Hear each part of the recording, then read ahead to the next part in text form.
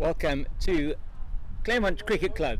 We are here at the Ardene Oval, and it is the first game in this Over-60s international tournament between the South African Kudus, the home team, and the USA.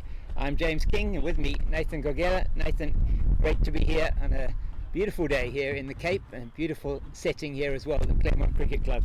Good day, James. The Cape Fox, as they call you. We're here for the USA versus SA Kudus game, round one here in Claremont Cricket Club in the lovely Constantia region of Cape Town. Should anticipate some good cricket on display, especially on the first day, James. Yes, it's going to be an interesting start here for these two teams, part of a 6-team tournament that will be taking place over the next 8 days here in Cape Town, across the peninsula, on a number of grounds here. And it is today we're here at the beautiful Claremont Cricket Club, and news from the middle at the toss is that the SA Kudus won the toss and they've elected to bowl first on what looks like it could be a reasonably slowish pitch. There is some grass on it, and we do sort of expect that it probably will be a little bit slow, but we'll see. I think certainly I felt that the team who was going to win the toss was going to bowl first, and they have decided to do that. Umpires out in the middle, Conrad Bass and Ivan de Jong, and this broadcast being brought to you with by the great team here from Pitch Vision, and in association with the Veterans Cricket Association of South Africa and its chairman Roger Malt, who put together this fantastic tournament. Nathan? We were here last year for the Over-40s. I mean, it's because we're back with this exciting association, and we see the two teams coming out in the field. James, just talk us through that SA Kudus lineup. Yes, so captained by Trevor Poole. They have Shane Goldie as the wicketkeeper, and Carl Mellors, who turned 60 yesterday, funnily enough, so just manages to qualify here. Andy Lund, Donovan, I've now forgotten how, Donovan Donovan Twynham, there we go, my brain not working, and Mark Jessendorf, Frank Olga, Rudy Birkenstock, who's match referee in South Africa for Cricket South Africa, Paul Gouge, Rolf van der Merwe, father of Roelof van der Merwe, Nick Rhodes and Shane Love. And there are 12 players that are named in both teams. 12 players, only 11 will bat, but they are allowed to have the extra 12th player as a bowler. Just in terms of the regulations, or how it works, there are 3 power plays. The first power play overs 0 to 15. Second power play is 3 fielders outside the circle, 4 fielders outside the circle from over 16 to 20, and then from over 31 to 45, 5 fielders outside the circle, as the players do make their way to the field. And it's opening the batting for the USA. We're going to get the names and numbers there.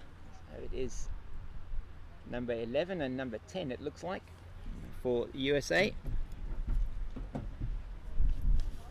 Was it number 100? We're just trying to get those numbers. So it's Shahid number 10, and number 11 with him, that will be Chandrakant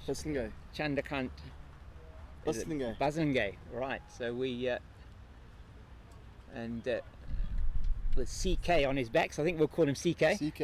It's much more easier for us, so you have to pronounce the longer names, but I do know that the players do appreciate that you pronounce the names fully. So we are close to being underway here for the first delivery, and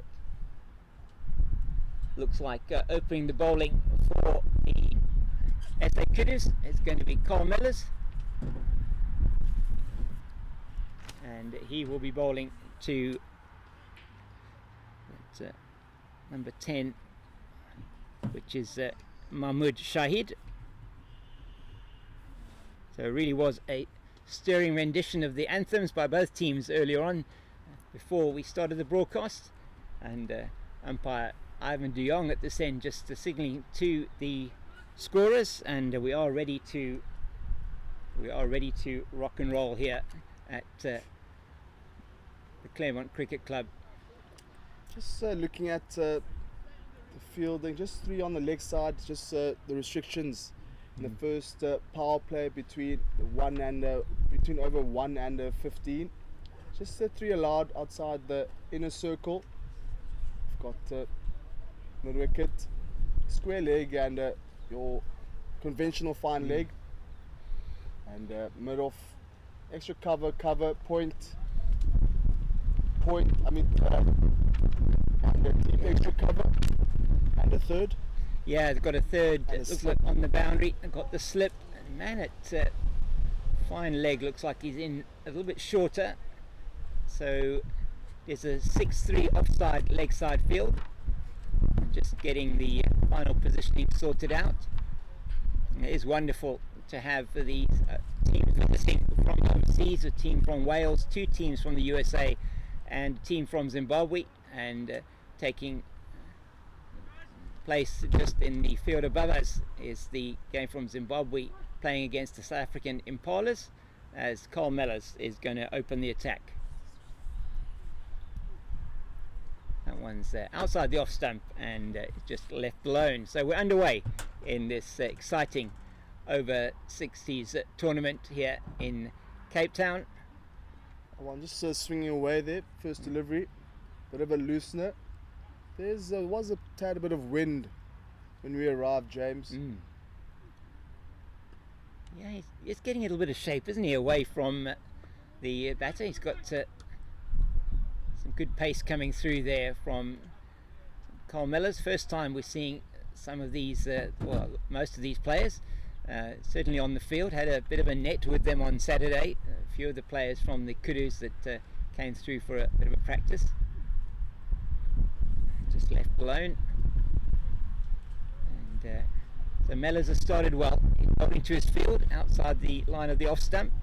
Just let's see who's, just try and get an idea of who we've got on the field, and we'll just give you those lineups. I think we did give you the lineup from the Kudus. We'll go through the USA lineup shortly, as that's the first one that the batter Shahid gets a bat onto that one, and still not underway yet from a run scoring point of view. And that's the first full pitch delivery there from Mellors. Maybe an extra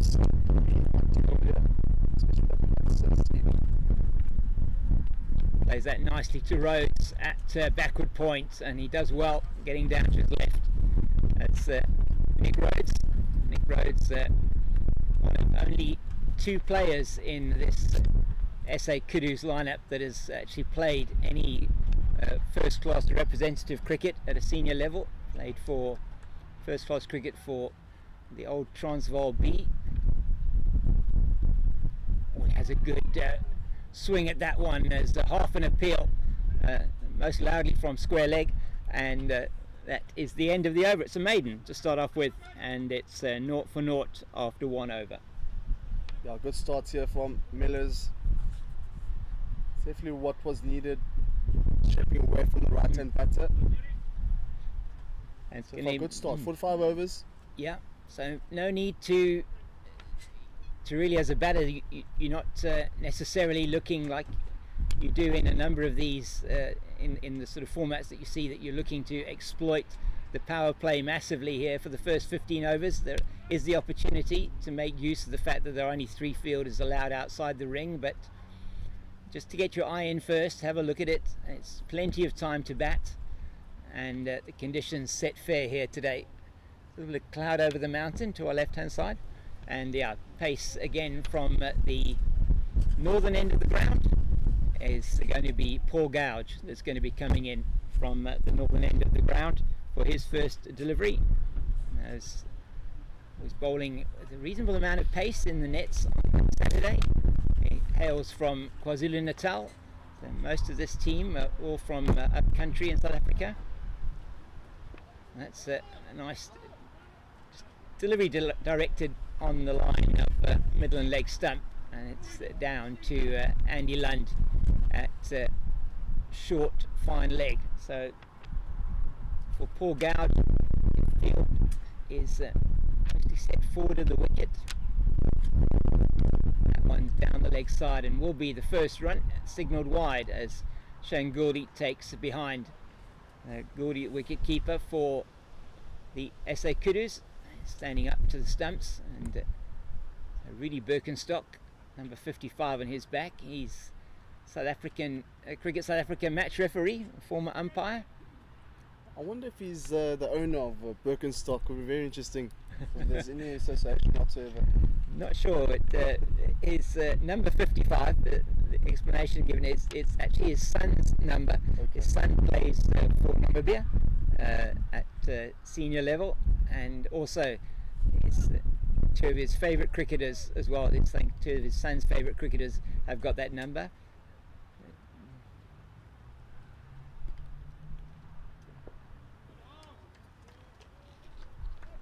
Better line there from Gouge. I think we'll be looking to hit that just outside the line of off stump. That at fourth stump is shaping inwards onto the right hand batter. Yes, you say, Nathan, once again on that Midland leg line, just tickled into the leg side where Birkenstock does the fielding.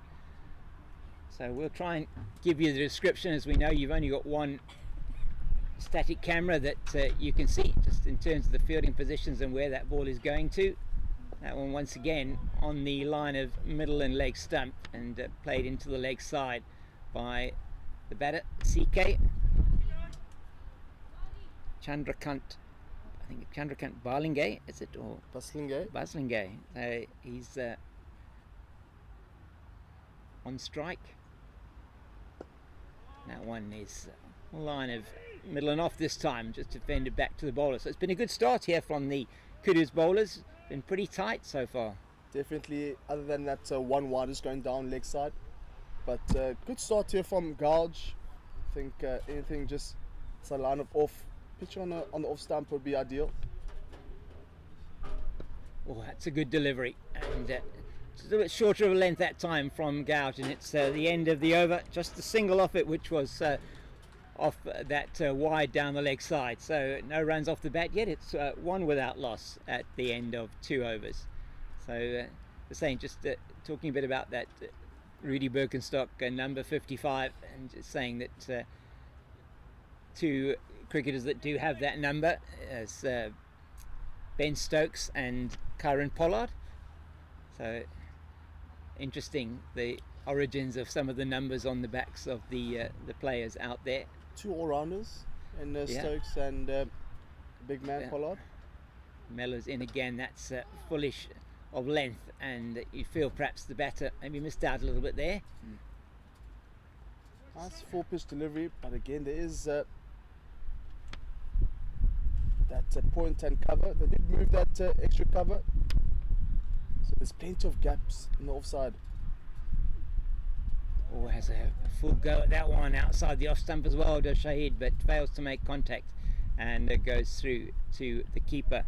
So running through that USA team, the Ravi Suri, Mark Wright, Rizwan Sheikh, Ahmed Merchant, Anup Desai, Mahmood Shahid, Dave Ramdan. That's nicely played, and that will be the first run off the bat.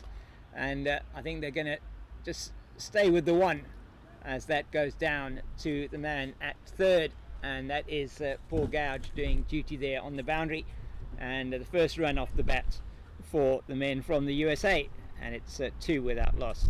Yeah, Baslingay finding ball to bat, some late cut towards, just for a single though. First runs here for first runs off the bat, and the first runs off the bat of Mahmood Shahid. So got to Dave Ramdan, Fahad Khalil, Prem Suri, Vipul Mehta, Chandrakant Baslingay, and Chekan Shah are the 12. Sorry, I can only call one person. Suri. Oh dear. Just having a bit of a apologise for that. I clearly can't say the one player's surname here. another one outside the off stump. This time it is CK having a go at that one outside the off stump, not making contact. So Mellors is putting it in the right areas here, Nathan. Definitely. Okay, just stepping away from the right hander. Both batters, right hand batters, looking to play off the back foot and just playing it very late towards the backward point region. There's a gap there. Yeah, so just a single slip and nobody at a sort of gully position or anything like that. Just moved the third around a bit finer because of the fact that Shane Gordy has come up to the stumps, the wicket keeper, and he's wearing a face guard. I think he might be. Yes, he is. That's very nicely played, but straight out to the man in the deep on the leg side, I mean offside, and that is Mark Tessendorf. And he does the fielding from his position at deep point. So 3 without loss. And both batters now off the mark with those shots through the offside. Mellors is bowling tighter lines now, but just a bit shorter.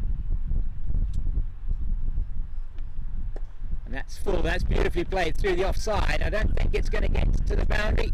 It's in pursuit. Trevor Poole, the captain for the SA Kudus, and they turn for 2, and there's a relay throw there.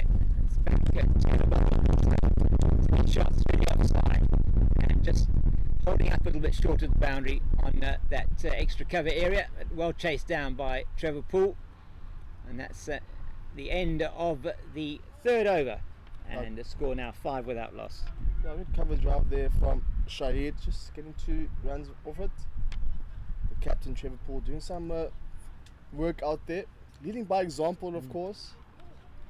And looks like USA are starting to find their rhythm here at the moment. After the end of the 3rd over.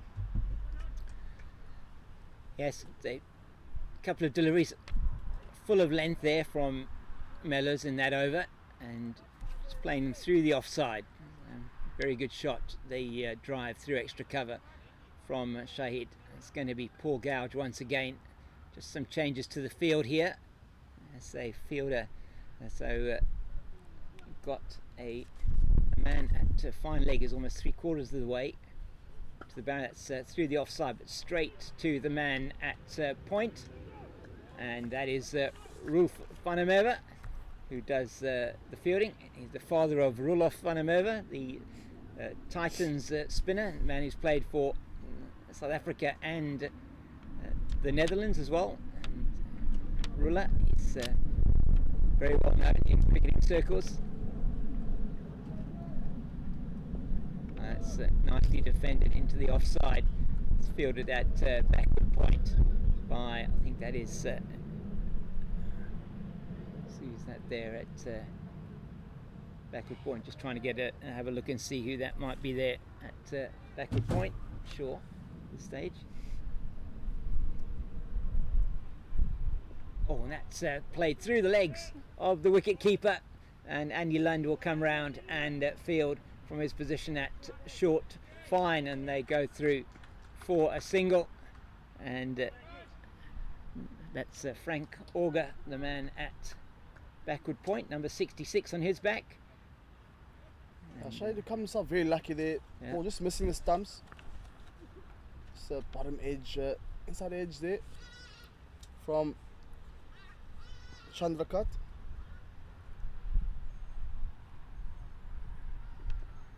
Yeah, it's tickled into the leg side, and Birkenstock does the fielding at that backward square position, shortish on the leg side.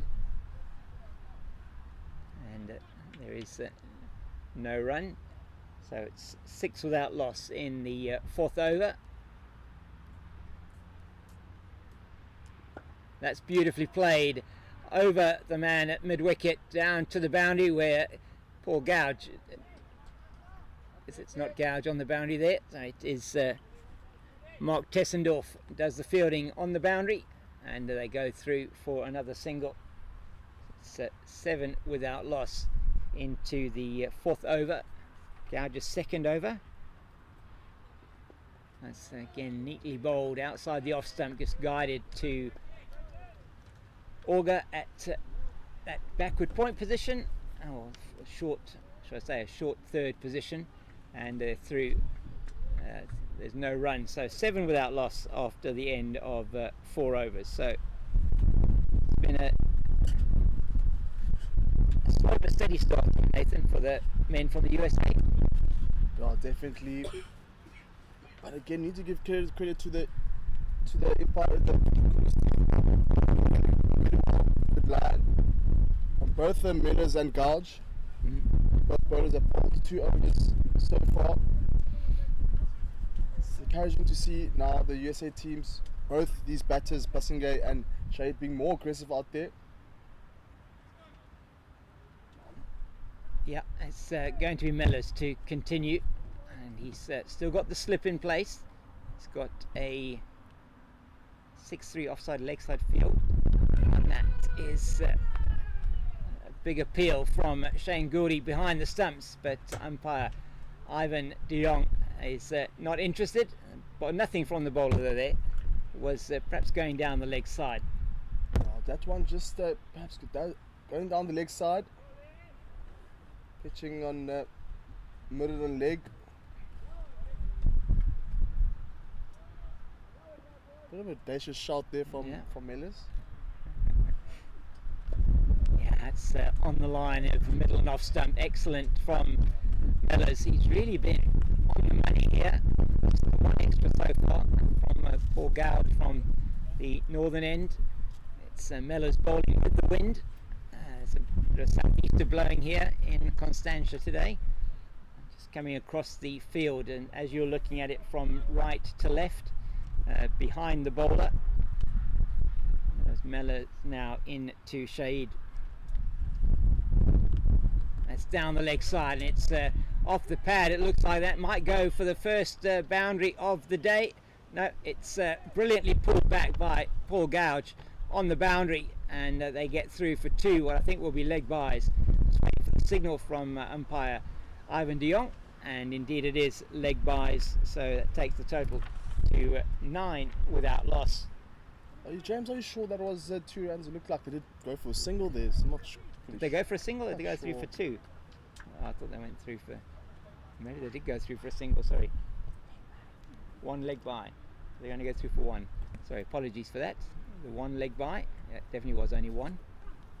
Oh, And that's a very neatly played down to third. It's fielded there by Gouge down there at short at third, and that's not so. That's Donovan Twynham, who's down there at third, number 7 on his back. It's just another single there. Oh, he's in behind it once again. Is Shahid. So good over from Mellors once again. He's bowling well here. Just the 2 off it so far.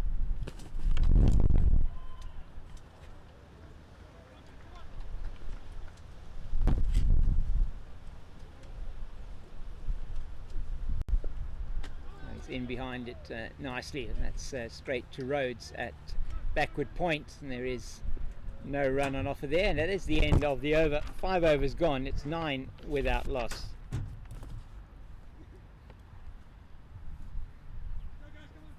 So bowling has been accurate so far, Nathan, I must say. definitely bowling good line and lengths from both Mellors and Gouge. And it looks like Gouge is going to bowl his 3rd over. Can you just talk about the restrictions again, James? The first power play, 1 to 15, 16 to 30, and 31 to 45. First power play, just 3 allowed. Players allowed the inner circle. Second power play, just 4, and the 3rd power play, 31 to 45. 5 fielders are allowed outside the inner ring. Yeah, and the USA batters just getting an idea of the conditions here. Pitch is a bit on the slowish side. Looks like bowlers have been doing well so far. That's another one targeting the stumps, and it is Mellors that is in quickly to field from mid-wicket. Well, that's the line that Gouge will be looking to hit. If the batter does miss, leg before does come. Oh, and that turn was off the pad, I think, down to Lund at short fine leg, and there is no run. Looking to sweep there, but unfortunately finding the two fielders of back of the square on the leg side.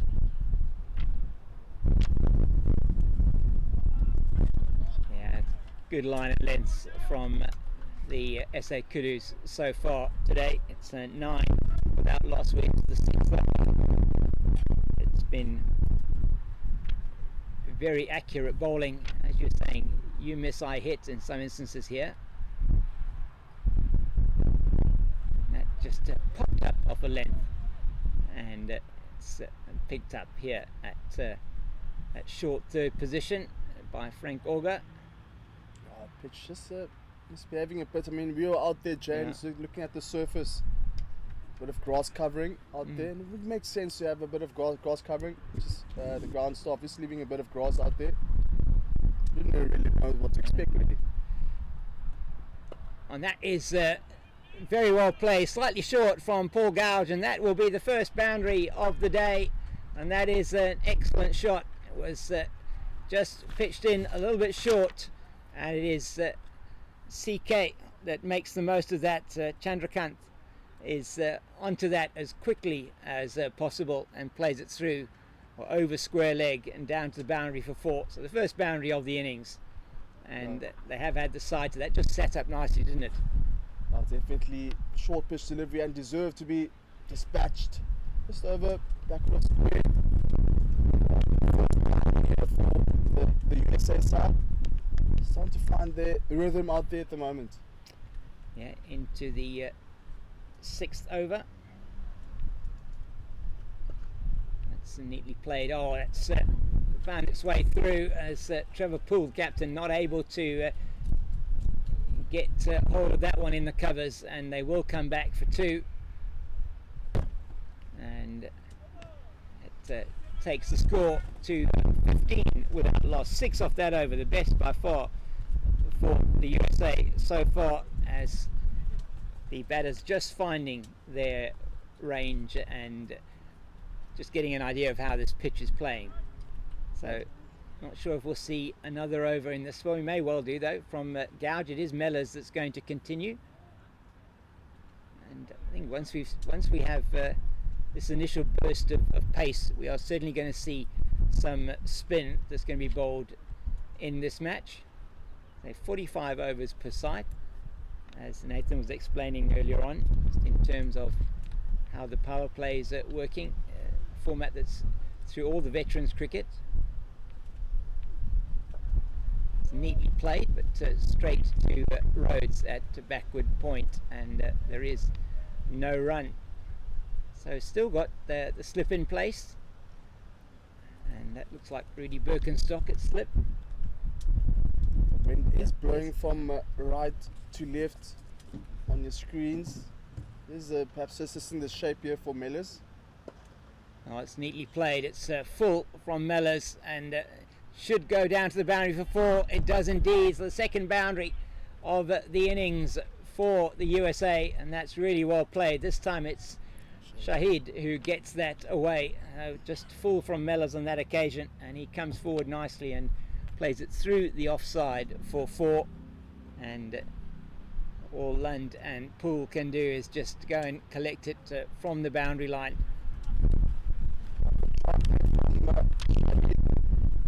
Showing a bit of prowess out there between the cover and the mid-off. He's played one earlier on as well. I think it was one of these batters played one through that region, just went for 2, but that one down to the boundary for 4. Outside the line at the off stump, a little bit of bounce there, and it's just umpire Ivan de Jong there, just having a little bit of a word or checking with Cole Mellors, just around perhaps where that front foot is landing. I wonder if the other De Jong is involved in this tournament as well. Not Of course, sure. they are Yeah. twins. They are twins, yes.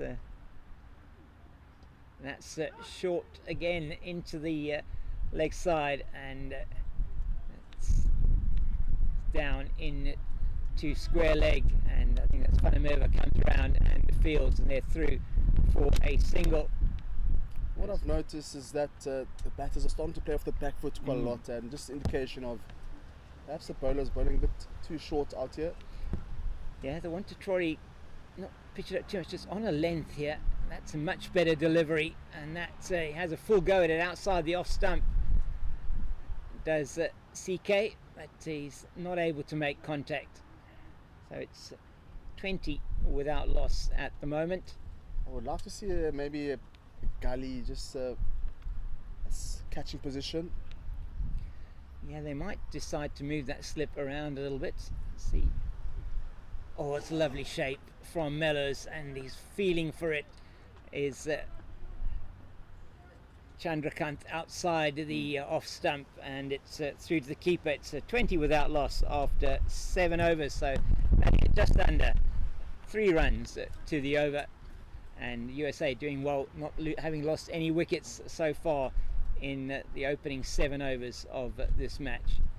I would like to give Mellors just another over. Yeah. He's bowling really well. Unfortunately, the one just going down for 4 runs, but you do want to have the batters to play off on the front foot. Brings the slip into play. Yeah. And it looks like it's Gauge. They're giving Gauge another opportunity with the ball. So Paul Gouge, they're going to be continuing from the northern end of the ground, and I'm not sure we'll call that. That will be the Weinberg end, which is unusual. We don't call the Weinberg end the southern end. So that's another good delivery on the line of middle and off stump, and Shahid just defends. So yeah, Gouge into his 4th over. Mellors has bowled 3. Gouge at the moment 0 for 9 into his 2nd ball. Oh, and that one again trying to pull it from outside the off stump. Gouldy does the fielding behind. So that is bringing a bit of a change to the field. So now got a 6-3 leg side offside field. It's very interesting, Nathan. I mean, I saw the regulations. It did say that you're not allowed to have more than 5 leg sides. So I see he's moving back now to offside. That does make sense. Liverpool. Yeah. Well picked up there. Yeah, I just understood the regulations, and I'm not allowed to have more than 5 fielders on the leg side.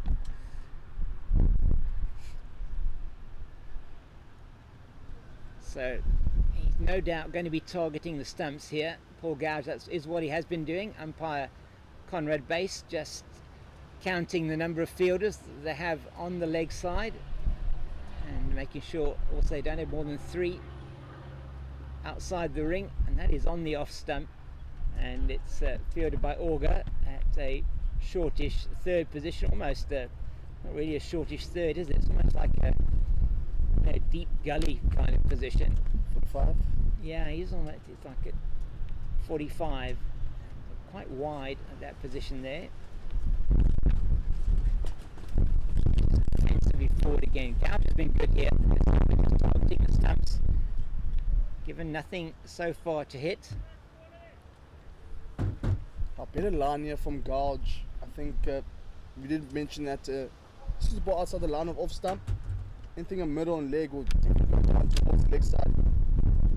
That is in the air, and it's going to be taken up. It's going to bounce short. Coming in from mid-off, and they go through for a single. So perhaps the first potential chance there, and Nick Rhodes just running in from mid-off and not able to get there in time to take the catch. It was in the air for some time. There was time for him to gather that one, but unfortunately not to be here. Once again, very nicely bowled onto the line of the off stump and defended into the covers, where the captain Trevor Poole does the fielding, and it is the end of the 8th over. It's 21 without loss. So Trevor Poole, interestingly, Nathan was played professional football in his youth, played for Durban City and for Arcadia Shepherds, and his number when he played football was 7. So for his cricketing, for his veterans cricket, has added the number 7, so that's where he gets his number 77 from on his back. So very interesting. It's fair to say that he was a midfielder, James. He probably was a midfielder. Yeah, in those days, well, it could have been a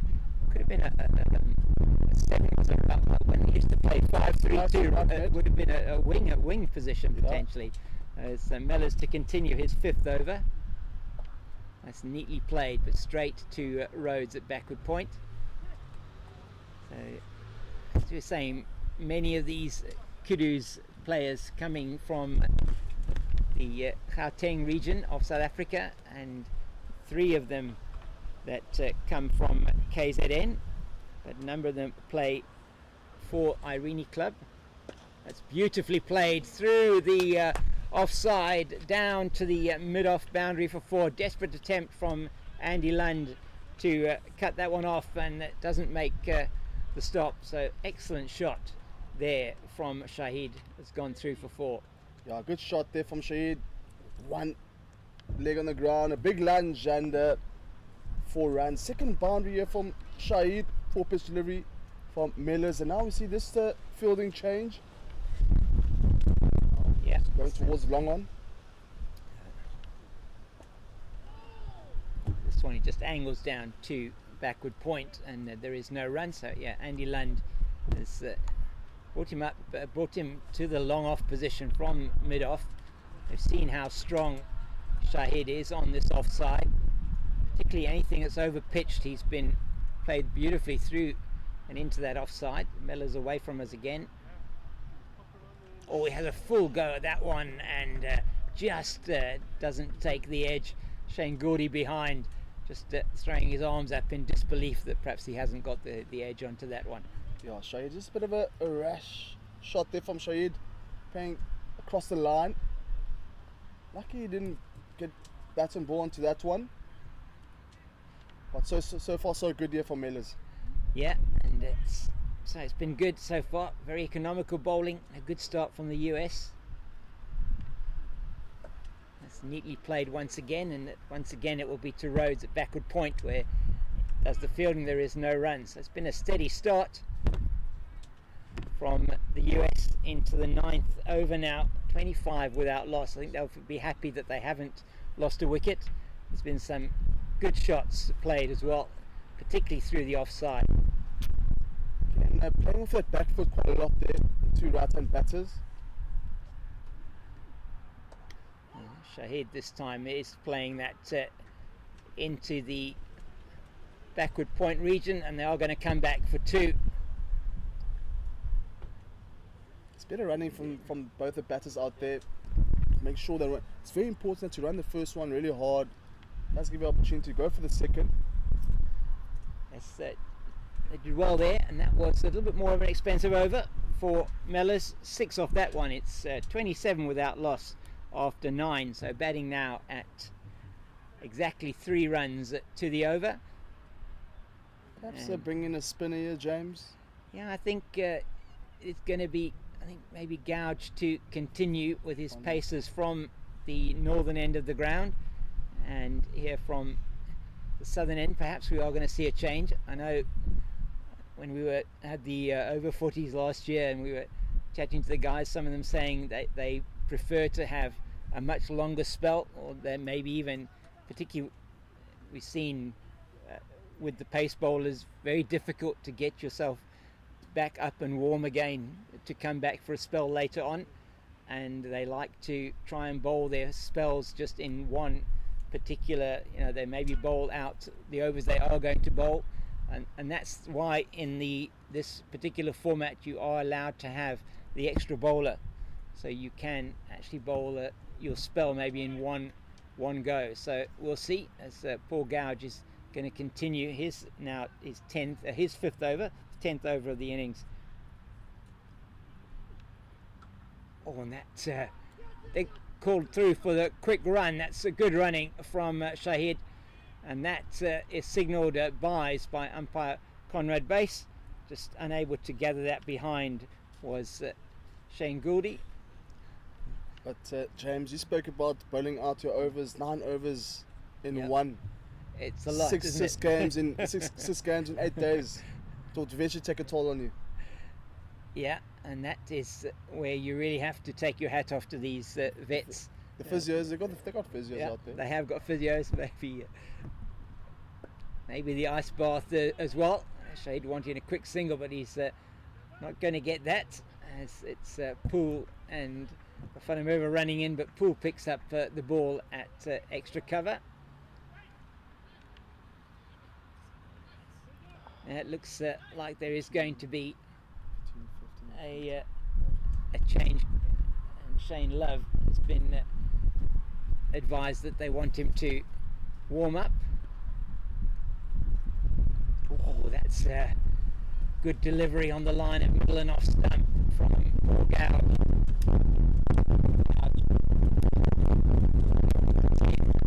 In his 4 overs and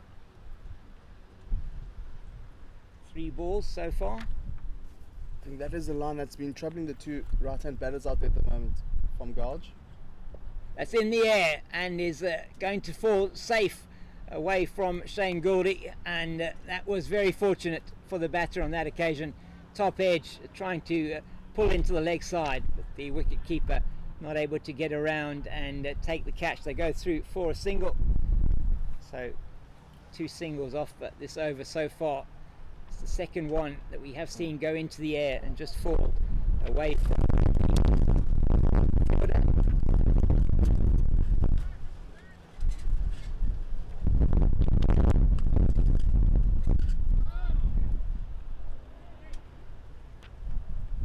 Once again, good lines from Gouge. Good disciplined bowling here from Gouge. Shaking that first over, one going down the wall towards the left side. Only wide so far in this innings. It's been impressive so far. That one is cut straight to Whanamura, and there is no run. So at the end of 10 overs, it's 29 without loss are the USA. And it has been, say, a steady and good start from them so far. As the substitute fielder coming on is going to be Shane Love, that is coming onto the field. I'm not sure who's going to be going off at this stage. He is the substitute, the 12th man who's allowed to come on and bowl. And there will only be 11 batters, but 12 players allowed from a bowling point of view. And I'm not sure who's going to be going off. I haven't seen the fielder that has gone off yet. Looks like it's going to be Nick Rhodes that's coming off the field, is it? Yeah, it is indeed. So Nick Rhodes off the field and Shane Love on the field, and Carl Mellors is going to continue.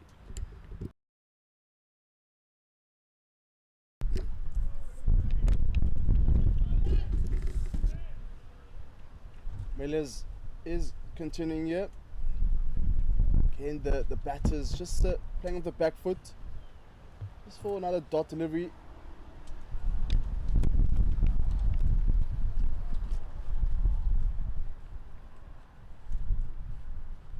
Oh, another one just going down towards. Just too wide there from Mellors. Second wide of the morning from Mellors. Yeah, but I've been impressed, Nathan, with how accurate they have been bowling, and been really targeting the stumps, so just outside the line of the off stump. Mellors in particular, and he's got a good turn of pace here, Carl Mellors. Played off the back foot, good line and length, just outside the line off. Just another dot delivery down towards the point region. Just doing something good here with Mellors.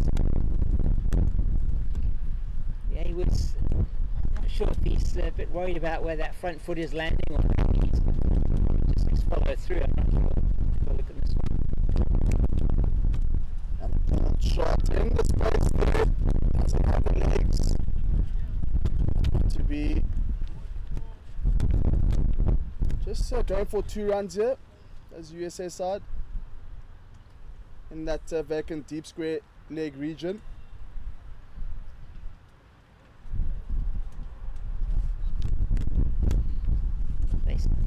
The USA batters seem to be particularly strong on the leg side, and anything short they're onto in a flash.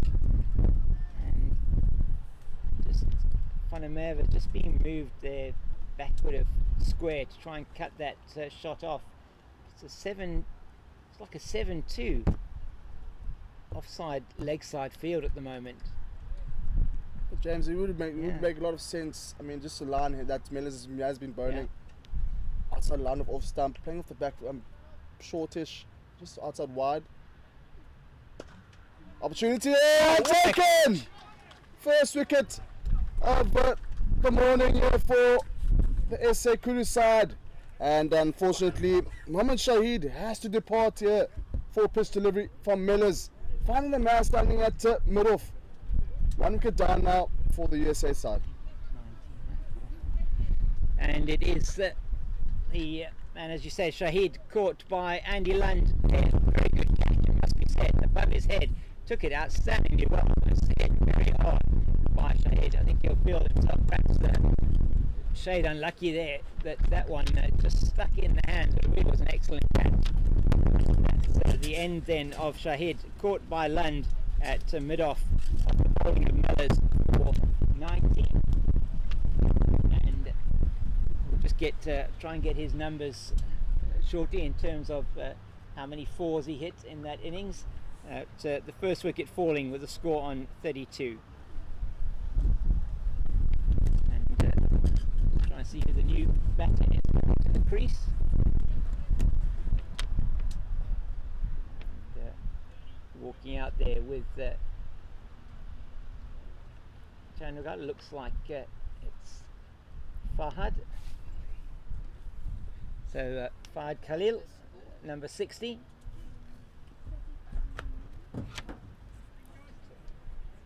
So after 10.4 overs, no, it is Fahad Khalil, number 60 is back coming in to the middle.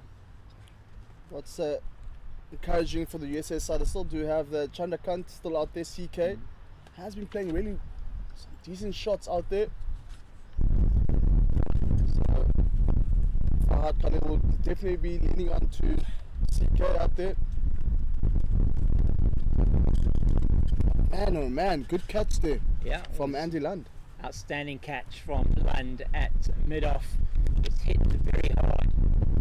Just put his hands above his head, and you heard it like that almost snap as it nestled into those hands above his head. Was outstandingly well taken.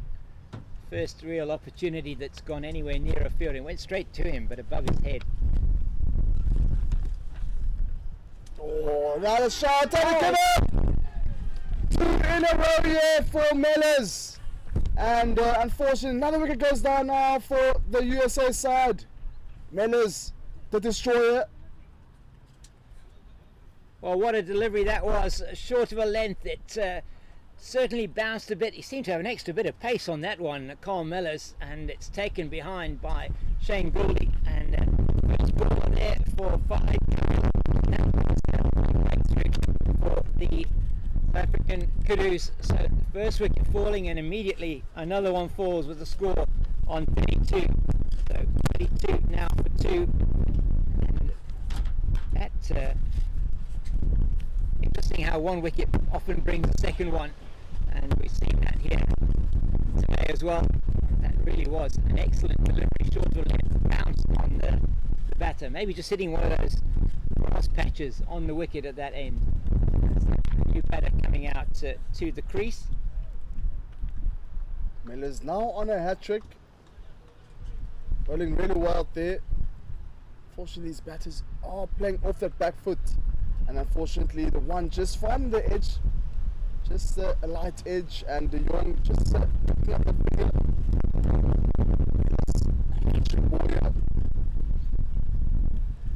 it is Vipul Mehta that comes out to the crease. Man with 00 on his back. And Mehta will be facing up to this hat-trick delivery. My goodness, wouldn't that be quite something if on the first morning of this tournament we have a hat-trick straight away. Definitely be something special, James. James, where do you think it would be bowling this delivery here? Full pitch delivery, give it short. What would you say, James? I think he's going to try and give something similar to what he did with the previous delivery, just on or about the line of off stump, and maybe shortish of a length if he can. He's got 2 slips in place there now. He's got a man at a backward point. Full pitch delivery from Mellors, and Vipul Mehta does find that to ball, and that's the end of that over of Mellors. 2 wickets in that over, James. Well, what an over it was. As you said, it's 32 for 2 now after 11 overs, with Mellors getting those 2 wickets and getting the applause from the small band of SA Kudus supporters off to our right hand side. So I think it's the wags over there on the right there that are giving the applause.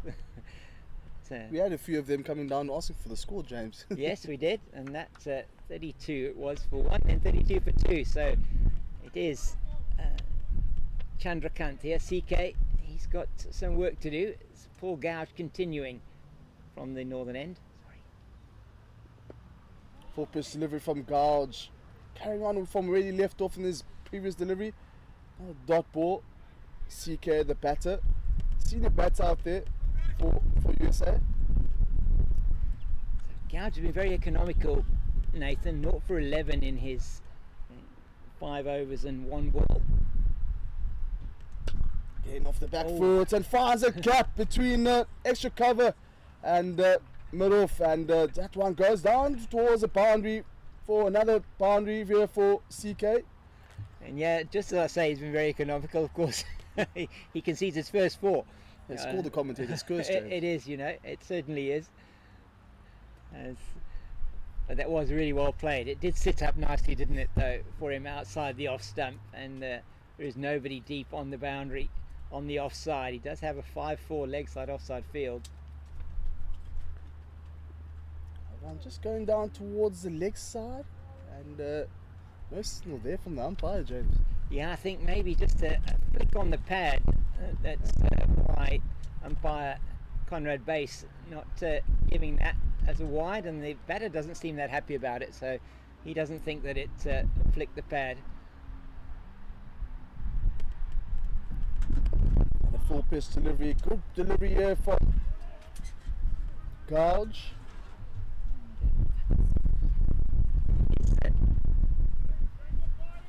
CK Chandrakant, who's moved to 13 with that 4, into double figures for him.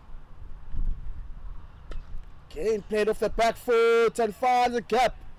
This front of a point region, and another boundary here for CK.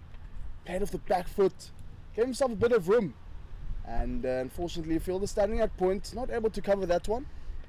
No, that one just fairly raced past Wolf van der Merwe at point, backward point, and down to the boundary for 4. He does look strong off the back foot, doesn't he? Chandrakant, he's been able to play some lovely shots in that region in this over particularly. And you saw when Mellors was bowling as well, playing with the back foot, looking for that those cut shots. And Gouge looks much more of a threat when he pitches that ball up, and that's the end of his 6th over. It's score gone on now to 40 for the loss of 2 after 12. So now batting at 3.3 to the over, and let's see now if there's going to be a change, or is it going to be Mellors? Looks like Mellors again going to be coming in for his 7th over, so perhaps he is going to bowl his entire 9 all the way through. James, this is something that you're not telling us that you know. I mean, you've been in camp with them on Saturday. Yeah, it didn't. So Paul Gowd was having a net there on Saturday. The pacer from the northern end hadn't seen Carl Mellors, hadn't met Carl until today. So Carl has said he's celebrating his 60th birthday yesterday. So is just over 60 and qualifies by virtue of the fact that he did turn 60 yesterday. So he's been playing Very best lucky. cricket for a while. So certainly the SA Kudus will be very happy to have him in their team. And team manager Ben Dupree has been chatting quite a lot to me about the players and some of the stories behind the players.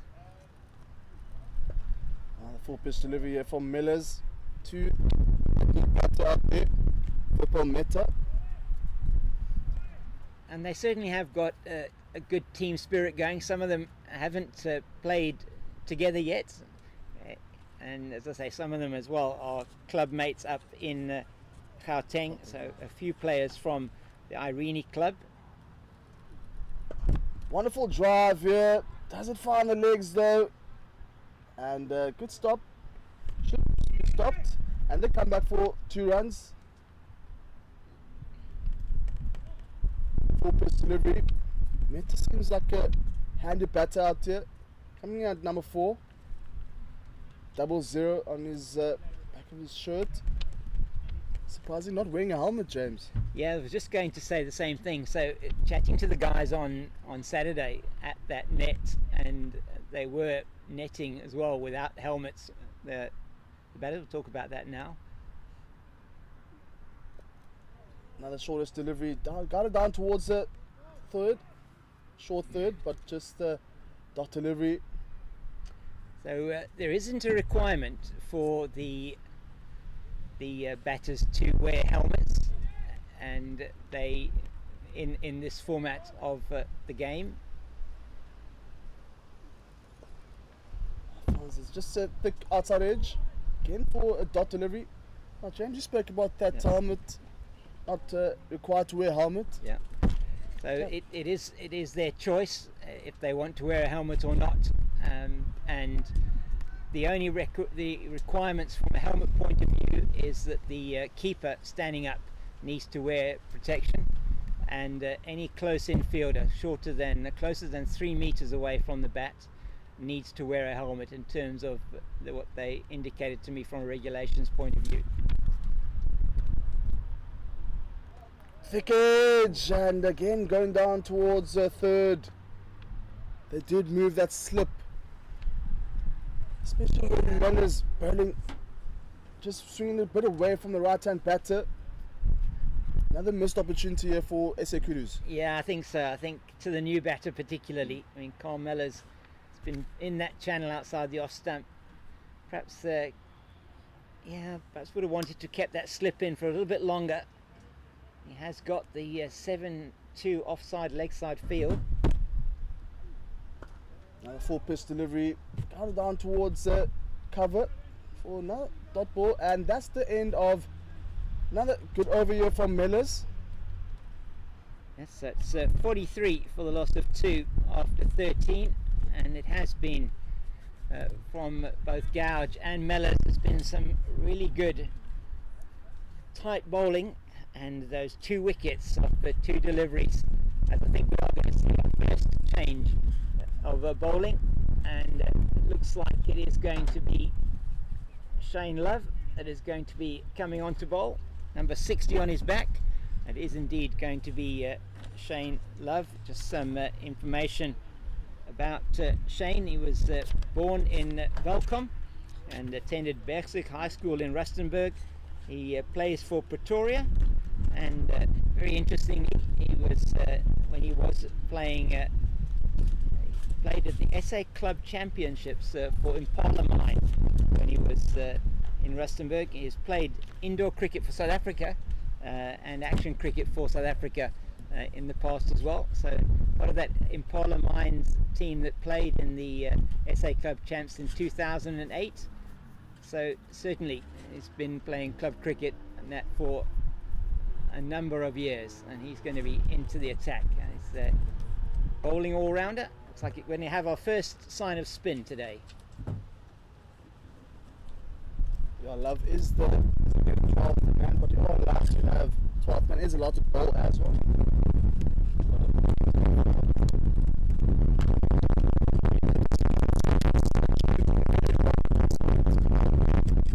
Cross coverage. Yeah.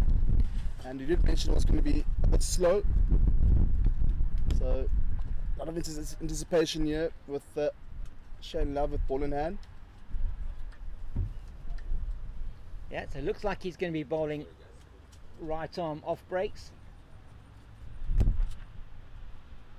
Just waiting to see. So what kind of field have we got here? He's got a 5-4 leg side offside field. So 4 on the off, 5 on the leg. A ring of fielders on the offside. And then just one guided down towards deep mid wicket just for a single. Not really seeing much turnout there at the moment. No, that was almost more of a sort of a slowish straight delivery. Not really any turn on offer. No Opportunity and just over backward point. Does it find the legs and 4 runs. Oh, that was a real teaser, wasn't it? And yeah, just down there, Frank Auger chasing it down, but he could have saved his legs perhaps. That one just creeping over the boundary for 4. Perhaps it was a bit too short that time from Love. Yeah, CK, quite a risky shot, just got it over the fielder standing at backward point for 4 runs. Definitely not what Love would be looking to bowl. First 2 deliveries very short. Yeah. And just a little bit of a delay as the keeper Gouldy has just adjusts his eyewear and gets that face guard back on. So we've got Baseball, yeah, baseball, isn't it? face guard, yeah. Yeah, face guard, and just to help him there. So we've got both a Shane behind the wickets and a Shane bowling. So I don't know if we're going to hear anything like we used to hear from Ian Healy from behind the stumps. So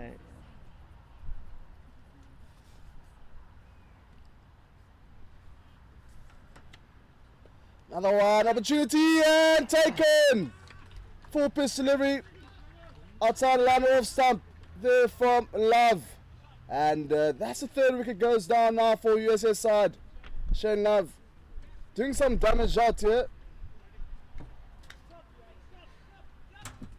yeah, and it's that man Andy Lund once again who takes the catch at that short 3rd man position, and that is a big breakthrough there with Chandrakanth on his way. CK, he played a very well played 21 for him, and it was once again Lund who took the catch, and in his first over Love gets the breakthrough, just tossed it up a bit outside the off stump. He went for the big shot through the offside, there only being a 4-5 offside field, nobody deep on the boundary on the offside, and it is Love that makes another breakthrough. It's 48 now for the loss of 3 as Chandrakanth makes his way back to the pavilion. So they'll be very happy about that after 13.3 overs and the 3rd wicket to go down.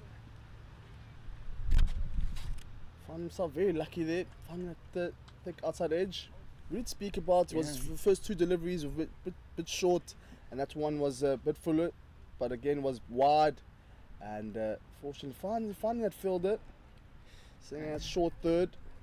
We saw 2 going down early on, well short of the fielders, and that one is, we would say, 3rd time lucky, James. Yeah, I think so. He certainly seemed to pitch that one up or float it up a little bit more. It's the captain now that comes to the crease, and not sure we have so it's Ravi Suri that is on strike in the blue shirt, the captain. That It's down the leg side, and I think he gets a bat onto that. It's coming down here. It's being chased down by Mellors, and they're through for 2. I'm not sure if that was off the pad or not. Sorry. No signal as of yet from the umpires. Looks like it is 2 runs. Ravi Suri is the captain, wearing that blue shirt. And that does bring up the 50 for the men from the USA. It's 50 for the loss of 3, and that 50 coming off 13.4 overs.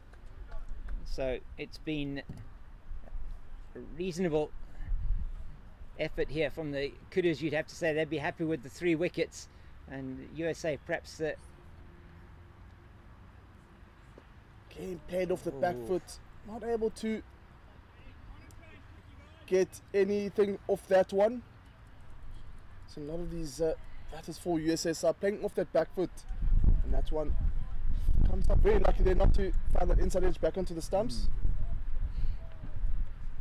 Yeah, you feel he probably wants to float it up a little bit more and encourage that shot that he did, like he had with the previous one that he got the catch. Again, played off the back foot. Captain Ravi Suri was looking for that single, but not to be. Mehta just sending him back, and that's the end of another successful over here. First over for Shane Love, and that's 14 overs gone. Yeah, 14 overs down, 50 for the loss of 3, and as we were saying, probably would feel that the happier of the 2 teams at the moment probably would be the Kudus.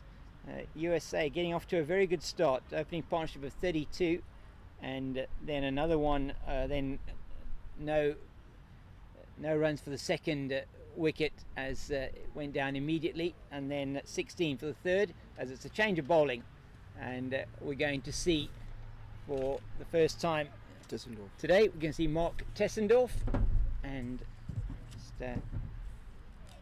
so it looks like we're going to see a little bit more pace as well from Mark Tessendorf.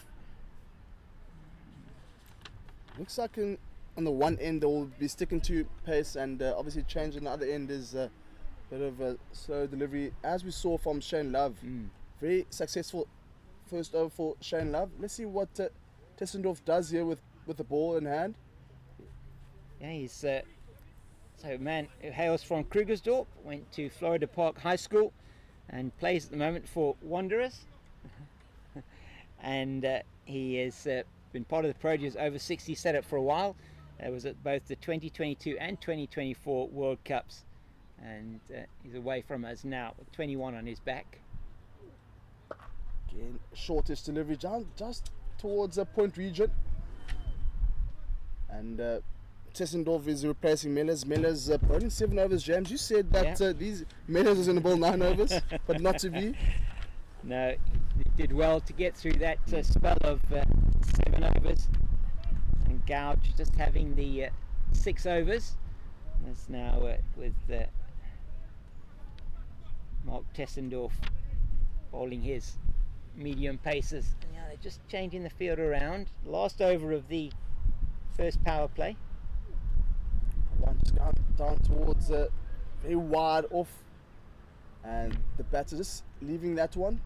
Saw similar instance with Mellors, how Mellors started his first ball.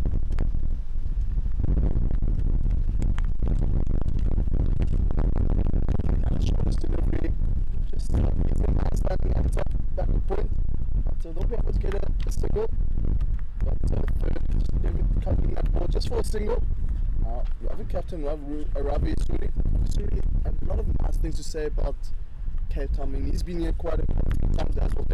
He spoke to him. Yeah, so we're just saying how beautiful the grounds are here. I love coming out to Cape Town.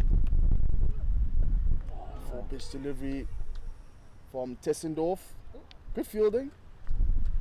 Yeah, it was a very good quick single there. First time we've really seen them take on the fielders, and the man coming in from that short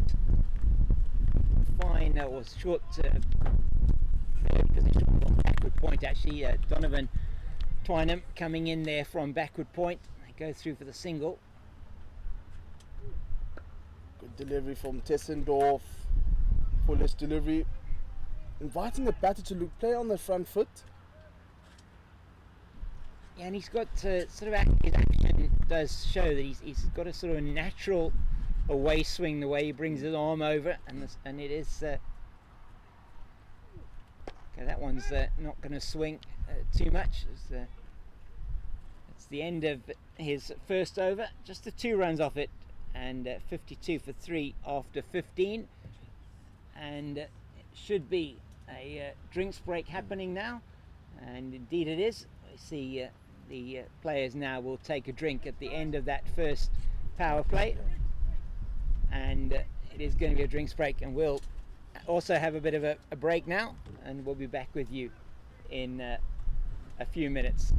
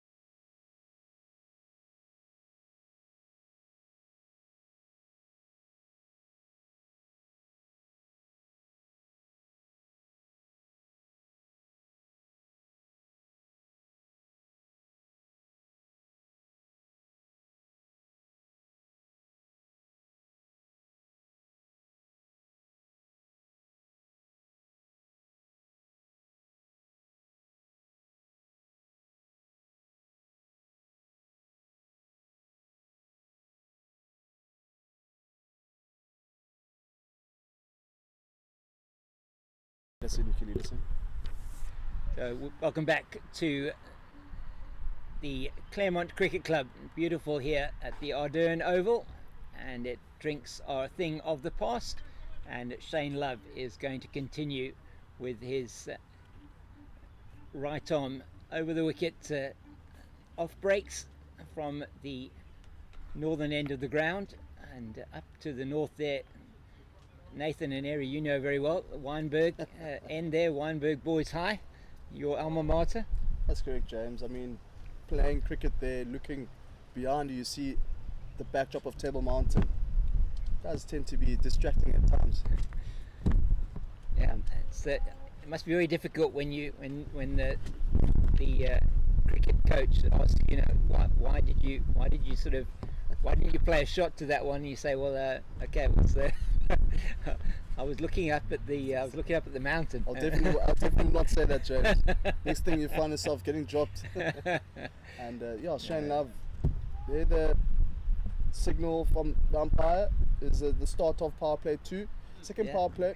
There we Now go. they allowed 4 fielders outside the inner circle. Shane Love to continue. Very good first over, getting that crucial wicket of Shahid. Yeah, it was a very important wicket there with it gets Chandrakant, yeah, who scored CK. 21 and 19 for Shahid. Again played off the back foot. There is a cover on the deep square leg region, just for a single though. Captain Ravi Suri. That's excellent work done out there in the deep by Carl Mellors, and took that one on the second bounce. It was a little bit short from Love, in the air for a while, but no danger.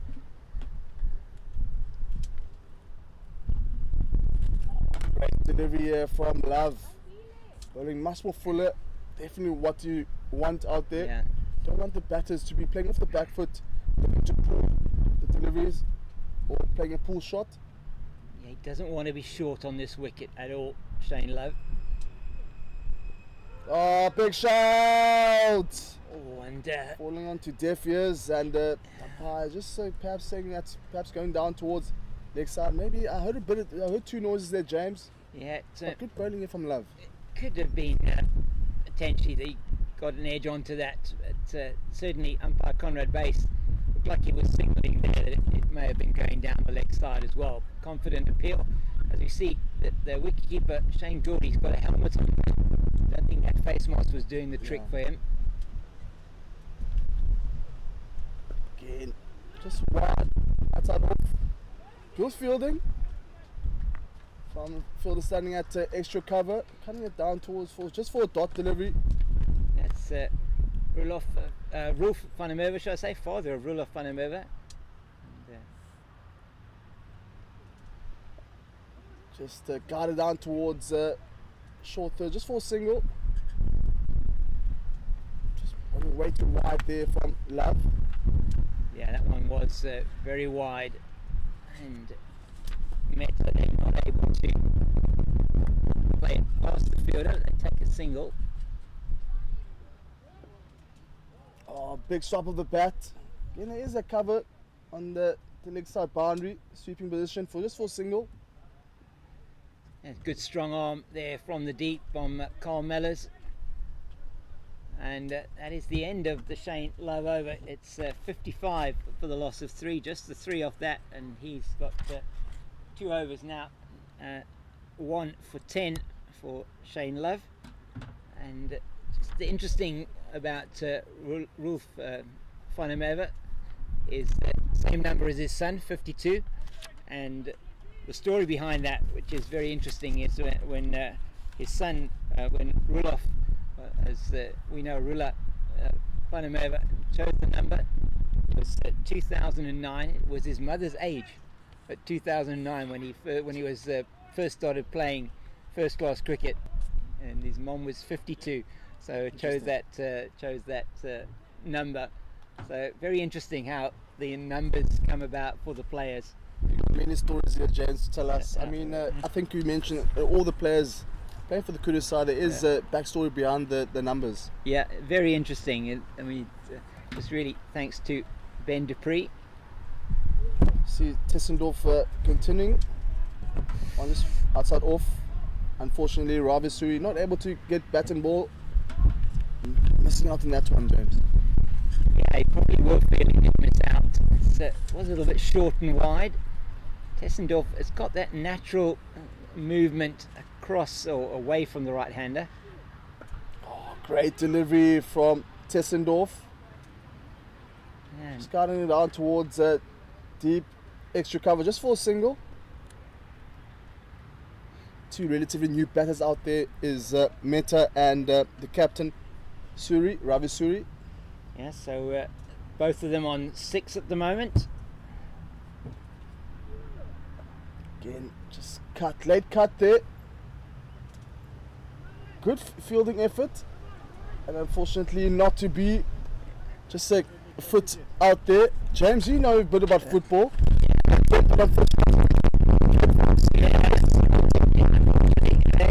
Paul Gouge, I think. Paul Gouge, I think he was suffering from what some of the Leicester players have been suffering with for this entire season. Just not able to wrap their foot around the ball. Yeah, first touch not great in that instance. So Meta moves into double figures with 10. Great delivery from Tessendorf. First delivery. Yeah, that was much better from him. Tossing it back to be looking to play on that front foot and to play more straight than that backward point region. Great line from Tessendorf. That is much better. What he doesn't want to do, he doesn't want to give Meta any width. We've seen how good Meta is with width already. I mean, 10 off 19, and though his strike rate isn't that high, but he has shown how good he can be. Pulled there from Meta, and they're coming back for 2. Feel that they're coming quite a bit of ground coming from long on to deep mid-wicket position, and that's the end of another Tessendorf over here. Yeah, an expensive one on that occasion. 7 off the over, 62 for 3 it is now after 17 overs. So also not getting through the overs that quickly. Maybe now with the spin of Love on, we might get through the overs a little bit quicker.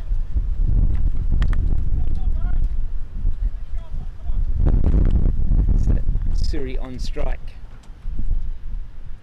Again, played off the back foot. Lunt is the fielder at short third. Does he find this? Oh, my word! Ah, What's wrong with these Leicester fielders, James? Oh dear, they've certainly just not able to wrap his foot around that one and keep it in the field of play. It's a bit difficult to bring out the dive there. That was played nicely though, but what we're seeing from these two batters, probably the two premier batters it looks like for this USA team, is that they are really making it very difficult. If you're bowling anything wide of the stumps, they are onto it straight away. They look really strong, square of the wicket. And now it's Rula Funnemerva going down to that.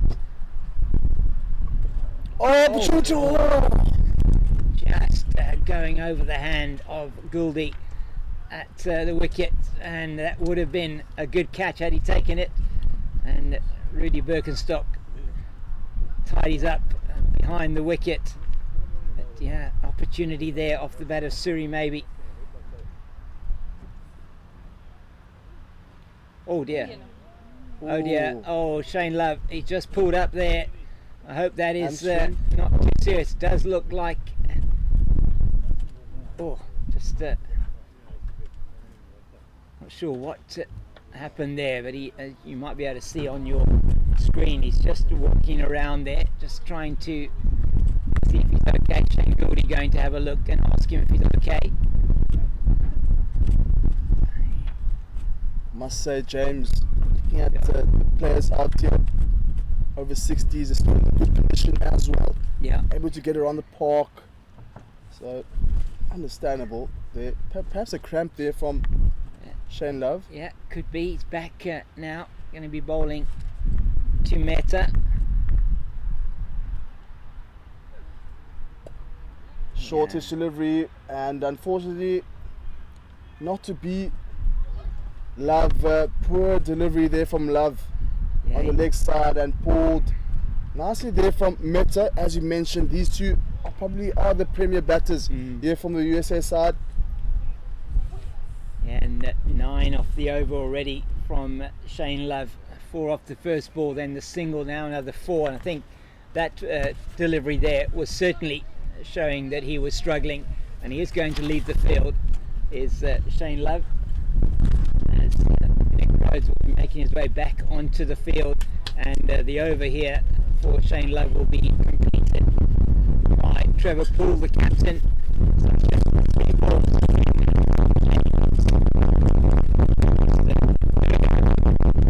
And he has to go up the field, unfortunately. So the captain, Trevor Poole, is just limbering up there. He's going to come on as Nick Rhodes come onto the field, and no doubt Shane Love will get some attention there from the physios on the side of the field. So sad to see him going off the field here. Yeah, Trevor Poole is taking over from Shane Love, the designated 12 player. Just being walked off the field there with by the manager Ben Dupree. Ben Dupree is a character. He is a character indeed. The manager of the SA Kudus, plays veterans cricket himself in his late 40s. And a good leave there from Mehta. Trevor Poole, very handy out here at the moment. Captain. Yes, man who's is manager at Wingate Park Country Club in Pretoria. Again, another short and widest delivery. Unfortunately, missing out again. They're the USA side. Yeah, Frank Olga just coming around there. He didn't get enough or as much on it as he'd hoped there, Mehta.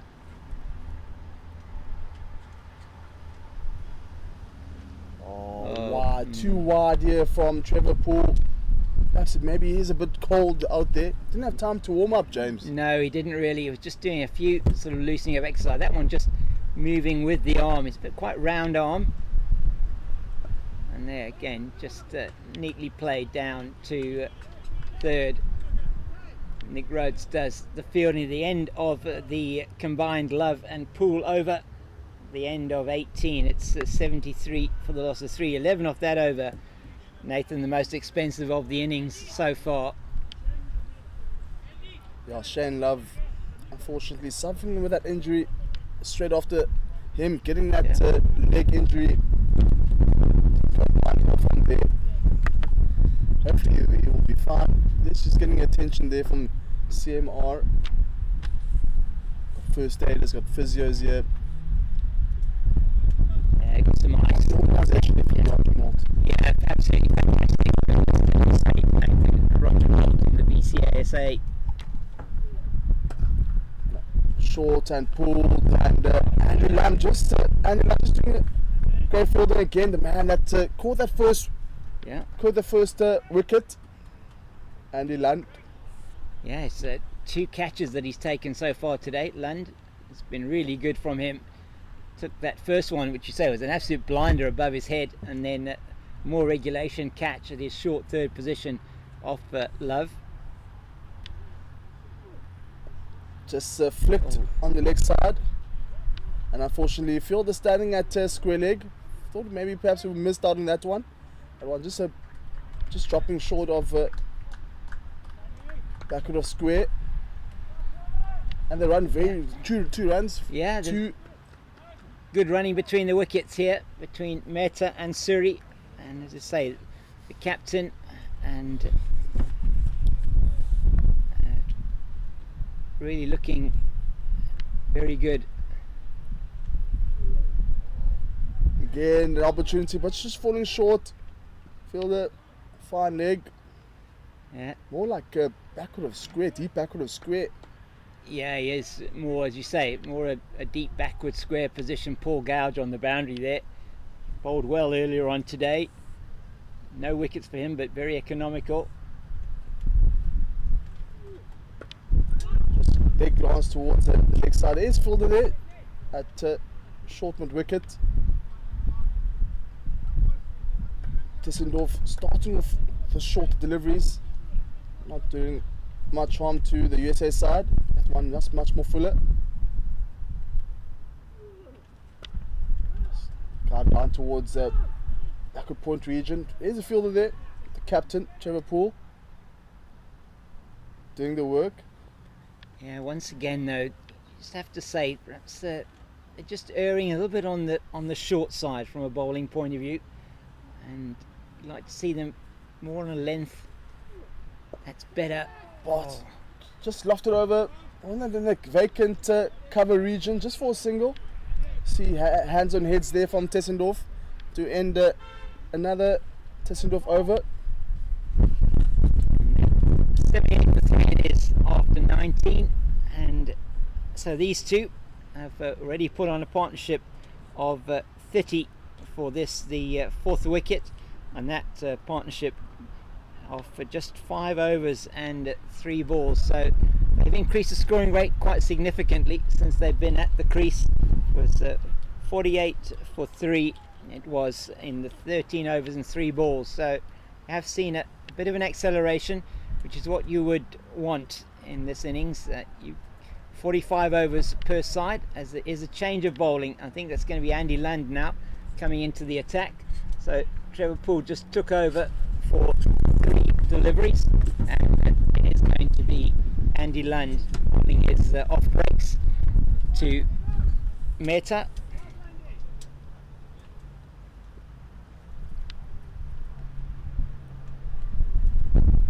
One just going towards the leg side. Pull. Loosener to start off here from fielding from Birkenstock. Yeah, Quite excellent. a big lad there, Birkenstock. Yeah, Rudy Birkenstock, Cricket South Africa and match referee, former umpire. Oh, Yeah, slowest delivery. Played off the back foot, unfortunately, not to be. Better delivery here from Lunt. yeah. That first one, he just had a bit of a loosener. Going to get his radar on here, Andy Lund. Then played off the back foot in that vacant cover region.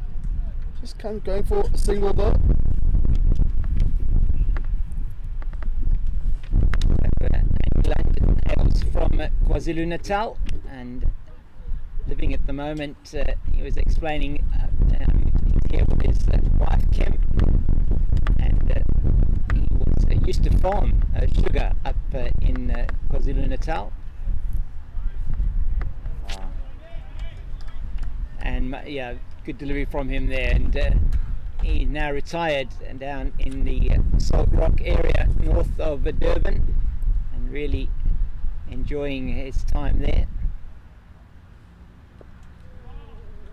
Just looking to guard it down towards the leg side. And let's say these Kudus players, and as I'm sure all the players here in this tournament, lots of stories. Plenty of time onto that one. There from Ravisuri. Good fielding from Birkenstock.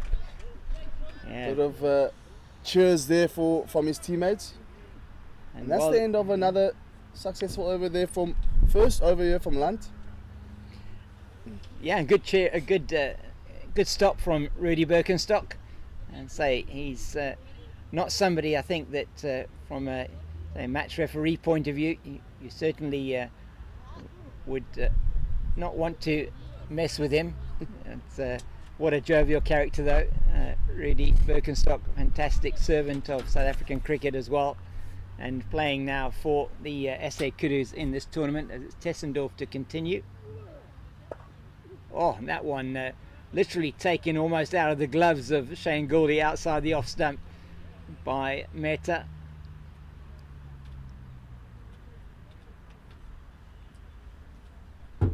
It's 79 for 3. Oh, that's a good delivery, and it's going to be Frank Auger that gets in behind it. So pitching that one up a little bit more, just feel that is the option, the best option for these SA Kudus bowlers. Oh, and that is a genuine thick edge, and that is going to go down to the boundary for 4. There's nothing that Donovan Twynham can do about that as it goes down there to the boundary. Was a little bit short again from Tessendorf outside the off stump, a thickish edge down to 3rd for 4. I think the USA will appreciate whichever way the runs may come. Found themselves very lucky there. He's batting well. Vipul Mehta onto the highest score now of the innings so far, 24 off 34.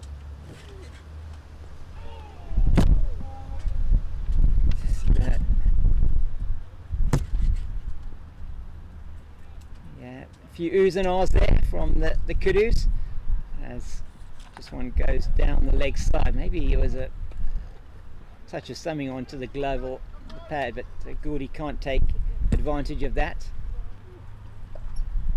Nicely played straight to Trevor Poole at backward point. He does very good fielding there from the South African captain. I think if we had to look as how many runs have gone in that region of backward point, we'll find maybe it's close to half the runs here. Oh, that's another one that's off the edge down to Twynham at third, and he comes through for 2. So a little bit edgy in this over, Mehta. It's the end of the over.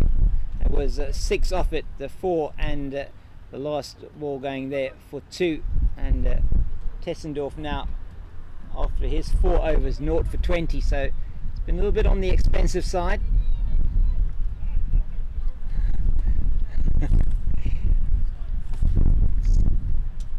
Oh, the Wags. As James I said. was going to say. So Just that's showing the team on, standing at team. Carl Miller's On the wife boundary. there. Jean, I think it said Jean or Jean. Can't completely remember, but it's wonderful to have the wives and girlfriends here. And Shane Gouldy, that reminds me, Shane Gouldy with the number 29 on his back. It says it's his girlfriend's favourite number. So here we go. Yeah, Lund is certainly getting the ball in the right areas here. The off-break bowler does look like he's getting a little bit of turn as well. It's been very accurate so far. That one's slightly short, and that's pulled down to Mellors. He's going to come in from deep mid-wicket for a single. What I've seen so far, James, especially on that end, shortest delivery, and we've seen 3 of them just inside edge or bottom edge, and I think maybe one might come down the inside edge onto the stumps. Yeah, But again, time will tell. a little bit short on that occasion, but it's played straight to Auger at backward point, and there is no run. So Andy Lund doing a job here for his team. Oh, and you called it, Nathan. You absolutely called it. That was incredibly close. Just playing that with that sort of bat at 45, and that's a dangerous ploy from the batter. And Andy Lund nearly getting his first wicket there. Oh, lovely flight, and a little bit of turn as well from Lund. He is really bowling well from that northern end of the ground. We'll call it the Weinberg end, and gets a high five from Shane Gouldy, the wicket keeper. Could easily have been the first wicket for the off spinner in that over, as Mehta now 26 off 40. Ravi Suri, the captain, 15 off 18. It's 86 for 3. A good partnership with 38, the best of the innings so far between the number 4 and 5 of this USA team. And the captain is on strike again, Tessendorf, to continue. It's his 5th over, and that's a much better delivery from him. I think that's the line that we're looking to get. Yeah. Just middle and leg. Pitch on middle and leg, and obviously we'll get that shape going away from the right-hand batter. It's a good delivery. I mean, what you don't want to be doing on this wicket, which is what we've seen in those last 2 deliveries, is you don't want to be bowling anything wide. You want to be on the line of the stumps. If you can get it on that line, you've always got a chance. Get your lengths right. That's too much down the leg side, and they're going to just trot through for the single as Ravi Suri loses his cap on the way through. They go through. Yeah, we've seen both almost all the batters for the USA side playing off that back foot, and I feel like if you bowl mid on leg, doesn't entice them to go in that front foot, and haven't really seen them being on that front foot as much. So perhaps that's the area that SA Kudus can exploit. Yeah, just slightly short, and I think that might go down to the boundary before it's Paul Gouge will put in the dive, and I think he stopped that. That's outstanding work from the medium pacer there, Gouge, as they go through for just the two. And outstanding work on the boundary, put in the dive there. There we go, he's giving us the old gumboot dance there on the boundary, Paul Gouge. Hence this is wonderful to see the spirit here.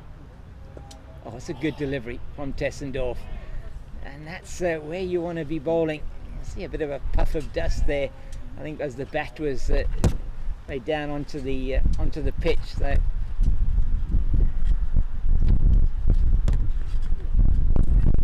that's another good delivery to end the over. So that one of the better overs there from Tessendorf. Just the 3 off that. It's 89 for 3 after 23 overs, and no doubt will be Andy Lund to continue from the Weinberg end of the ground. And Tessendorf did bowl very well there, nice and full, enticing the batters to go on that front foot. We saw the last 3 deliveries, the USA batters on that front foot. So good over indeed there from Tessendorf. And it's one of his better deliveries in this, or overs in his spell. Yeah, it was certainly, I think, his best over so far there. Just the 3 off that, and it's 5 overs now, gone for 23. Andy Lund, he has just conceded the 2 singles so far off his bowling, and just the 2 runs off his 2 overs. He's in again to Suri, and that's played into the leg side, as my phone once again decides that Suri is far too much like Siri. That one, is signalled wide this time. So, I'm pretty sure as you get on, you're allowed a few looseness. You are definitely allowed a few.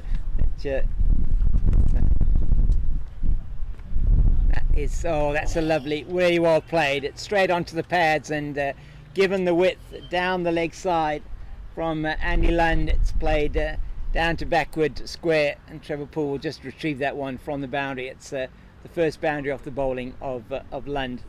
Wonderful stroke there from Ravasturi. Just flick towards the leg side between a fielder standing up to short front leg and backward of square. So I think I'm going to have to call, just to change there to the field. It's backward square going in. Rudy Birkenstock will probably come into the circle at third. Yeah, it's a short front. That's better from Lund outside the off stump. That's where he wants to be. Also wants to try and keep that ball reasonably well pitched up. I'm going to have to call him, because of my phone responding to his second now, I'm going to have to call him Ravi. I think. So Ravi on strike. That's a good delivery. So Nick Rhodes there getting down to his left, but can't prevent the single. They're going to come back for the second as Rolf van der Merwe comes around from his position at short third and does the fielding. Good attempt from Rhodes, Nicholas Rhodes. Yeah, it was a very good attempt there from Nick Rhodes, and Nick is in the mining industry. Very interesting chatting to him on Saturday. That's well bowled from Lund once again. Has been his most expensive over those so far. 7 off it so far. Just the 1 ball left. We've seen a few caps flying, just an indication of the wind, the conditions out here at the moment.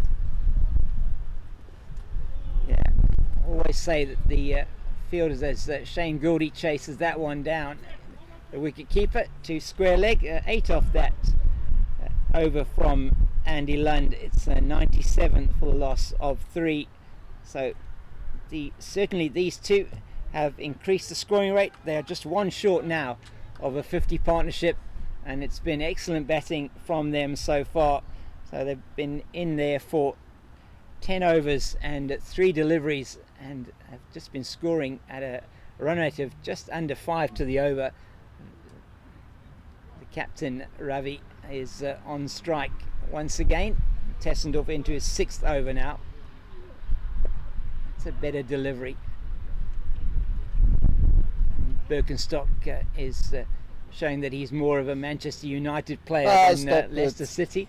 So manages to get his foot around that one and stop it from going any further into the covers. James, you're welcome to transfer if you want to from Leicester to Manchester United. We welcome you.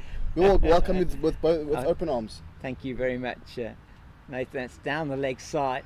Might have come off something. No wide signal. Well fielded by the keeper Gouldy behind the stumps.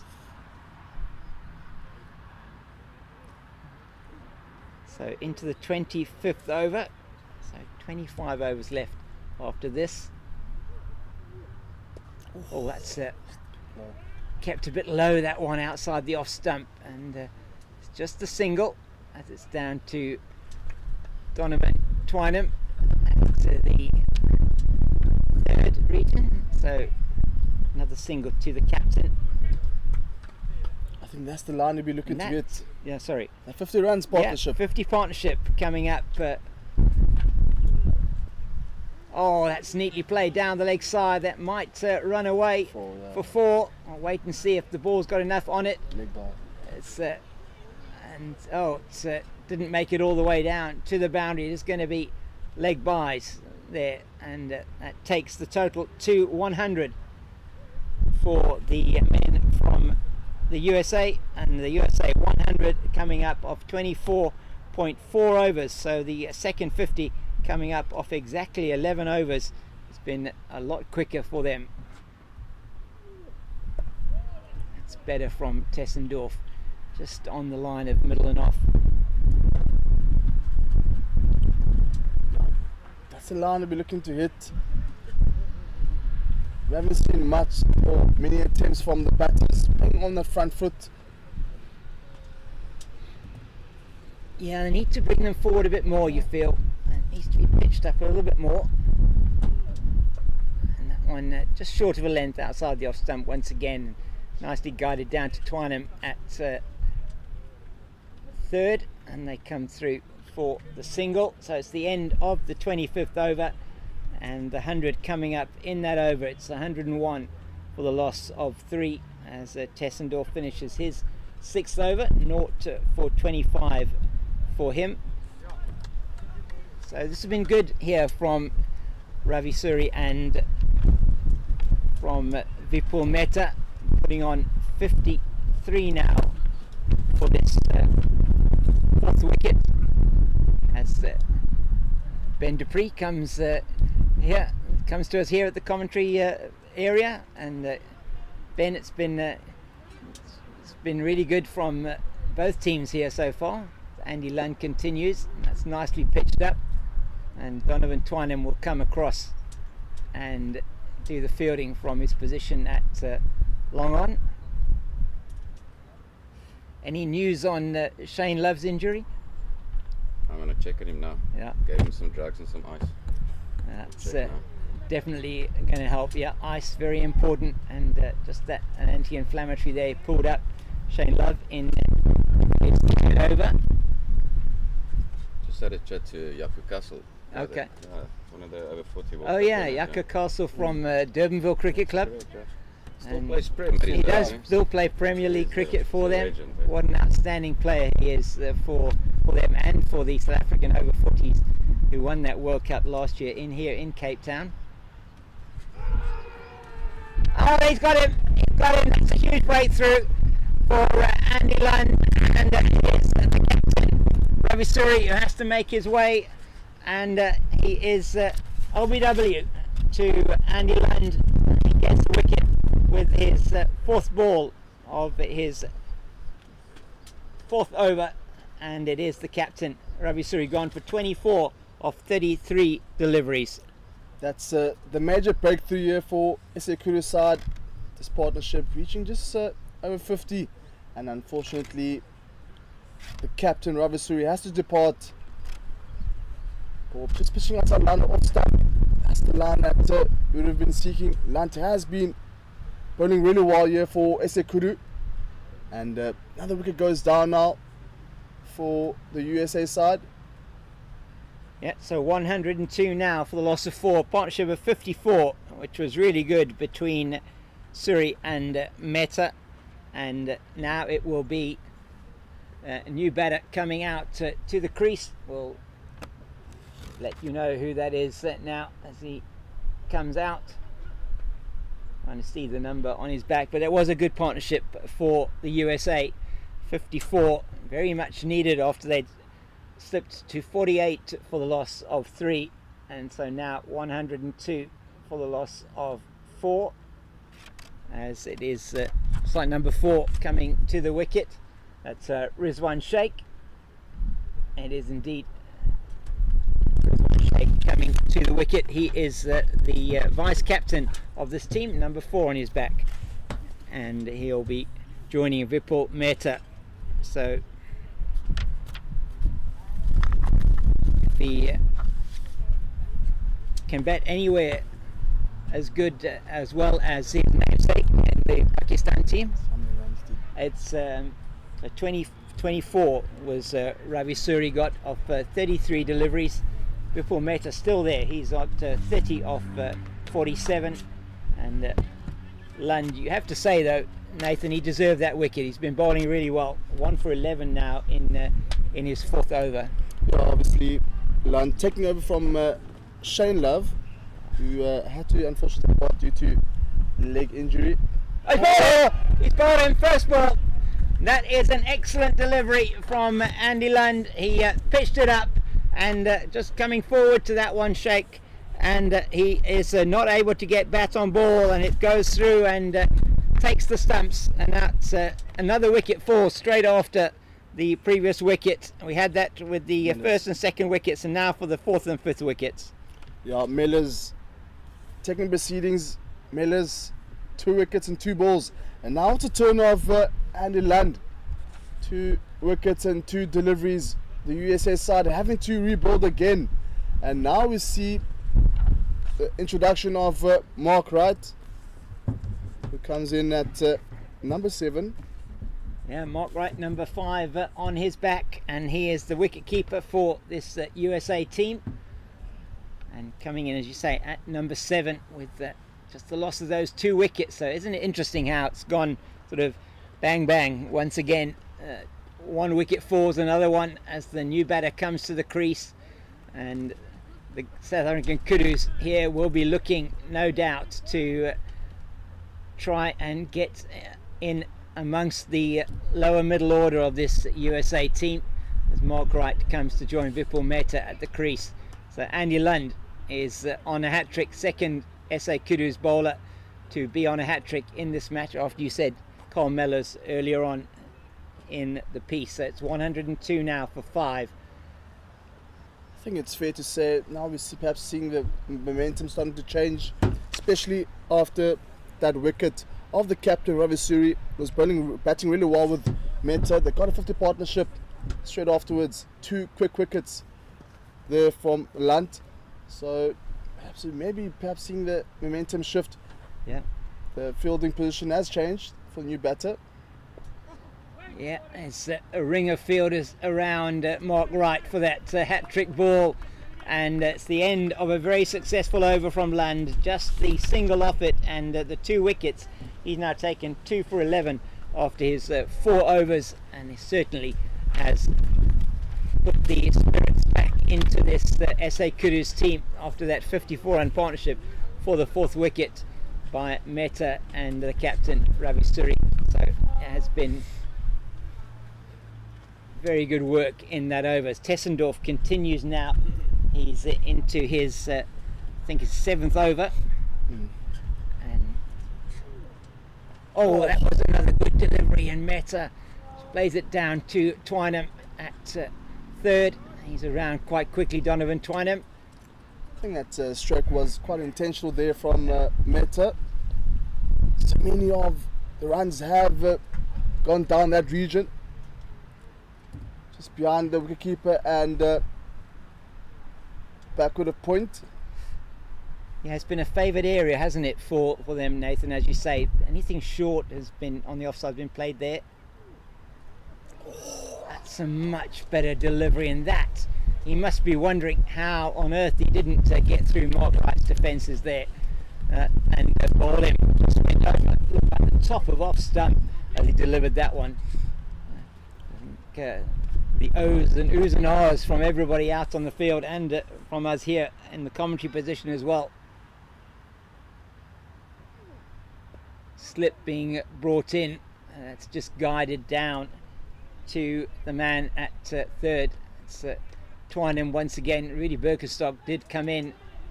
Oh dear, a little bit of non-ball watching there from the fielders. That throw came in from Twynham past the wicketkeeper and past Frank Auger, and they go through for a second run.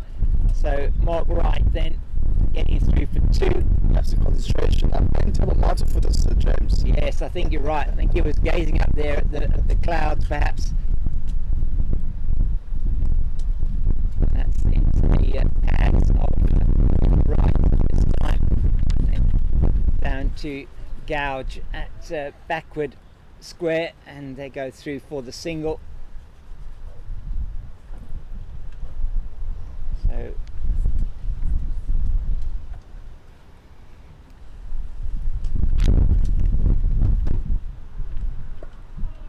it's just defended this time by Mehta. It's been seen more disciplined bowling here from Tessendorf. So Mark Wright off the mark with that 2 earlier on the over, and then the single. That's much better from Tessendorf as we see Birkenstock coming around to field. It's the end of the Tessendorf over. 4 off that over, and it's his 7th. It's 106 for a loss of 5. So, Do you think they'll give Tessendorf his full 9 overs on the trot? I mean, already on 7 we saw Mellors. We spoke about Mellors. yeah, Maybe they'll give him full out 9 overs. I think we'll wait. We'll have to see what the situation is in terms of how many bowlers that Trevor Poole is going to use, because he's got still 18 overs left in the innings if it goes the distance.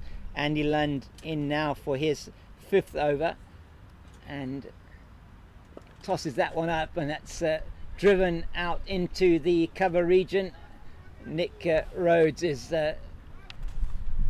behind that one. He went and fetched that one down towards deep point, and they go through for 2. So I think it will depend on who he has in his bowling stocks. I mean, he may be able to bring himself on. He's still got a couple of overs left. He's got 3 overs left from Gouge, 2 from Mellors. But you wonder whether, not sure who else he has in the bowling lineup. He does have a couple of all-rounders. I mean, James, do you attack now, or do you rely on those fast seamers to bowl in the back end of their innings? I think you may find that. It's another very good delivery from Lund.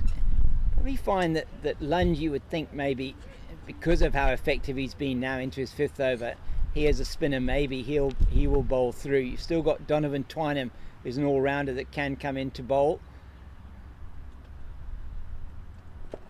Oh, that one! My goodness, through the hands, I think there of the man in at Tessendorf in at short mid-wicket, and that was hit quite firmly I think by Mark Wright. Tessendorf was just too upright there Yeah. in position. Now we see him just bending down below now, just anticipating to catch that one. Going down leg.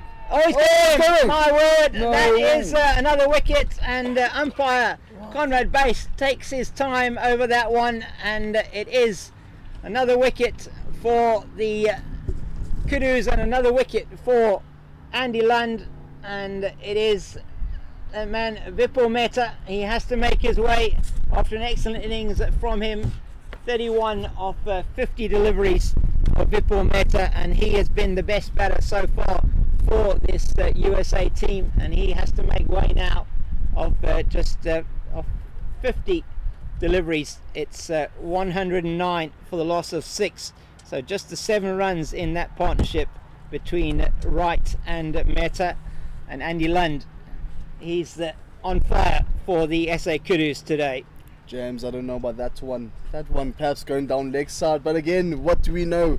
We are commentators after all, James. Yeah, and we were looking at it from behind the stumps here, and you do sort of look at them and you think, okay, the wicket keeper's moving slightly to the left down to his leg side, but Conrad Bass, he's the man in the middle there. He's got the best view in the house, and it is Andy Lund. He was vociferous in his appeal that gets the decision from the umpire. So second LBW for Dave Lund. Ramden. Dave Ramden.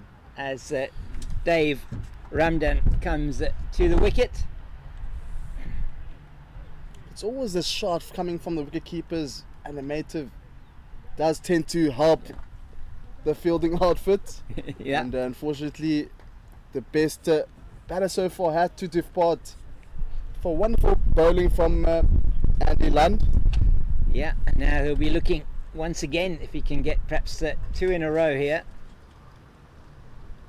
Oh, he does toss that one up, and my word, you do feel if Ramdan had missed that, that could well have been his stumps getting a bit knocked back.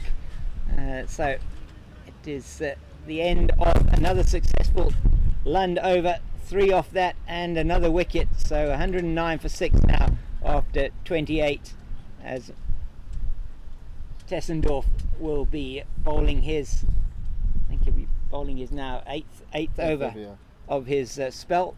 How many runs did Mehta get? And Mehta there, 31 for him of 50 deliveries. So it's been quite a few of the batters from the USA that have got into the 20s and 30s and not been able to go on.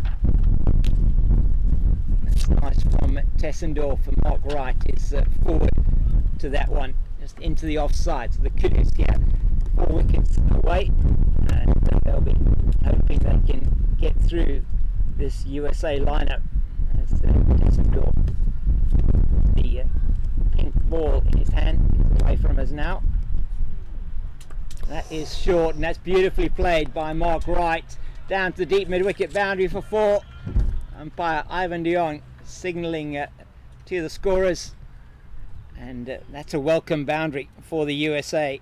A good shot there from Mark Wright, but just a bit too short from Tessendorf. Yeah, it was a shortish delivery there from Tessendorf, and well played there for Mark Wright. First boundary for him, and 2 new batters out there. He seems to be taking the charge out here for USA. Yeah, 10 off 10 for him so far. And that's an excellent delivery. And just as a patch there on the wicket, isn't there, Nathan? That one absolutely spat up off a length. It's almost like the spitting Cape Cobra, that one for Mark Wright. We've got plenty of those here in Cape Town, James. We do indeed. The Cape Cobras. Almost down the leg side, and Gouldy can't get his hand on that one. Paul Gouge will come around and pick it up. And that, I think, off the pad, waiting for umpire de Jong, but no, off the bat. So 2 runs there to Wright. I've seen a few deliveries misbehaving, actually from both ends. Maybe it's something that the USA, hopefully the USA side has been observing pitch, how it's been reacting out there. And it would be interesting to see if we did have spin from this end, whether they would get any turn. It does look a bit more bare from this end. Quite a lot of dust flying around as the ball pitches and as the batter sort of moves across to the delivery. Normally the spinners will be licking the lips if they see a lot of dust, because they tend to get a lot of purchase Yeah. out of that. Oh, That's good length on that delivery, and just again a bit of tennis ball bounce as it went over the bat of Wright, and it's the end of the Tessendorf over. That's his 8th from Mark Tessendorf, and he has it's 115 for the loss of 6 now, 6 off that over. So Mark Wright 12 off 14. Dave Ramdan yet to get off the mark, and batting now just it's gone a little bit slower since the loss of those couple of wickets, particularly after the captain made way. So it was a good partnership there for the 4th wicket between Ravi Suri and Vipul Mehta. Got the USA into a very strong position, you'd have to say, and then the loss of 3 wickets all to Dave Lund, Andy Lund, who's in now, and that's in the air, but it's going to bounce short of Rhodes, as Lund once again getting the false stroke from the batter. Ramdan off the mark with that single. Must say Rhodes has been had to be very active out there, especially with those shots playing off the back foot, those cut shots. Yeah, energetic in the field, Nick Rhodes. That's a good delivery once again from Andy Lund. Andy Lund so far the pick of the bowlers, 3 wickets. 3 for 15 into his 6th over. He's got a classic off-spinners action. I love the way he's pivoting around that front foot as well. Just unfortunate situation with Shane Love, to be honest. Yeah, it was, wasn't it? Just pulling up after just 3 deliveries of his 3rd over.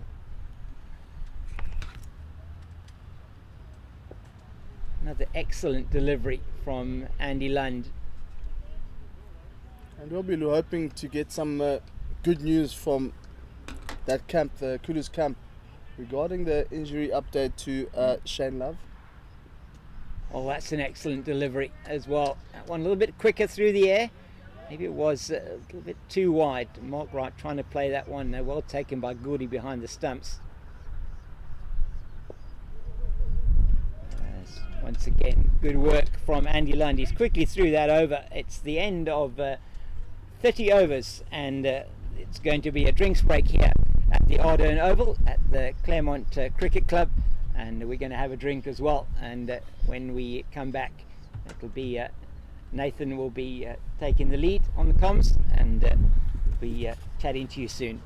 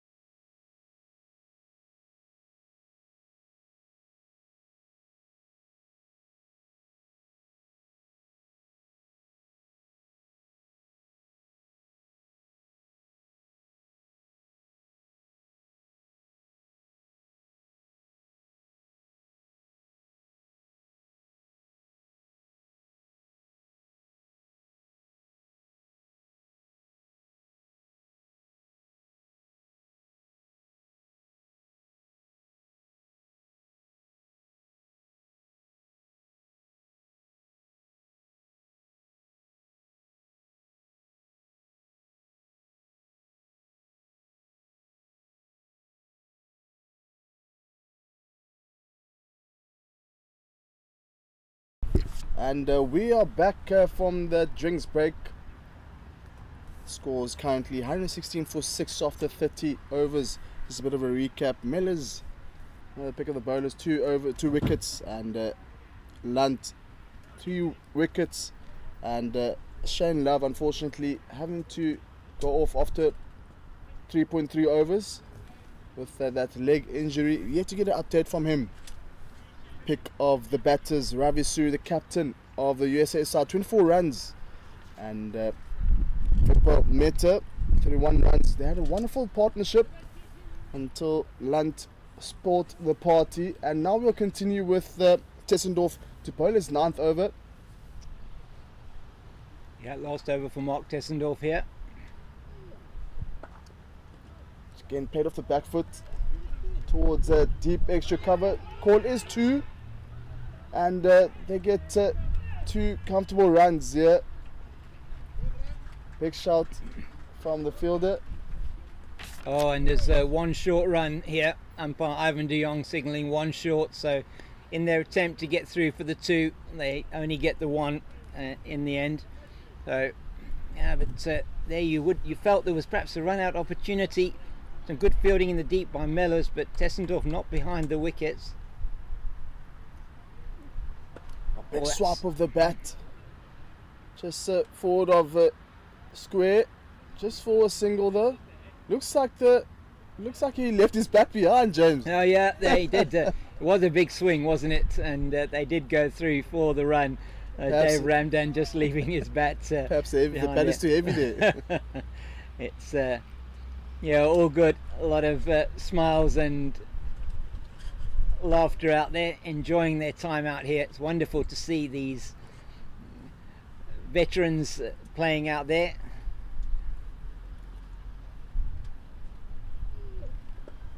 Just played towards the leg side. Just leg glance, just for a single. There's cover there, square leg. Just for a single. Mark Wright doing a fairly good job here, coming at number 7. Yeah, he's on 13 now off 20 balls, and they want to continue to build partnership here, particularly these 2. 6 down there already.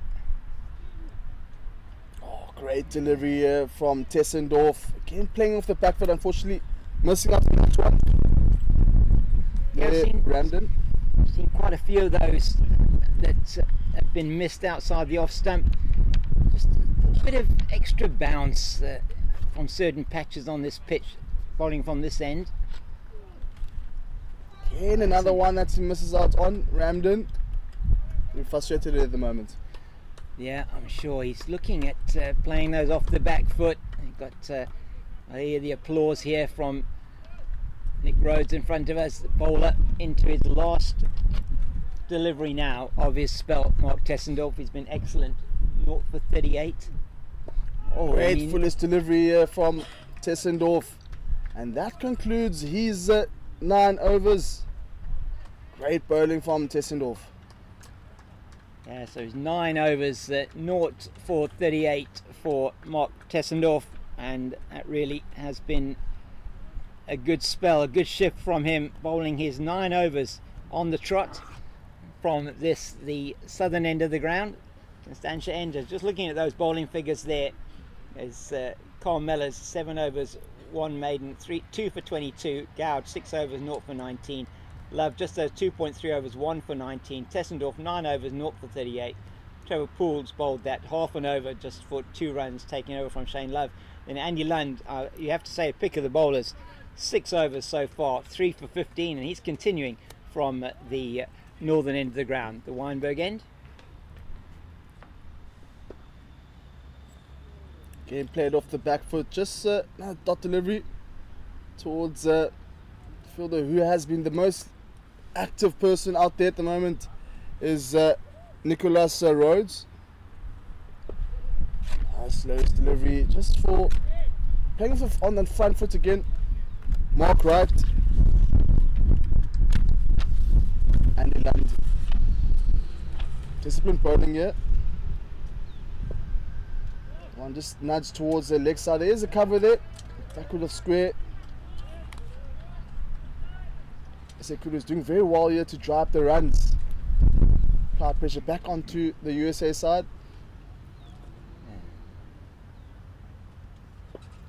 He's looking to play off the back foot, but again, just finding a bit of purchase out there. Lunt, Yeah, something that Love couldn't really get a purchase out there, especially on that end, James. yeah, you're right. Andy Lund's been excellent. He's been getting good turn as well. Oh, he got the Shane Goulding. He's been so impressive behind the stumps, Nathan. I have to say, he's been really good, the clubman. I can't remember him really missing anything that's been in his area where he's been. He's been moving well behind the stumps as well. A couple of them down the leg side he perhaps has struggled with, but overall I've been incredibly impressed by the standard of the keeping here today. Again, just nudging down towards the leg side into another good over here for Lunt. 7 overs here for Lunt. Yeah. 2 more overs. Perhaps another player will be playing for the shot.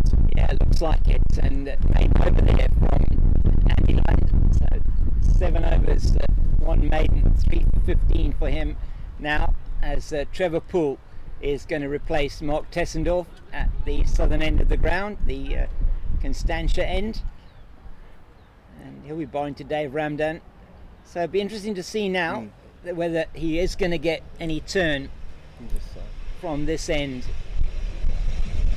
Something that we spoke about, James. I mean, just how what this end has been playing out. Just but a few deliveries misbehaving. So something maybe the USA side maybe just can have a look at on how they want to approach the second innings, on where they want to bowl the seamers and the spinners. So Yeah, I think anticipation at the moment here from the bowling of Poole. it will be very interesting to see how this is going to play out with Trevor Poole bowling his off breaks from the Constantia end. Excellent delivery, and he has given him, and that does not surprise me. Yeah. It's umpire Ivan de Jong who gives the decision against Dave Ramdan. First delivery from Trevor Poole, and he gets the wicket. First delivery of his spell here, and it was on the back foot, hit him in front of the middle stump. The only perhaps question may have been the height, but umpire Ivan de Jong took his time and made the decision. Yeah, I think it was a very good decision there, especially hitting the batter off on the back foot, and de Jong, the umpire, taking his time and eventually giving him out quite a few of those. James, you spoke about the spinners, how they're going to bowl on this end, and Poole leading by example, getting another wicket here, and that's another wicket down now.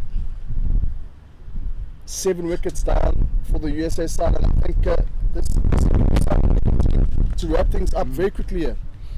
Yeah, as we see Ahmed Merchant come to the wicket, number 100 on his back. And that has been a very good start to his spell. Trevor Poole coming in, he bowled just those 3 balls in the when he took over from Shane Love. He's got an immediate made an immediate effect here from the southern end of the ground.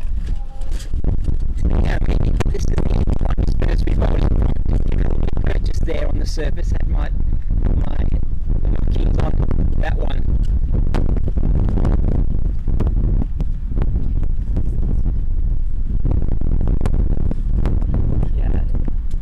Yeah, it's from a bowling point of view here. He's bowling with the wind at the moment, but that's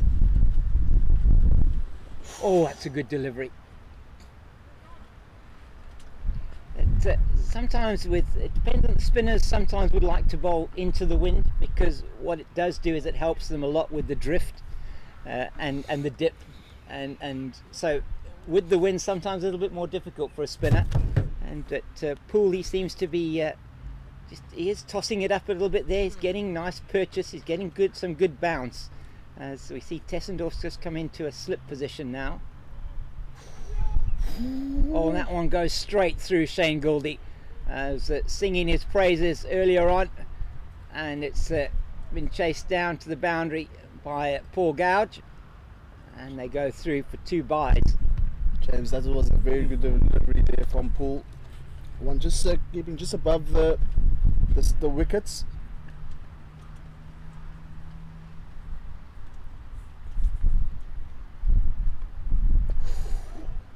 That one just keeping a bit low. But great return here from Paul. Struggled in the beginning of his first over when he had to replace Love. Yeah, he's bowling well, isn't he? He's actually putting it in the right areas here. First few deliveries, the one that went straight through Merchant and through Gouldy was the one that could just pitched and bounced. One just fine going down towards the leg side. First loosener here for Poole, and signal from the umpire, De Jong, leg by, and that's the end of good over here for the captain, Poole. Yeah, and it'll go down as a wicket maiden because the 3 runs that came off the over, all of those were extras. So he gets a wicket maiden with his first full over. So 1.3 overs now for the captain, and he's taken the wicket, and Andy Lund will continue. No surprise about this.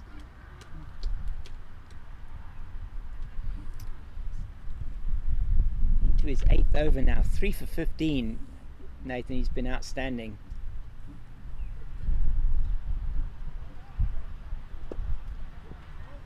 Great delivery here from Lunt, picking up from where he left off. It's a ball.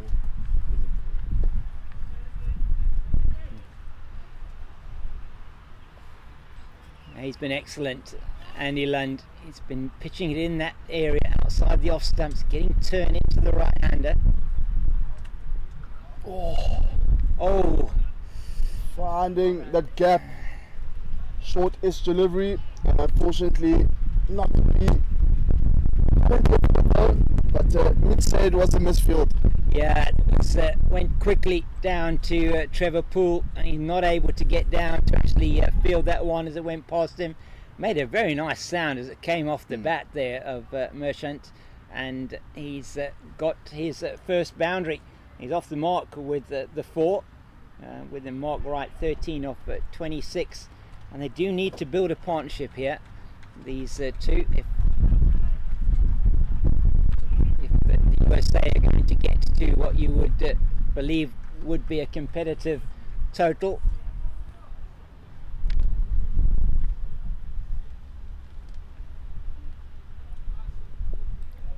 Just a bit of air there from Lunt, and a bit of variety out there.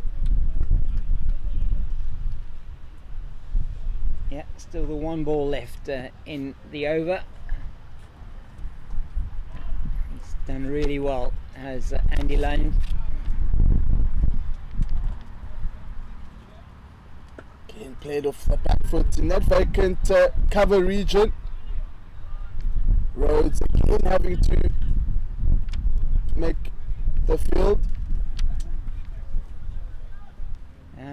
Good arm there as he tosses that one back into the bowler, but his most expensive over so far, I think. Andy Lund's 6 off that. It's 128 for 7. There's one more over left here for Lunt, Andy Lunt. Yeah, and I wonder who they're going to. It'll be interesting to see who they're going to turn to once Lund has finished his overs. Yeah, still got Gouge, Miller's, Gouge, still 3 overs left. Miller's 2 overs. Yeah, and this I'm pretty sure this end Paul will just go right through to the end, and just at the end it will just be the seamers. I assume. May well be. We may even see. Don't see anybody warming up here. Maybe we might see Donovan Twynham. Just have to see how the captain is going to rotate.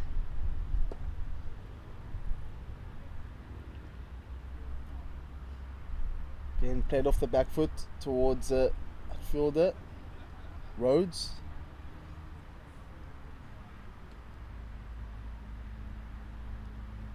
And tossed up. Little turn there from Paul, the captain.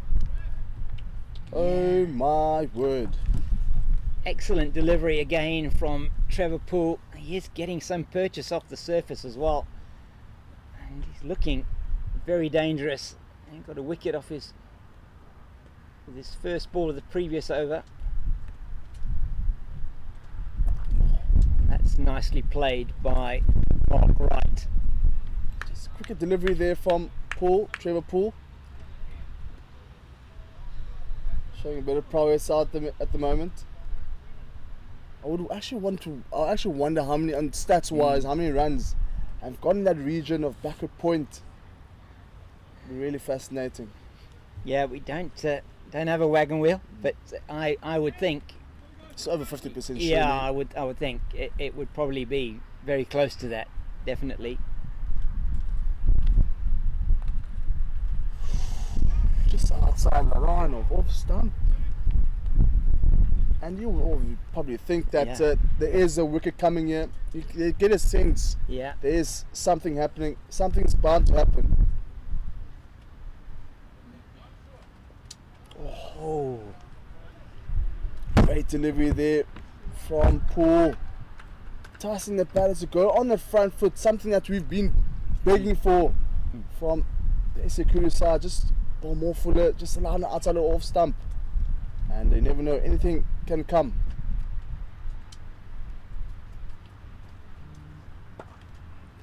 Fuller delivery and quicker delivery. Good fielding there from, looks like it's a Rhodes again. Yeah, Nick Rhodes doing some outstanding work there. They do go through for the single, but it was just the 2 runs off that Trevor Poole over. So once again, keeping it really tight, and it has been really good.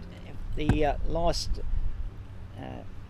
7 overs from a SA Kudus point of view, just going for the 21 runs, so they've really pulled the run rate back.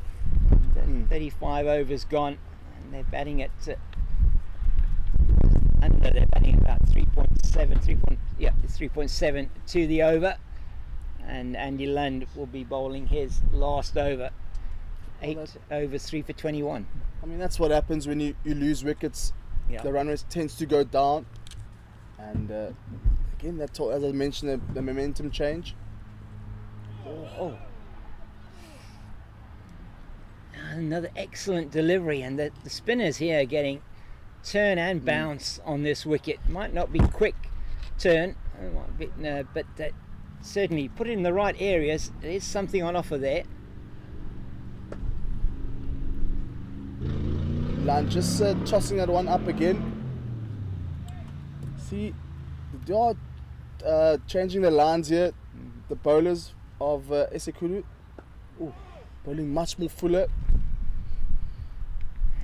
Targeting those stumps of Merchant. Here's Andy Lund, and searching perhaps for that 4th wicket of his. Delivery tossed up. Brilliant fielding. Standing at short extra cover. Yeah, good work from Frank Olga there, getting down nicely. Just bounced the ones before it got to him. Brilliant delivery. Keeping that disciplined line. That's our line up off stump. You tend to get a few that just take off from the surface. And one just nudge towards the leg side. Just for a single. Looks like the fielder there. Looks like it is Tessendorf, if I'm not mistaken. Yeah, Mark Tessendorf coming around to pick that one up, and Nathan, that's the end of Lund's 9 overs, 3 for 22, and it's been outstanding from him. Lund, who was the one to break that really big partnership, the best one of the innings so far, between the captain Ravi Suri and Vipul Mehta. They got 54 for that 4th wicket, and you just feel, had he not broken that partnership, that the USA would certainly got to a a much higher total than they currently have got. And so much time on, and in that vacant deep scoring region. And 4 runs. Poor delivery there from the captain, Trevor Poole. And runs Yeah, for USA side. He's brought out the double teapot there as Trevor Poole, and well he might. Just realising that one was way too short, and now they are going to make a change to the field. He's just asked Rolf van der Merwe to stay on that deep mid-wicket boundary. So he's got 3 fielders out on the leg side on the boundary, and just the one man at a short mid-wicket.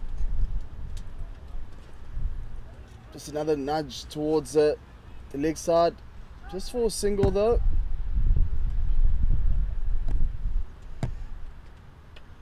And there's so many areas whereby you can just give a light nudge, slowly starting to increase the run rate a bit, perhaps going at 5 to 6 runs per over in the latter parts of their innings. Yeah, I'll be looking to increase the scoring rate now. 7 wickets down. Toss up nicely there from Trevor Poole. That's excellent work there from the former Durban City and Arcadia Shepherds player, using his feet to good effect.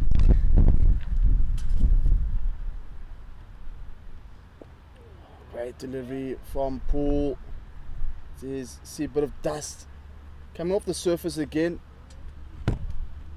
I think the spinners have been a revelation so far from both ends. Yeah. Short Short again. again. Just when he thought a slip was needed, thick outside edge, playing across the line, mark right, and third time now that's this one just falling short of the fielders. He's been a little bit fortunate with a couple of those edges.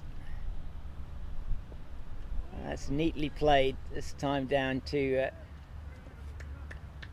Twynham at that short third position. End of the over was just the 5 off it, so the 4 and a single. 136 for the loss of 7 after 37 overs. So it's 106 it was for 5 at the end of 27. So just the 30 runs in the last 10 overs. And that really has been, the run rate has been pulled back quite significantly after that very good partnership between the captain Ravi Suri and Vipul Mehta. Put on 54 for the 4th wicket, and that they were batting at 5 runs to the over. So just the 8 overs left now in the innings. How much can they get, Nathan, here in these last 8? I mean, the current rate they're batting, you'd be looking at potentially maybe another 40, maybe, well, current rate would be 24 runs because they're only batting at 3 and over in the last 10, but potentially maybe getting another 30 or 40 runs perhaps in the last 8 at 5 and over, as it's going to be Rudy Birkenstock is going to be bowling from the Wynberg end of the ground, the northern side. Yeah, I think the USA side need to look to push at 5 and 6 runs per over. There's plenty of spaces in between. Ooh. Oh, my word! He's given it away, has Merchant. That was a really short delivery. He's so upset with himself, and well he should be. He just played that straight to Frank Auger at short extra cover, and my goodness, he's having a chat there with Rolf van der Merwe. He was absolutely mortified with himself. Birkenstock, what a delivery! And finding that fielder. Oh my First goodness. time lucky here from Birkenstock.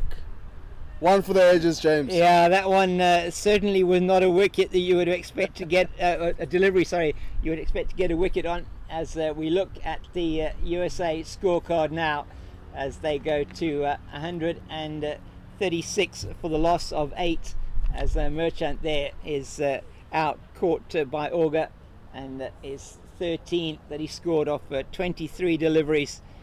And just the reaction there was very was very interesting. He's still upset with himself because he could have hit that one anywhere. It was short and wide outside the off stump, and the first delivery from the new bowler, he just played it straight to the man at extra cover. Do you know, it's always a mystery when you're facing teams that you never played against before. Yeah. It's always that first delivery. Never know what you can expect. And I really do feel sorry for opening batters sometimes because you never know what you expect. And Birkenstock pulling up a rabbit up a hat here. He definitely did, and perhaps not what anybody would have been expecting, as we have the new batter now coming to the crease. Trying to see who that is there. Oh, either Desai or Suri. It's Suri, yeah, it is. Prem Suri. Yeah, so another one that I'm going to have to be careful of. Or you can just call him Prem. Just call him Prem. Premi. Yeah, Prem, definitely. So Prem Suri coming to the wicket. And Mark Wright is still there. James, I've seen a couple of deliveries. I mean, that reminds me of Lasith Malinga. Yes. Slinger Malinga. Yeah, so Birkenstock, he does. Slinger Malinga. He certainly has got that round arm action, hasn't he? We've seen a couple Rudy of those Birkenstock. in the women's division. Yeah, we have to, yeah. And outside the off stump, and is going to be signalled wide as it just goes around with the arm. One of the fielders, I'm not going to mention the name, but starting off with that light lunge. Yes. In Oudtshoorn last year. No names mentioned, of course. No. Oh my word! That one is on target from Birkenstock. But yeah, it's always interesting to see how bowlers, so their action and how they start, and there's a couple of really interesting quirks that they have. I must say, it's one interesting run up here from Birkenstock. I mean, so far it is working. Yeah. Well, I mean, he just walking up to the wicket, and he's just bringing that front arm around, and that's sort of what's giving him the important. Yeah, it's very very front important. arm. Very important. Sticking to the basics, I guess, yeah. James. That's what he's trying to do. Is just get that front arm up nice and high, bowl, bring that down, sort of then pulling his arm over as he's coming around. Oh, Bowled him! bowled! Bowled him! Oh, Birkenstock is the man. Birkenstock, another wicket goes down in his first over. And he gets the second wicket, and that is 2 for 3 for Rudy Birkenstock as the ninth wicket goes down. It's 139 for 9 at the end of 38 overs, and that is the end of Prem Suri. He has to make his way back to the pavilion, and it will be the final batter coming out now for the USA. Anup Desai, it must be. It is Desai who's coming out to the middle with number 98 on his back. Anup Desai. We're expecting to see Chekan Shah later on. Will be bowling and as the 12th man. But Prem Suri making his way back to the pavilion as he was bowled by Birkenstock. So that he certainly had that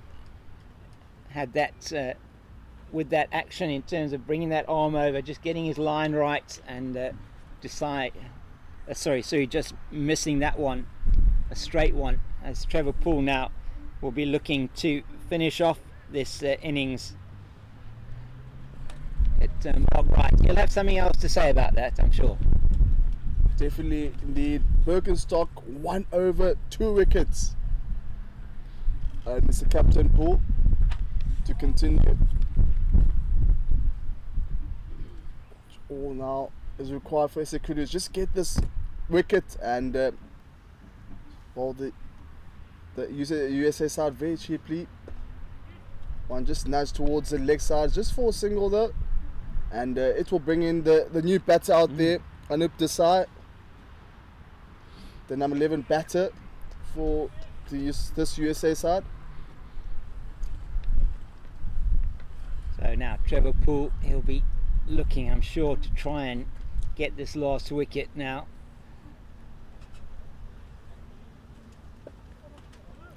Another full pitch delivery to decide. I think all you need now, especially against this tail ender, good line and length. If you miss, an hour hit. Yeah, absolutely. It's 140 for 9. And up to sight. And Mark Wright, what can they do? Can they get the USA up to 150 perhaps? Oh, I know, just leg glance just for a single. And the man of the moment, Birkenstock, doing the fielding there. Yeah, he's tossing that one up into the gloves of Shane Gordy. Behind the stump, Mark Wright on strike. He's on 16 off 37.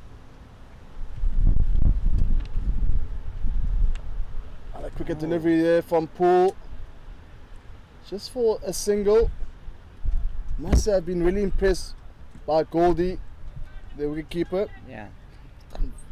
He's been really good Such a behind the stumps, hasn't he? Yeah. Tidy fielding from the keeper. Again, just tossed up and just a light shot. Bit of dust coming out of the surface as well. Yes. And, that's the end of the over. Looks like Poole wasn't really happy with that call, but we'll have to accept that as a captain. Needs to lead by example here. Yeah, swing across the line from Desai, and I think probably hitting him outside the line of the off stump, as it's the man who got success in his previous over, Rudy Birkenstock, 2 for 3 in his first over, and a wicket off the first ball. We've got Merchant and then Prem Suri,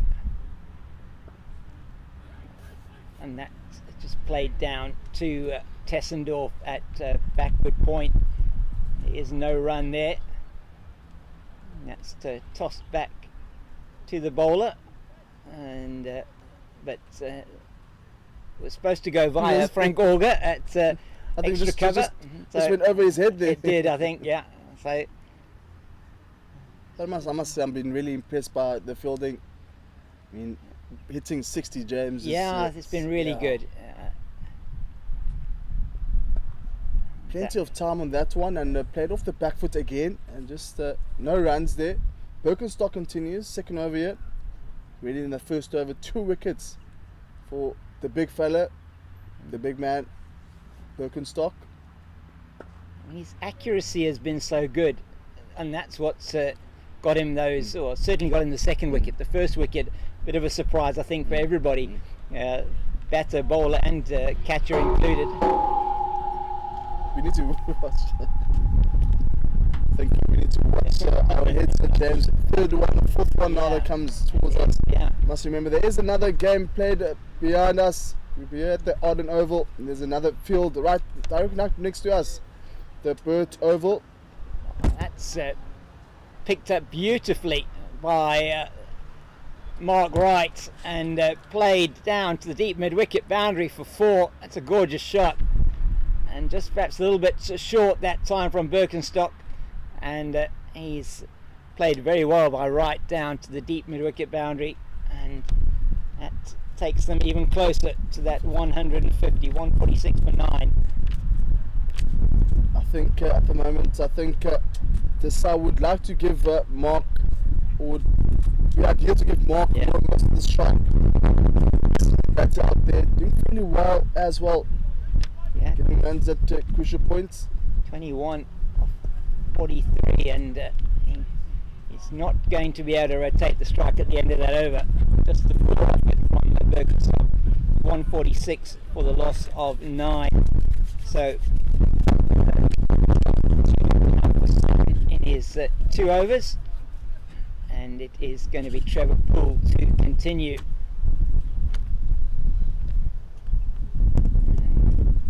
Looking now for the last wicket of the SA Kudus.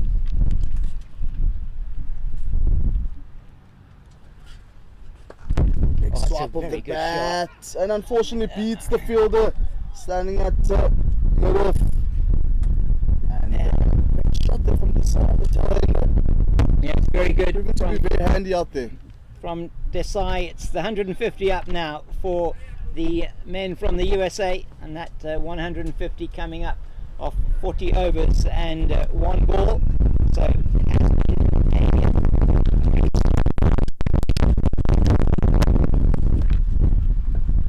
oh, that one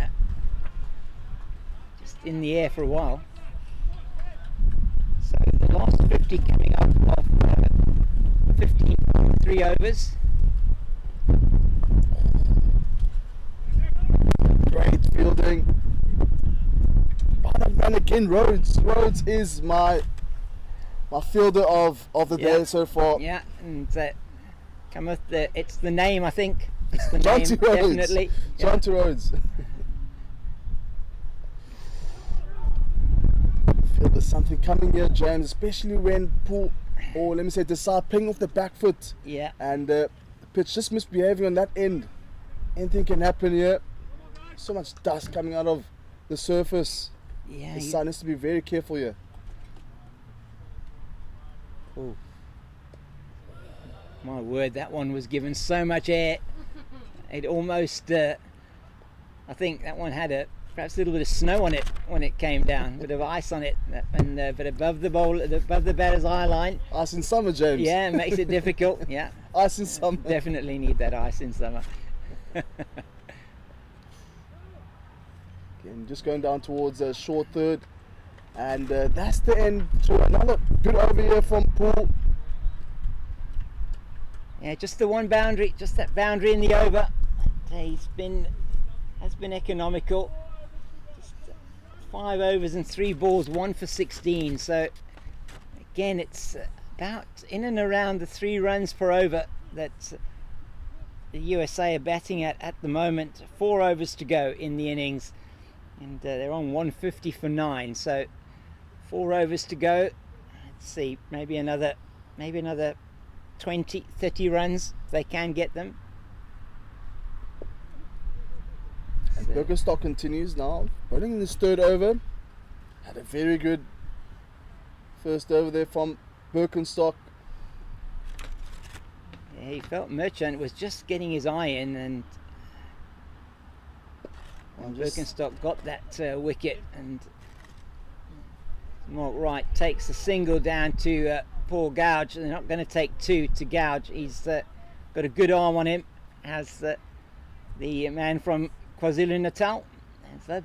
Lives up on the in the north of KwaZulu-Natal, in and around the Empangeni area.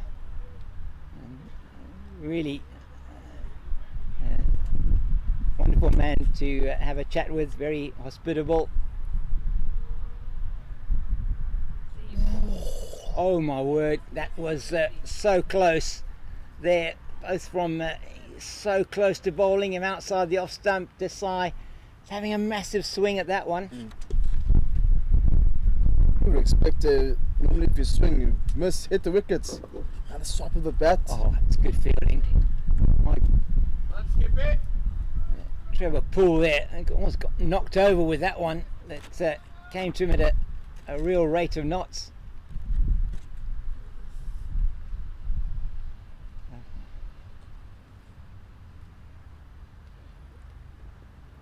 Oh, it has another full go outside the off stump, short this time from Birkenstock, and just the 1 ball left in his 3rd over. He's got 2 for 8, both those wickets taken in his first over. It's another straight delivery from Birkenstock. He's been a revelation as Rudy Birkenstock. 2 for 8 now in his 3 overs. It's 151 for 9, so just a single off that over. 3 overs left in the innings, and done well here. The South African Kudus, they'll be getting through their overs probably in about 3 hours for the 45 overs, so averaging that 15 overs per hour. So I think we're going to see 2 overs from Poole and 1 over from Birkenstock, as Mark Wright, he's on 22 off 46 now.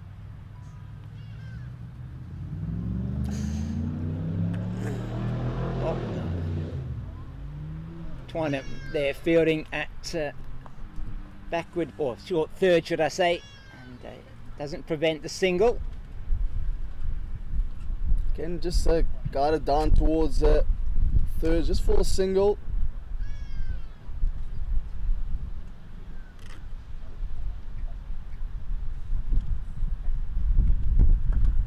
That's well played. It's going to go straight to Mellors in the deep. He hasn't seen much of the ball lately. Carl Mellors out there on the boundary. That one he does get that one, and it's another single to Desai. You could say he was taking a wild reserve break. Yeah, he could win Gets up front. absolutely. Did well in his purpose. It's just dug out, and Auger does the fielding once again at mid wicket. Miller 7 overs, 2 for 22 in his 7 overs. Yeah, very good from him. In the air, but Auger just not able to move to his right to try and pick that one up. Right, to cut himself very lucky there to find a fielder. Yeah, it was close to that man at short mid wicket. Another one, a swing and a miss outside the off stump this time. Through to the keeper. It's 154 for 9, one ball left in the 43rd over.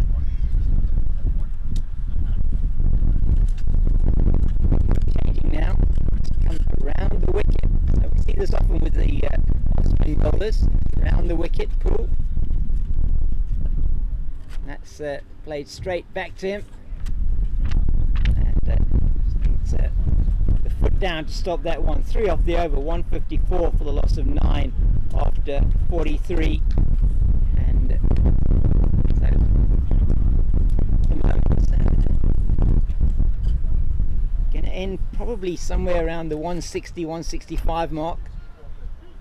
And so 180 would be 4 and over, somewhere between the 3 and 4 and over. You fancy the South African Kudus would probably feel that they Short. would be happy with that to chase. And you certainly feel, I mean, USA, they'll feel they've got something to defend as well. So all set for a very good second half of this match, most definitely, when we come back after the lunch break. Just James, 2 over the my way. money's on Birkenstock to get a wicket in this over. Yeah, he could well do. Mark Wright, just the 2 overs left. They're going to need to try and hit some runs here. He plays that one in the air a little bit, but it's Tessendorf who's after it. They're not going to get 2 there, even though the throw that comes back isn't that accurate. They still decide just to take the 1. So yeah, here we go. It's Birkenstock, 5 balls left in his spell. Let's see, Nathan, see if he can get that last scalp. Oh my goodness, that's in the air. It's just going to die in the outfield. Rulf van der Merwe is after it. He gets there, and they go through for 2. Desai gets the 2 there. And if they had a conventional fine leg, short fine leg would have been ideal. Yeah. No fielders behind, square on the leg side. That was close to getting the wicket there. It was a little bit short from Birkenstock, but it is, the batter just can't get that bat on ball this side. It's coming, James, it's coming. Yeah, might be. It's in the air, that one, but straight down to deep mid wicket. Trevor Poole is on the boundary there, the captain, and he just a single. So 4 off the over, 2 balls left in Birkenstock's spell. Still got 2 for 12, 3.4 overs. And that will not be a run as Auger fields at short extra cover. So is he going to get a wicket off his last ball? Is it going to be hit for some runs? And it's going to be played into the cover region. Tessendorf is after it quickly, and they're only going to get the single. And it's just one more over remaining now to conclude this first innings for this USA outfit. Obviously USA have two teams, USA and USA A's.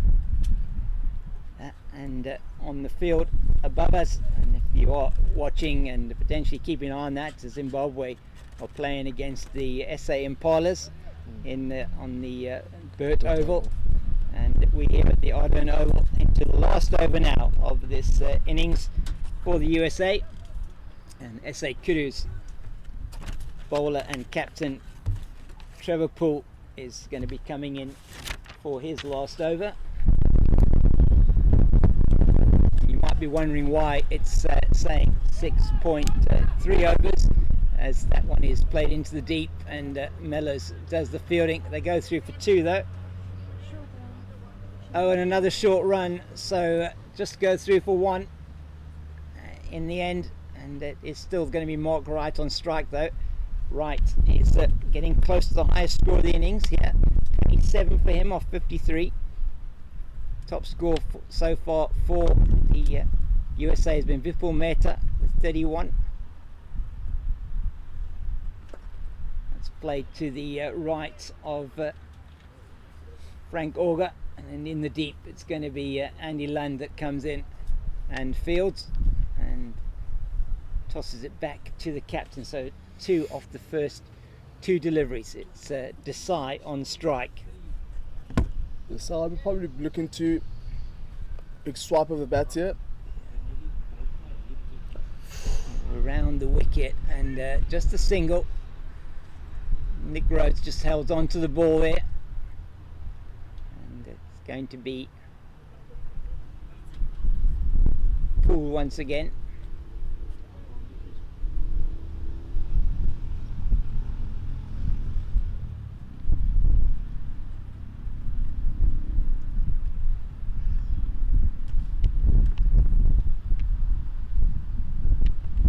In the air, but it's going to land safe, and going to be Paul Gouge coming in off the boundary at deep square, and just go through for the single. So 4 off the over, last 2 balls of the innings coming up.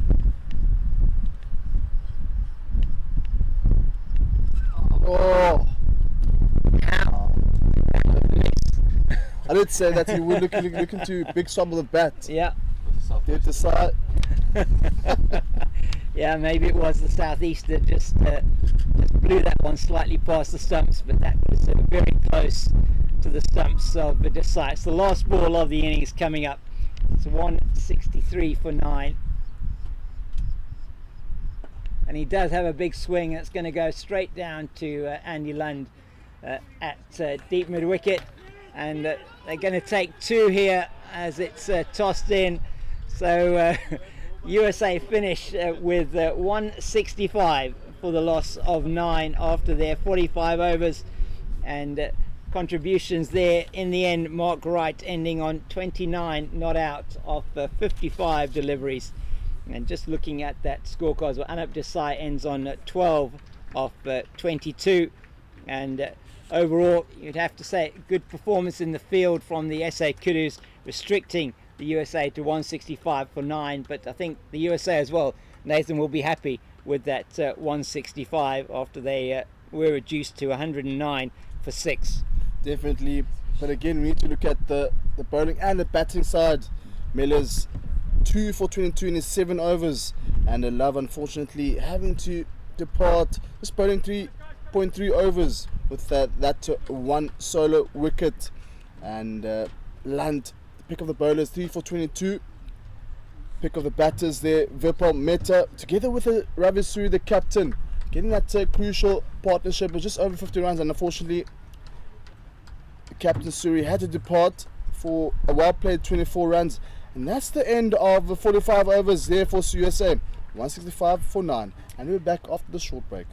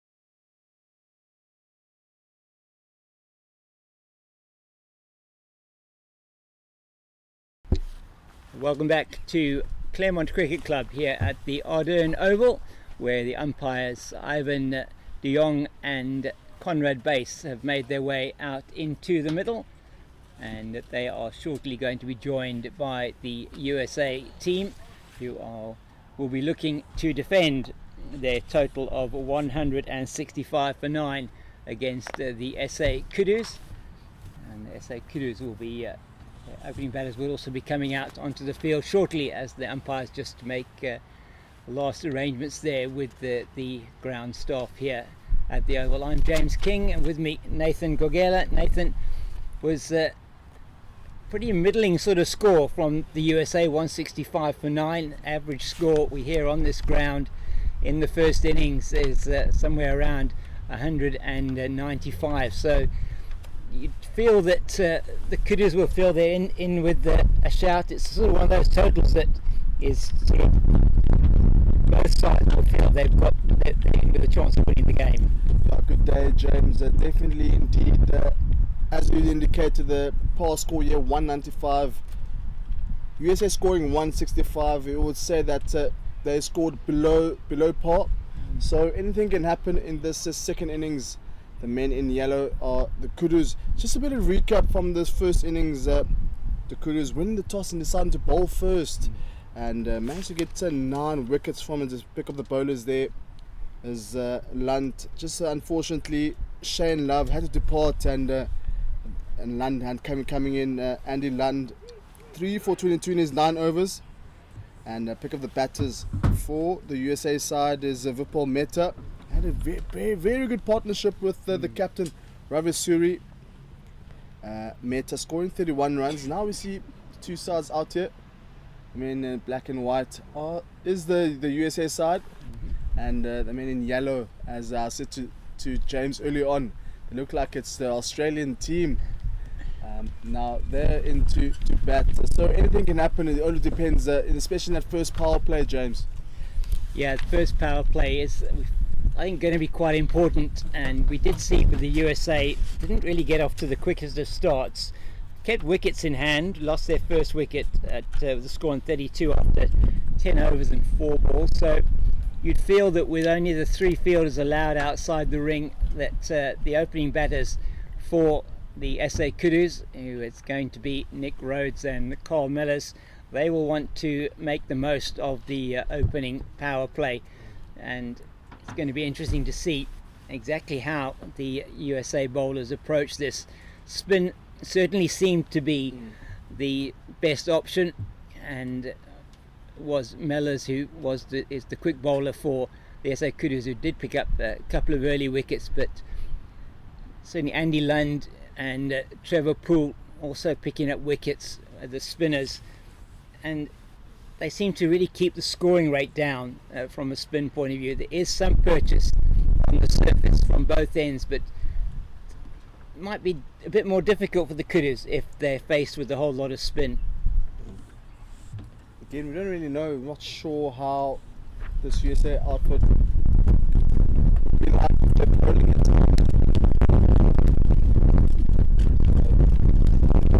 Especially in this first couple of overs, especially the first hour, which will be 15 overs in the first power play. Yeah, it's going to be interesting to see. As we know, there will be the 12th man, Chekan Shah. He's going to be part of the bowling attack as well. He's out on the field, and the USA, unfortunately, it sounds like they did have. Sound like it was the Anup Desai, the number 98, that came on batting in the last number 11, who did seem to pick up an injury. So not sure whether he is going to be taking any further part in the match. We'll have to wait and see. That's as far as we know.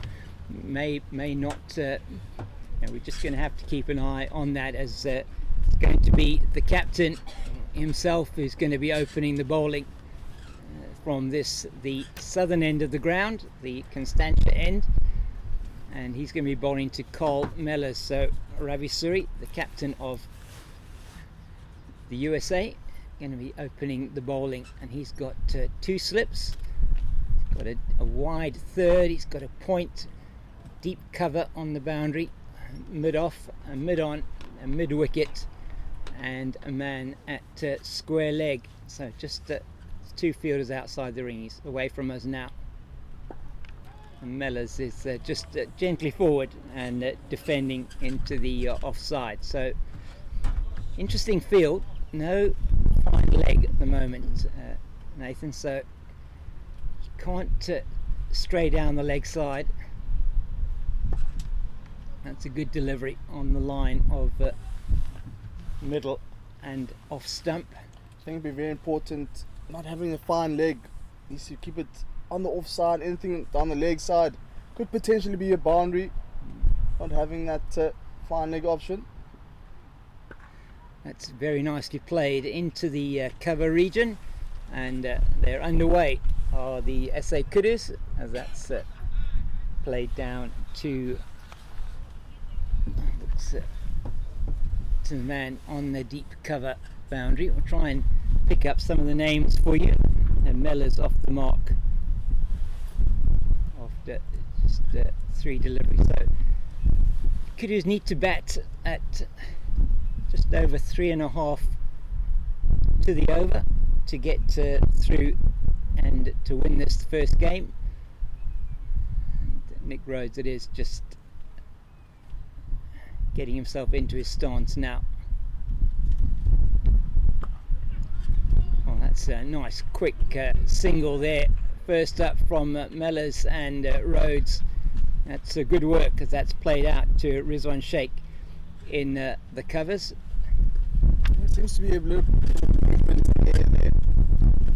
And Wind is assisting the bowler, Ravi Suri, the captain. Offshore around here, 24 runs in their innings. Scored 24 runs.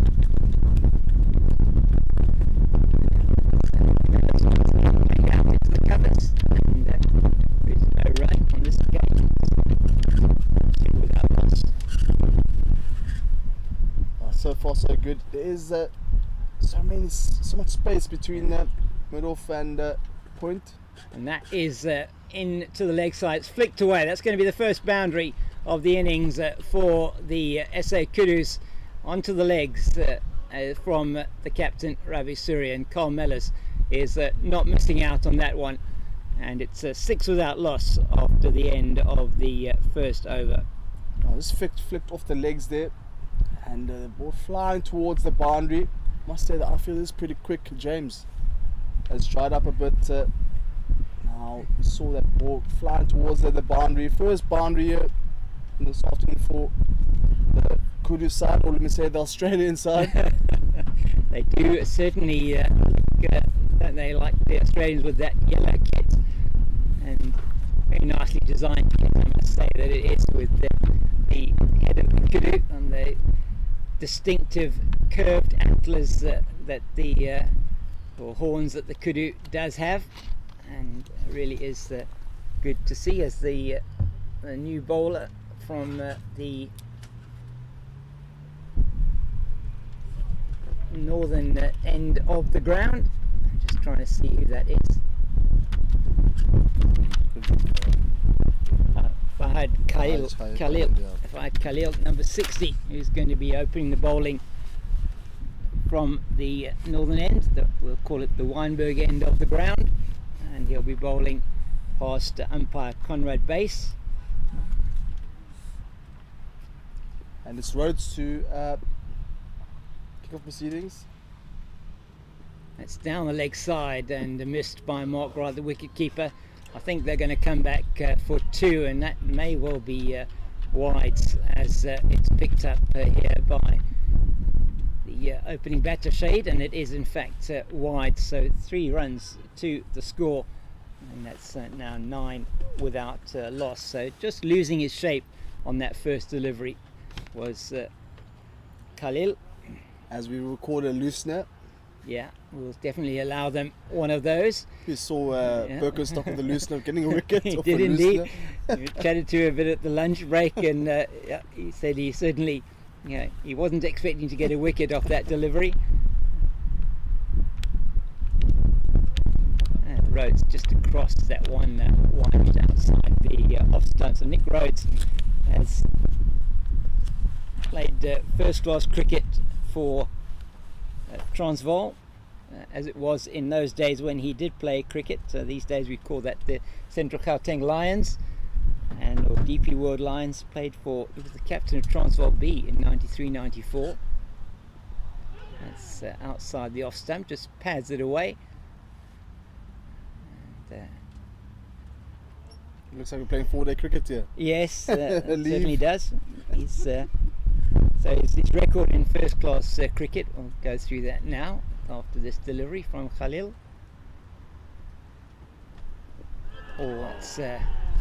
Gets himself outside the line of the off stump, and there was a big appeal because that did hit the pad first before it went onto the bat, but there is no thought of a decision there from umpire base.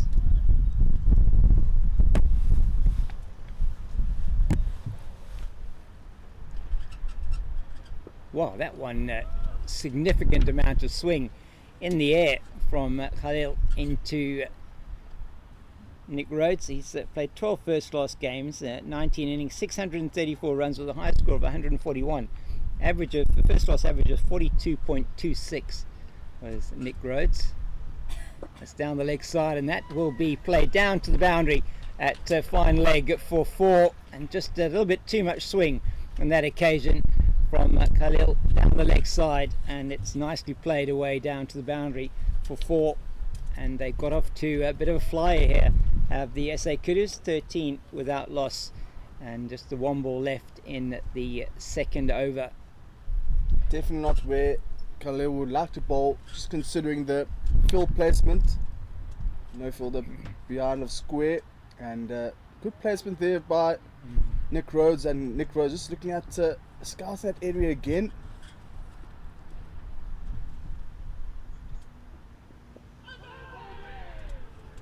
And the end of the over, another appeal, but more in hope, I think, than in judgment. And at the end of 2, it is 13 without loss. So fast start here so far for the SA Kudus, needing to bat at about 4 and over to get over the line in this game. If they bat out their full 45. So you did see quite a bit of swing there though from Khalil in that over. He is getting a bit of help with the wind coming across the ground from right to left. Quite a significant amount of in swing to the right hander. As Ravi Suri is away from us now. It's a bit short again, and it's played out to the man in the deep, and it's nicely done out there. And the man at deep extra cover, got a good arm. So we've got 2 fielders out in the deep, the one Chandrakant and the other one, not quite sure who that is out there. We'll try and find out for you. And once again, that's played to that same fielder out in the deep on the cover boundary, this time by Rhodes, and that is in fact the substitute fielder that is out there in the middle. We don't have that fielder's name. Number 50 on his back.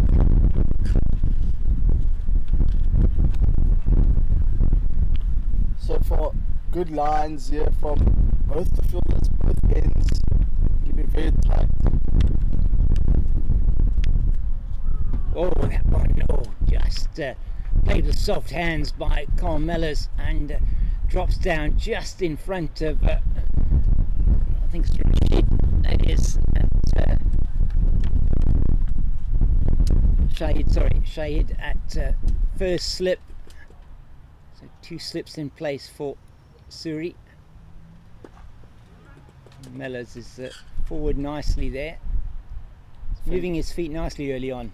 Yeah, I think at the moment, the Kudus side, anything above 4 runs per over would be very ideal for them, considering if they don't lose too many short, wickets. And that is pulled down to the deep boundary, sort of wideish long on boundary for 4, and just too short. Can't bowl short in this wicket.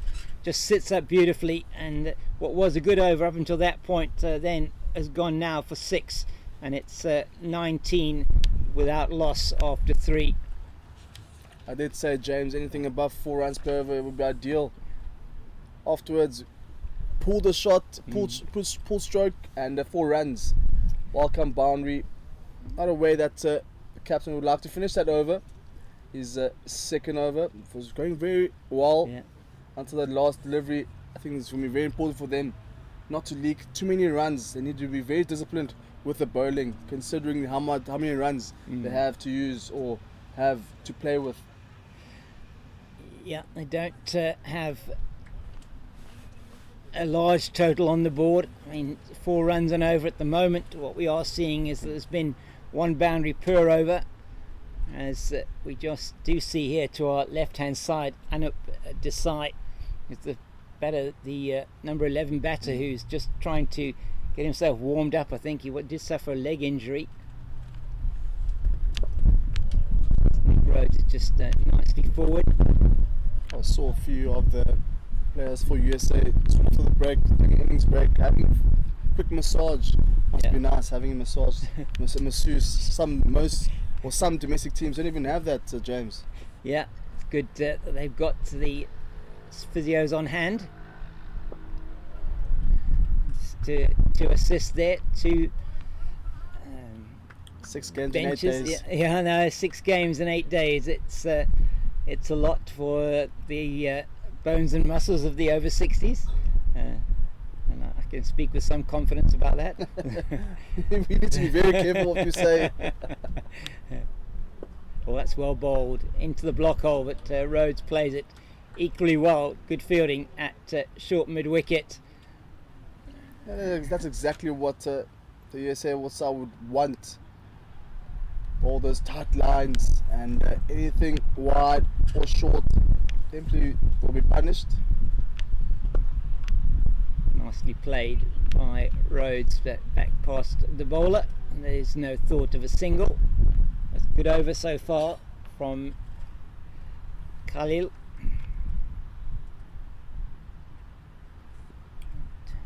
I think go along very nicely here, Kudus, as long as they're not losing a wicket or 2, especially in the first power play.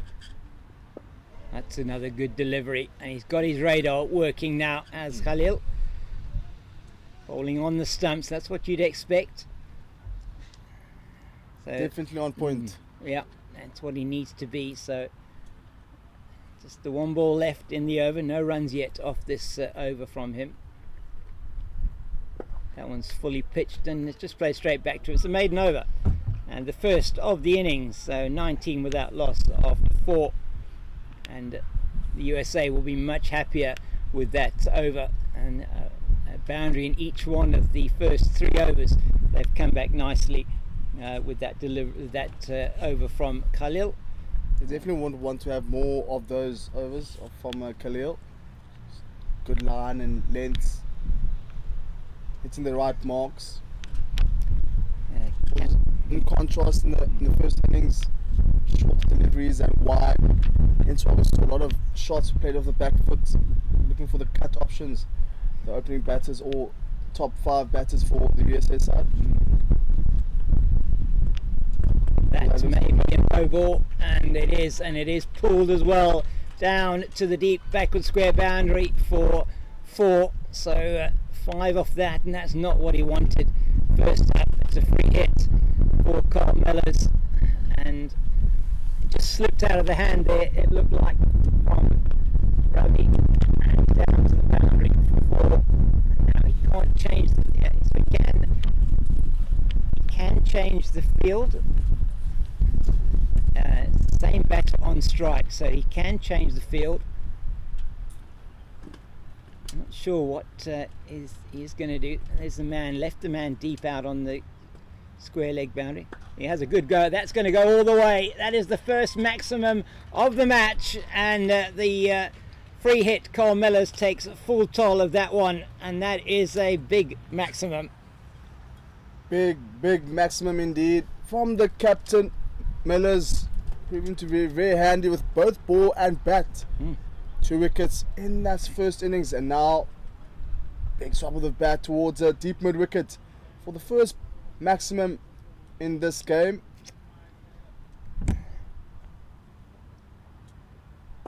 That's very nicely played. Once again out to the cover sweeper, and that is we'll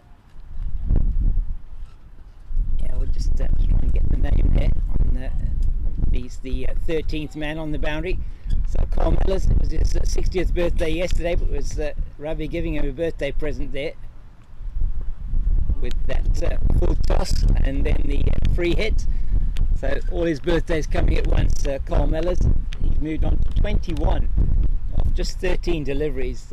So excellent start for the men from the SA Kudus. Once again, Lee gave an early leave here. Seems like it. Oh, it's neatly played by Rhodes, and he's through for the single. And there's nothing there that Fahad Khalil can do about that one. Khalil and Mehta are the players who are short in on this offside.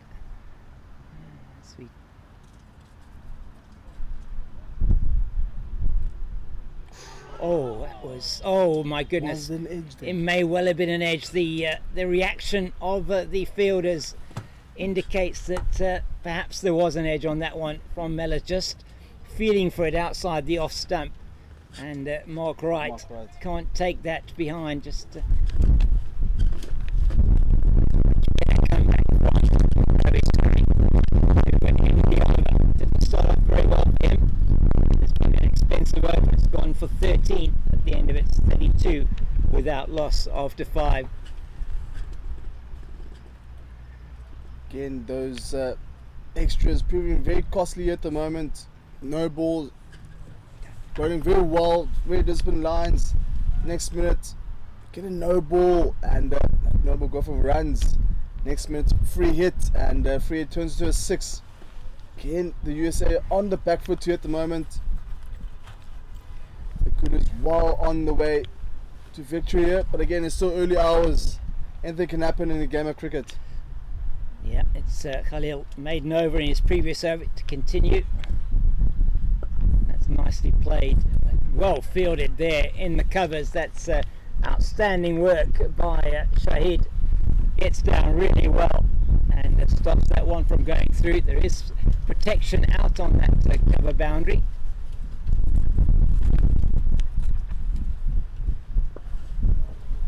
And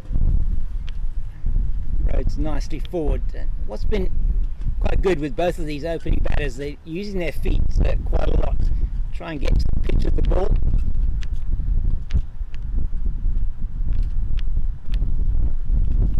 Once again, this time, oh, it's missed there, unfortunately, by Merchant, and he's going to chase that one down to prevent them coming back for the second, but just wasn't able to field that cleanly, and they go through for a single. So a bit of rotation of strike there. You can see Nick Rhodes was pretty tidy batter back in his days.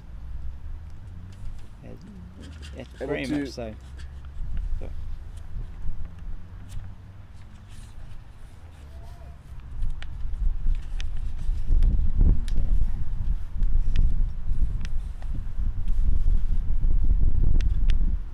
Check midfield.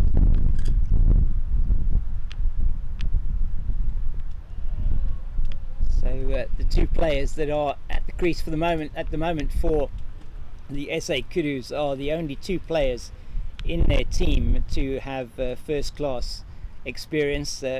Carl Mellors, born in the UK in Yorkshire, but did actually grow up here in Cape Town,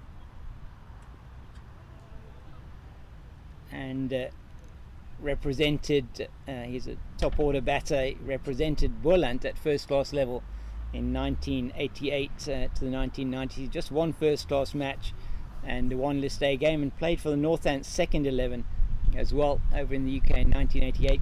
Got 100 against Yorkshire.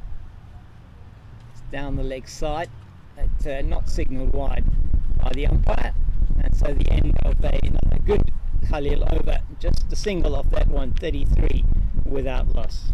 Perhaps that's one. Just clipping the pads, perhaps. And everything goes towards the leg side will be given as a wide, especially in limited overs format.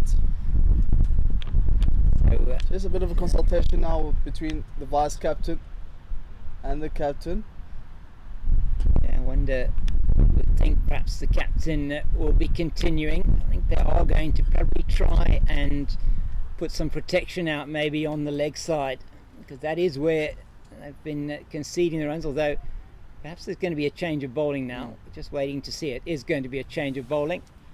So that's why there was that discussion. It's going to be Merchant who's going to be bowling. Ahmed Merchant, who's going to be bowling now from the southern end of the ground, the Constantia end. He's replacing the captain. It looks like we're going to get some spin now from Merchant. It's going to be interesting to see how much purchase they're going to be getting from the service here. We did see when the Kudus were bowling, Nathan, that there was certainly something on offer for the spinners. Definitely. And pick up the bowlers there. Lunt, 3 wickets and has lotted 9 overs, 3 for 22. We'd say that the spinners will come into play, and they definitely did, taking most of the wickets, majority of the wickets in that first innings. Yeah, it was a very good display from the spinners, from the Kudus, and that's played nicely down to Mehta, who fields it well here at mid-off. Hit quite firmly to him, got down well and fielded very well. Did very well with the bat as of 31 runs. See, Yeah. he's having a bit of a argy-bargy argument with Ahmed Merchant. It's neatly played by Rhodes, slightly fuller of a length, and it goes down to Rizwan Sheikh, the vice captain, sporting a lovely red, what do you call that, floppy hat or wide brimmed hat. Very important out there in the sun. Beautiful afternoon here in Cape Town. A bit of a breeze blowing. Seems to have died a little bit at the moment, and as I say that, of course, it'll come up like a gale. As it's Merchant again away from us now. It's a good delivery. Good start here from Ahmed Merchant. Just picking up where Khalil left off in the previous over. Oh, Yes, that's a bit faster, that one, and probably a little bit shorter of a length, but Mellors is in behind it quite nicely. good delivery there from Merchant.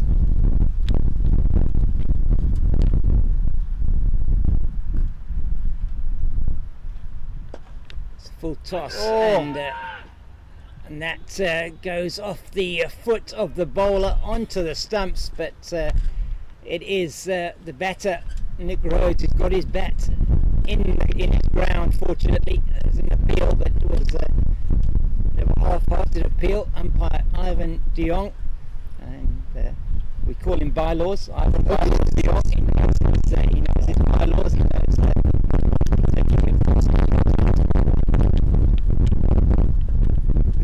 good bowling here from Merchant, and it's the end of the over. Just a single offered, a good one for the men from the USA, and certainly has pegged back the run rate a bit. The last 2 overs just both going for a single. So yeah, I was asking, as you were correct saying earlier on in the first innings, Nathan, when the SA Kudus did in one instance put 6 fielders on the leg side. They didn't actually bowl the delivery, but they then corrected it. Part of the bylaws, which are well known by Ivan de Jong, the umpire. He knows all those bylaws. Make sure that everything is done by the book. And Well, his again, brother, he's an umpire. He should know yes, these things. absolutely. His brother Jacob, his twin brother, we call him Slow Poison, because if he gives a decision, it's always very slow. He brings the finger up slowly. So, and we've got on the upper field, I tell you now, Khalil coming in. That's a good delivery. Just tick it into the leg side. Oh my goodness. Had he fielded that cleanly, that was a suicidal run by Rhodes, and Khalil off his own bowling. He'll feel aggrieved that he didn't quite manage to get hold of that and run it onto the stumps, or even John T. Rhodes style, perhaps run and dive and knock the stumps over. But Rhodes gets through for a fortunate single. That one really kept low. It's played to Meta in the sort of forward of square position on the leg side. They go through for a single. So a bit of something happening there with the first two deliveries of this over from Khalil, and he's been the pick of the bowlers so far for the men from the USA, and you're loving being out here in South Africa, in Cape Town. Also good delivery. Just Rhodes coming forward and perhaps beaten by that one. Rhodes needs to be very careful here at the moment. He doesn't want to run himself out or be caught with the Again to another good delivery on a good length outside that off stump. I think we've seen two different styles of batting, especially the opening batters. The USA side just looking to play off the back foot, and the Kudus side playing on the front foot. And again, that's what happens when bowling is tight and tend to be on that front foot. Yeah, he's been accurate as Khalil. Just any time he did stray down the leg side, he was punished. He's really tightened things up since that first over. That one is short though, and it gets punished, and that is probably going to run away for 4. Let's see, does it get there? No, it doesn't. So they only get 2, and just died in the outfield. Perhaps not quite as forcefully hit as we first thought, but another good over from Merchant. It is 4 off that one. It's 38 without loss after 8 overs. So Khalil doing well for his team here. Had an opportunity to go for a third, but the captain just telling Nick Rhodes, just hold your horses, chap. Yeah. We've got plenty of time here. South Africa in a very good position at the moment. No wickets lost, and this opening pair having a good partnership here at the moment. Holding a good partnership. Yeah, they are indeed. 38 so far without loss. Same stage after 8 overs. It was the men from the USA, 21 without loss, and they got to 32 in the 10th and the 11th over before they lost their first wicket. It's padded up outside the off stump by Mellors. That another good delivery, faster one. So we've seen some good variation from Merchant here. Definitely, but not much purchase off his bowling. That's neatly played into the leg side, but that's well fielded on the man coming in from that square. Just you need to appreciate his bowling to his field, keeping it very tight.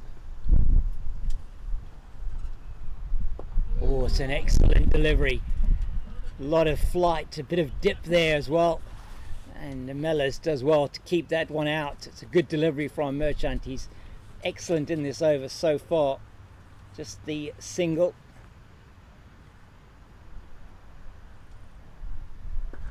That's nicely played into the covers. There is protection in the deep, and they'll go through for a single. That is the substitute fielder with CT on his back. I'm not quite sure what that stands for, but number 50.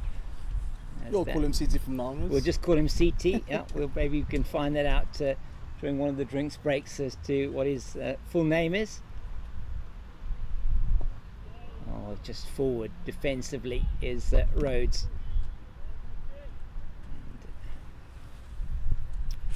40 without loss. Target 166 required to win.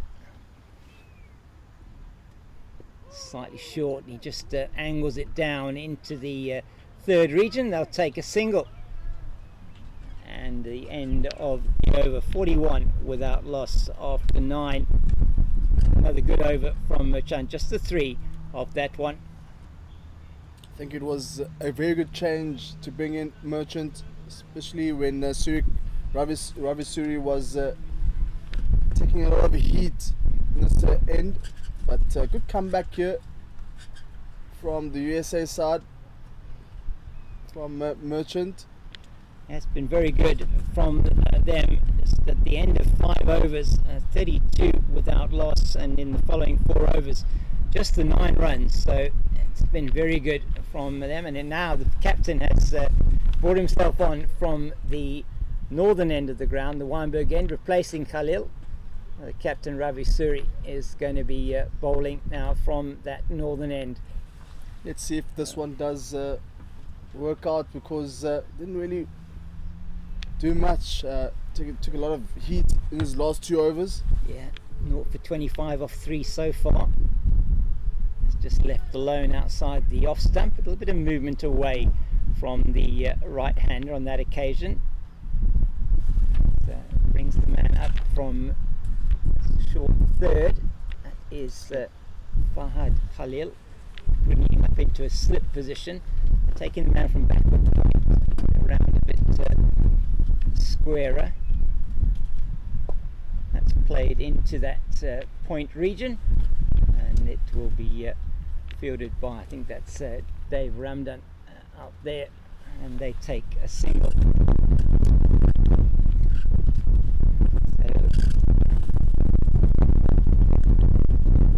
Of the USA innings, Nathan, was that a lot of batters that got into the 20s but were not able to go on, and really didn't have one big innings in the total that really took them through. Side, and it's one who's by the wicket keeper. I think they're going to add another couple of runs to this as Khalil comes down in front of us here. Fahad Khalil to field. It is going to be an added 3 runs to the score. Just losing it a bit down the leg side. Mark Wright not able to get around and field that. It was Mark Wright who got the second highest score of the innings, 29 not out. He held the lower order together very well, Mark Wright, and when they came in at number 7 after they were 102 for 5. That's beautifully played into the offside, but it'll be fielded by the man on the cover boundary, and they go through for just the single. I say Fahid Khalil is pretty quick for considering, but again, not going to mention anything, but but again, very good. Very fast. Yeah. So interesting to have him at slip. Normally, have these quicker fielders to be on boundary riders. Beg your pardon. He certainly got a good turn of pace there when he was chasing that one down to just in front of us here. So you have to admire the work that they put in from a fitness point of view, as umpire Conrad Bay signals another wide outside the off stump. It really has been a struggle for Ravi Suri. 5 already off this over, just the 3 deliveries. That's a better delivery this time. 47 without loss are the South African Kudus.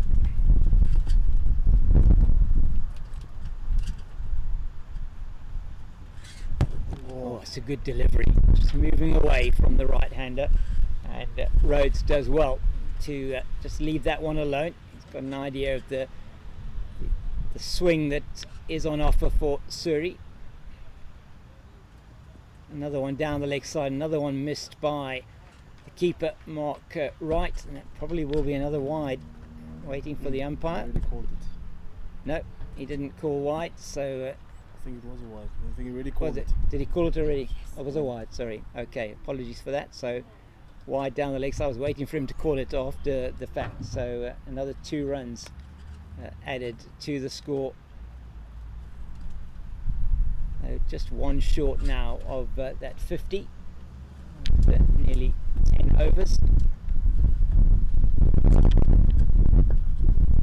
Well bowled this time from 3, but it goes through for 8 off that over from Kudus. 49 with that loss. I can say Kudus off 10 overs. Just shy of 5 runs per over. Definitely in a good position here, the Kudus side. And Ahmed Merchant is continuing here.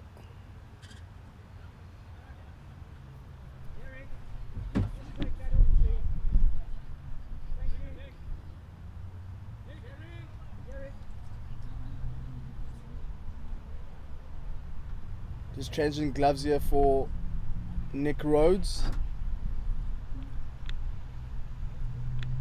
Yeah, just 1 more run now to get to that 50 partnership. You saw in that first innings, Mehta and the captain Ravi Suri getting 52, 53 runs partnership before a fall of wicket of the captain. Scored a well played 24 runs, and Ahmed Merchant now to continue.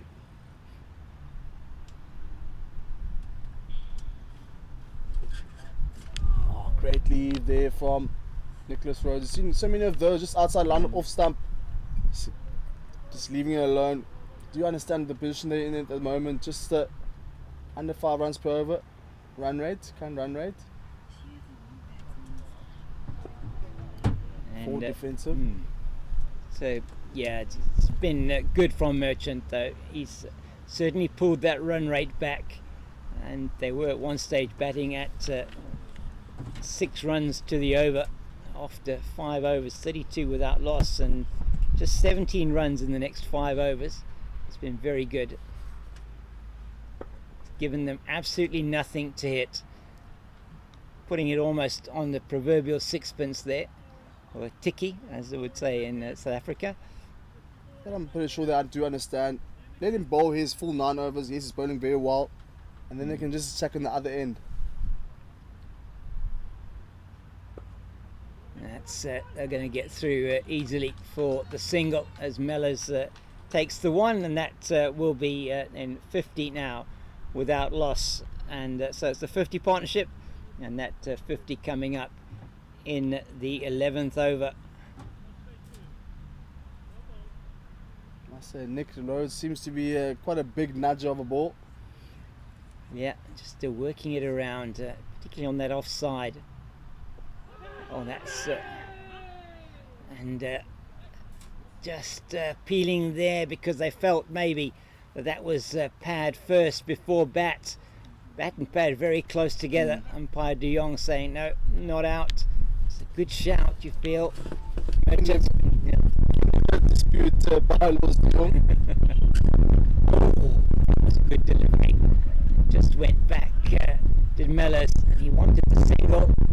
They've Ramdan is around quickly. Another very good over from Merchant. It's just a single off it, and it is now 50 without loss after 11 overs. So batting at more than the required rate at the moment, the South African Kudus, and these 2 opening batters put in a partnership of 50 for that opening wicket. And just by comparison, after 11 overs, it was the USA 32 for the loss of 2.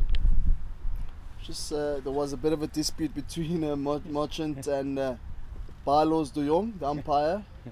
Perhaps I feel hard done by. Yeah, It was really close.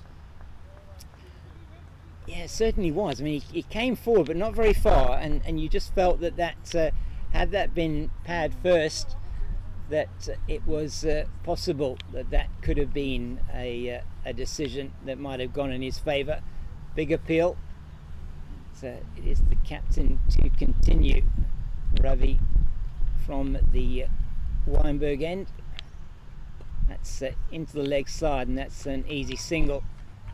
And out to there to the fielder. That's substitute fielder CT, and they get through for 1. So 51 now with out loss is the score.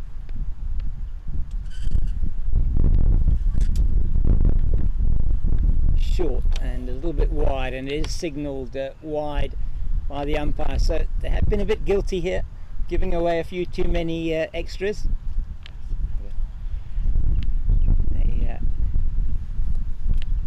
The captain himself, Suri, the one that has been probably giving away more than some of the others. Oh, great take! What a brilliant catch that is from Fahad Khalil at slip, and goes for the big hit. Does Carl Mellors, gets the outside edge, and just reward for keeping the slip in there. That would have just flown down to third, but Mellors goes with the score on 51, and he goes with his score on 24 of 32 deliveries. So the first wicket goes down with the score on 51, and Carl Mellors makes his way back to the pavilion as Andy Lund comes out to the middle. So 24 of 32 deliveries for Mellors, and caught by Khalil at slip off the bowling of Suri. Yeah, good reaction there from Phil standing at slip. One flew Fahad Khalil. Yeah, brilliant reaction. Just a number really. Yeah. And that's a crucial wicket. It is. Getting 50 run partnership immediately afterwards. 4 over wicket we saw in the first innings as well. Same instance with Suri and Mehta. Getting that 50 run partnership and losing that crucial wicket. So USA feel like they're in this game here, especially losing that first wicket. Yeah, wickets is what they certainly need, and Andy Lund now bowling hero for the SA Kudus. He's in at the crease at the moment. It's down the leg side, and they just does play it down the leg side, can't get it away for runs. It goes down straight to Mehta here at short fine. See they brought in an extra slip. Yeah, Shahid in at second slip there now.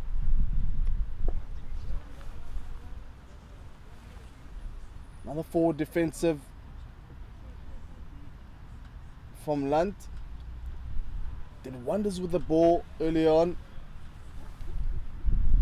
Let's see what he has in store here for the Kudus outfit. Again, punched off the back foot just for a dot. His dots seem to be adding up here. I certainly put the brakes on the scoring rate at one stage. It's sitting at 6 and over after 5 overs, gone down to 5 and over after 10,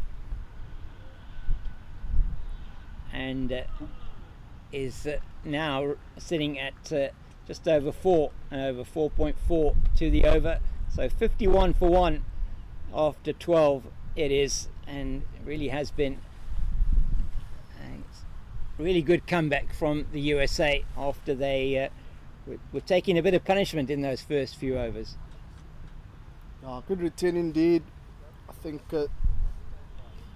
Suri changing ends and bringing Merchant was probably the better decision. It saw a wicket for the captain, and Ahmed just keeping the one end very tight.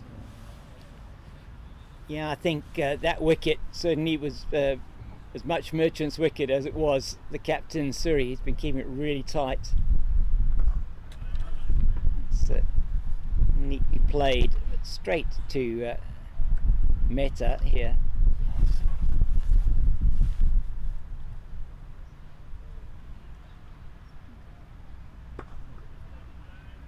Again, another dot ball straight to Phil standing at mid-off.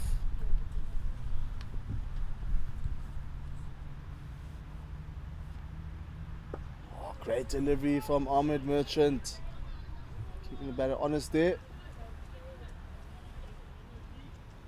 And 0 for 4 halfway through his fourth over. It's been outstanding stuff from the spinner. Another forward defensive. Interesting to see how many dot balls there have been this far in the last 5 overs, especially when Merchant came on.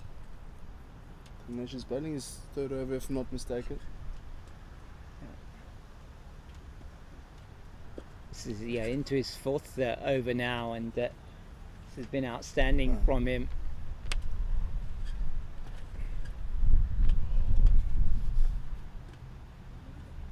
It's been such a quiet period so far. Yeah, it's There's just not much, just dot balls after dot balls. So I'm saying, I think he's certainly built the pressure that got that wicket in the previous over. What you'll find is that the batters will start to get a bit frustrated. So many dot balls, which will potentially lead to a rash shot by the batters. But into another successful over here for Merchant. Yeah, maiden over from him, and that really has been very good comeback. What to say, if you look at it after where are we now? After 8 overs, 38 without loss, so just 13 runs in the last 5 overs for the SA Kudus. They've certainly become bogged down a little bit here, and that wicket of Mellors was really as a result of that pressure. So Suri again Pulled nicely in that vacant deep backward square leg region. After so many dot deliveries, welcome boundary here for new batter out there, Andy Blunt. Yeah, just too short on that occasion from the bowler, and it got the treatment that it deserved. You cannot bowl short on this wicket. And we saw that in the previous innings as well, in the first innings, where the USA batters were particularly severe on anything short, either on the leg side, on the stumps, or in fact just the length was a problem for them. And saw some very good play and hitting of the ball outside the line of legs when it was wide and short. So they want to be pitching that ball up a lot more. Another forward defensive. Good return here for the captain, Rabisuri. Inching a bit closer to that to the end of the first power play. Another shortest delivery and dispatched for another boundary. 2 boundaries in this over. Ravisuri, need to work on your bowling, mate. Yeah, that is not what he would have wanted at all, and he's just dragged that one down again, and Andy Lund doubles his score with that second boundary. He was yet to get off the mark at the beginning of the over, and just those 2 short deliveries, been able to pounce on them and pull them through the leg side. That one was certainly hit with more power than the first one, and that's brought an immediate change to the field. So they put a man out now on that deep boundary forward of square. Now he overcompensates. This is turning to be a bad over here for the USA side. Captain not doing his part here. Getting punched off the back foot towards sweep on the offside boundary, just for a single though.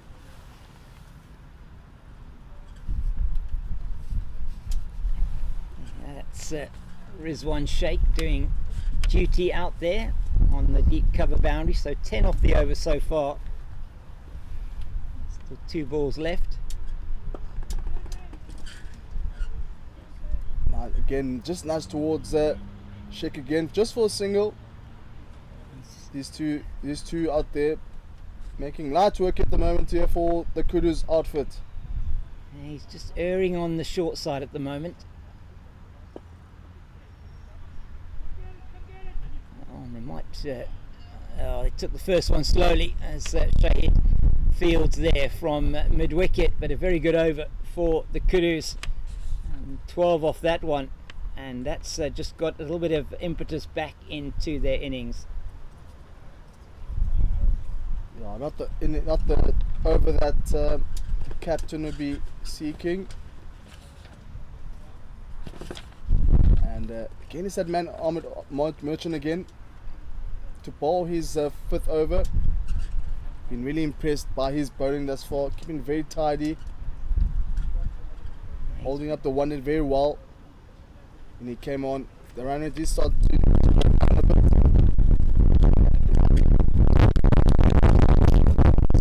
There's 2 boundaries in that previous over.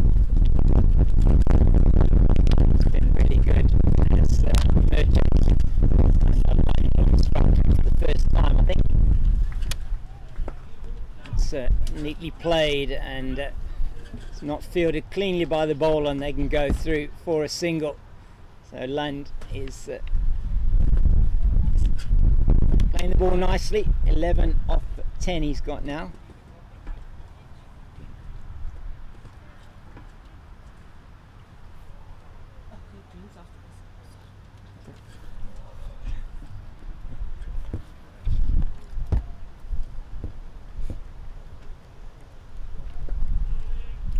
Another forward defensive by Nick Rhodes.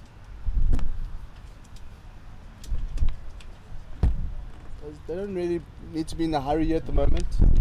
Run rate's still pretty healthy. Just losing that one solo wicket. Some very good bowling and fielding. Again, another nudge there from Nick Rhodes, just for a single.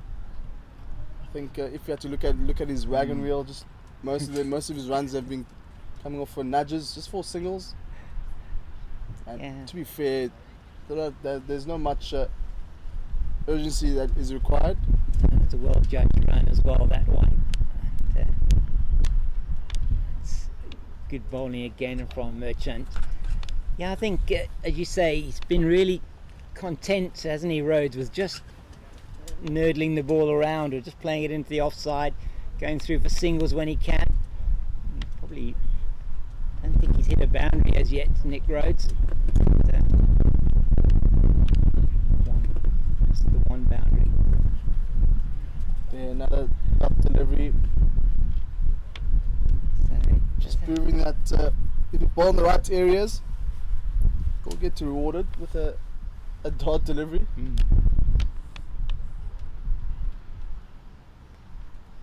Another one that's just tossed up, just for another dot ball in the right area, and that's the end of another successful over here for Merchant, and that is the drinks specs after 15 overs, and we'll be back after the short break.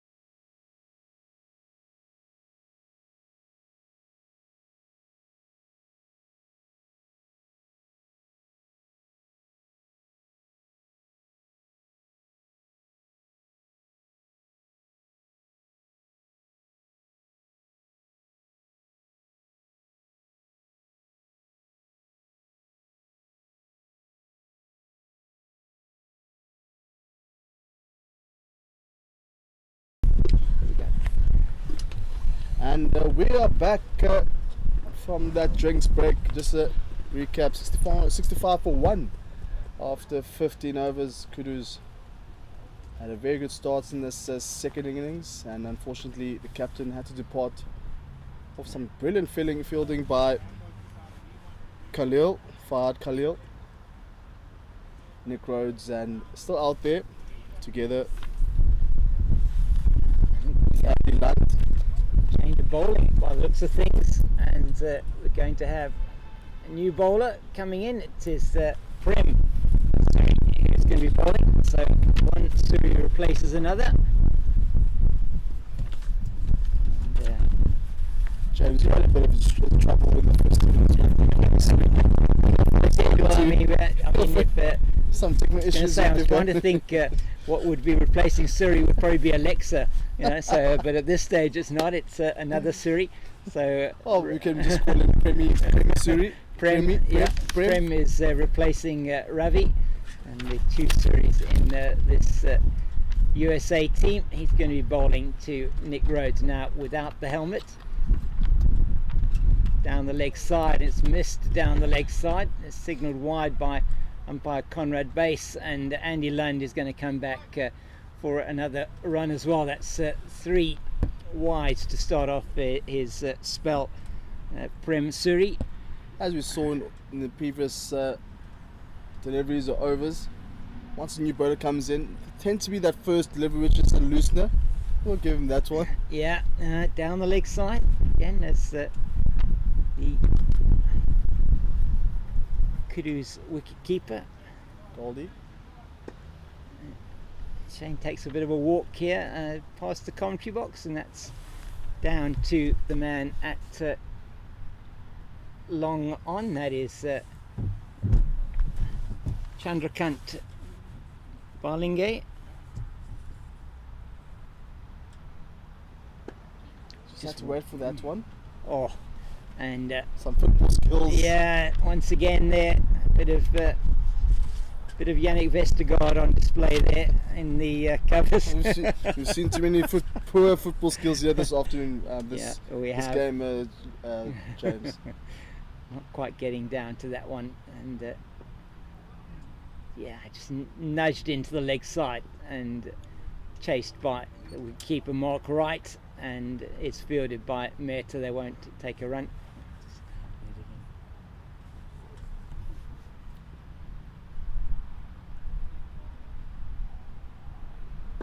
So much time onto that one, and just sending it down to Longon just for a single though. Just looking at the comparisons between both these teams, USA after 15 overs were 54 for 4, one for 3, and Kudus side 65 for 1. And interesting now with the batting. I mean, both Lund and Rhodes are winning this over from Prem Suri are waiting on the delivery. They're almost waiting for it to bounce and then deciding where to play it. That's so much time onto that one, and pulled just for a single though. There is that protection on Alexa Barney's sweeping position.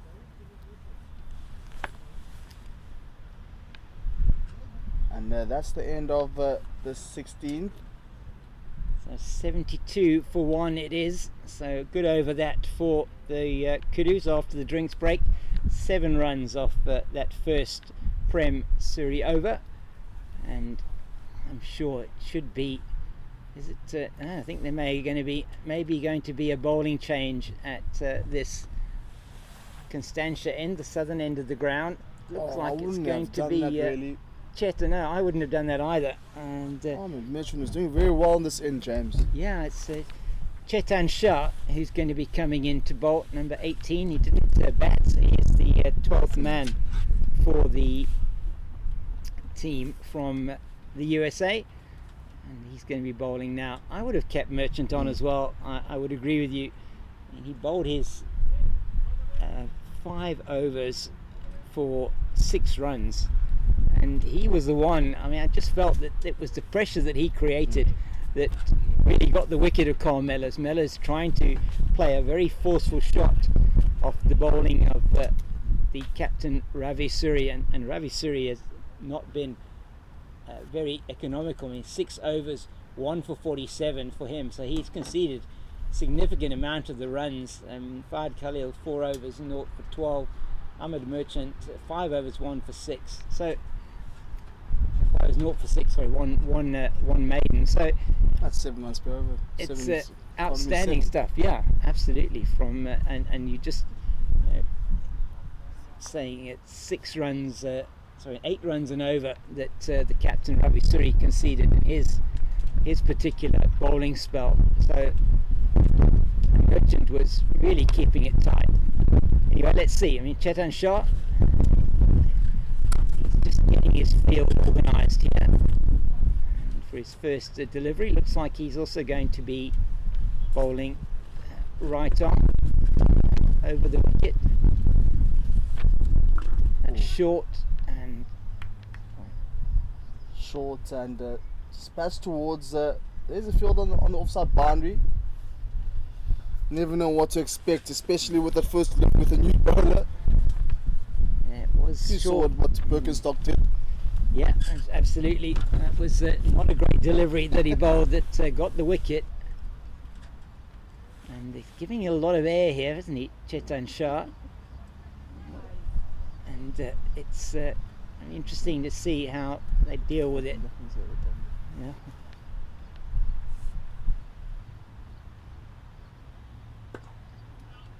Oh, and that one once again, he's not able to stop that with the putting his foot down.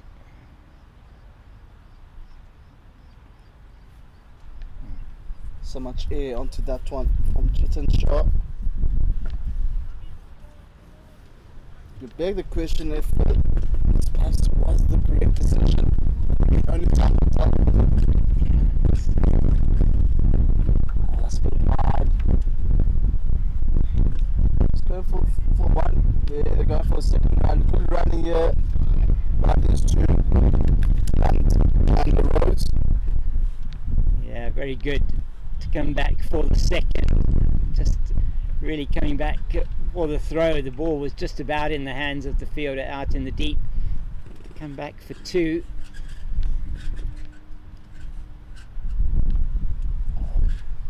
One perhaps was going down towards the next side. So much time onto that one. Yeah. Batters have so much time to think where exactly they want to dispatch the ball. But not a bad first over here for Chetan Shah. 5 off that one, and all those coming off the bat. And then to your point there, Nathan, is that, and we see this a bit as well.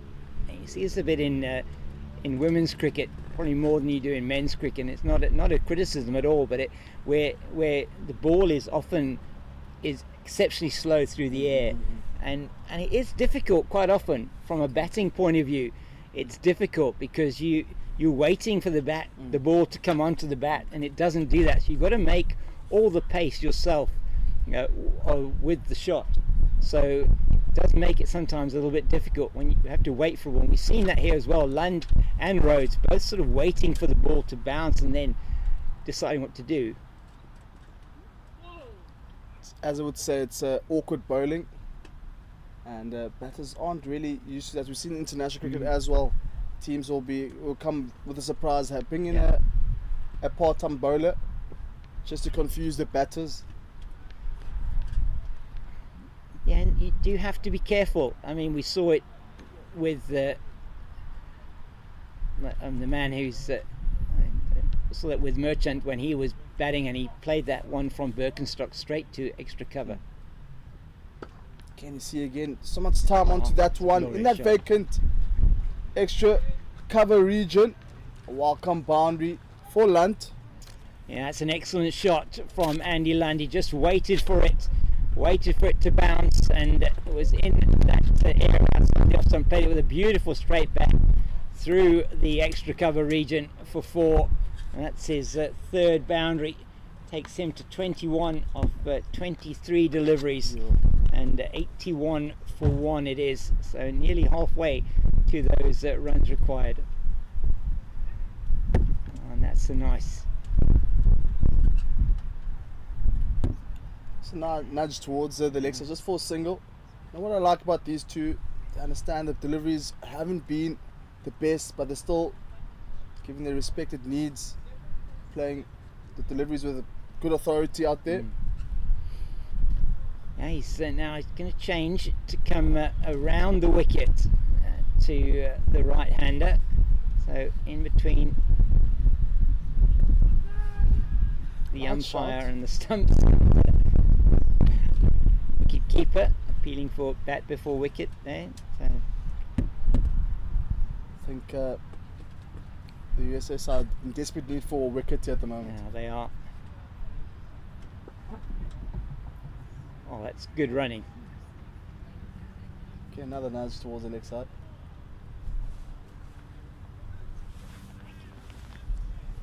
So the end of another over, and 6 off that one from Prem Suri. It's 83 for 1, so exactly halfway to that total that they're looking for after just 18 overs. The South African Kudus. So far so good for the men in yellow as they look to chase down this 166. So the USA, Chetan Shah is going to be continuing from the southern end here, the Constantia end of the ground. James, during the break, we obviously heard there was a game there on top, Burt Oval. Zimbabwe playing against the Impala side, and Zimbabwe posting just well over 200 runs. That's right, 263 I think said it was, over 260, which is an outstanding total, and really you just feel that would be a very tough target for the Impalas, for them to chase. As it's shot away from us. Wonderful nudge, just waited for it and cut shot there from Rhodes. Just taking a bit out of the book of the USA outfit. Yeah, a lot of shots played in that region by the USA. Anything outside the off stump, where they felt they had a little bit of width, they were able to play into that region. So much time onto that one. Oof. James, what did we have done on that one? Yeah, I was just play cricket. Yeah, it was. I was thinking maybe bring out the sweep shot, but I don't know if he's actually. That's a shot that Andy Lund does have. Just. Another one tossed up. Perhaps it's shimming down the wicket straight over the head of the bowler. Yeah, the thing is, what you don't want to do is you don't want to come dancing down and miss it, and sometimes that can be very difficult. With the amount of air that he's giving it, is just to sort of get the pitch, but to play it as a full toss.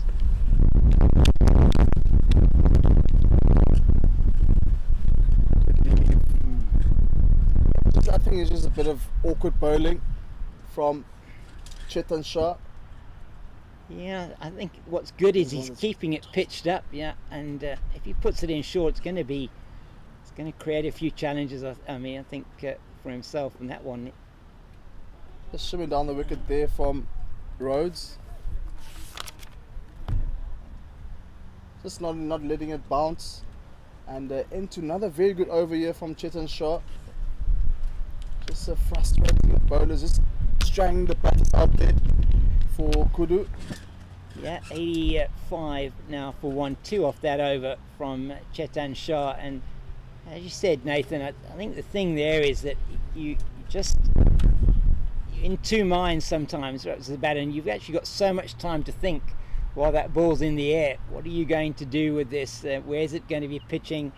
Am I going to get myself into trouble if I do come down the wicket? And if you miss a straight one, then that's not what you want to do. And they know it's going to be coming around the wicket again. Prem Suri, is what you don't want to do is give it away in a very strong position. Mixed up the wickets and overs. Yeah. And Premi Suri to continue. I'm just bowling around the wicket. Good fielding. Yeah. Very good fielding. Looks like Fahad Khalil, perhaps. Yeah, he's really a live wire in the field. Fahad Khalil took a brilliant catch for the only wicket to fall so far.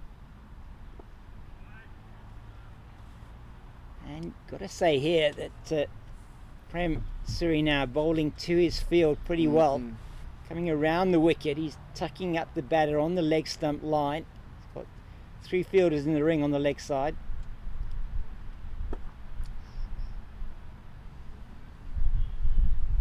Just a bit of a misfield there off his own bowling, Premi Suri. I wonder if Premi Suri and Ravi Suri are related. Yeah, you're gonna have to find that out, I think. Yeah, We should have found out during yeah. their lunch break, to be honest.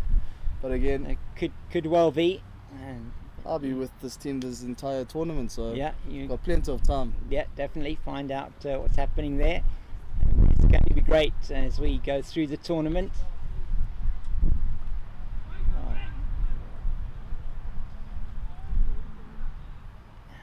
Great fielding. Yeah, it was neatly played that by Rhodes, but Dave Ramdan was quick onto that from his position at short third. Couldn't get it past him. Oh, good. Oh, that was the one that was just slowly tossed up. And it seemed to take an age to get to the batter.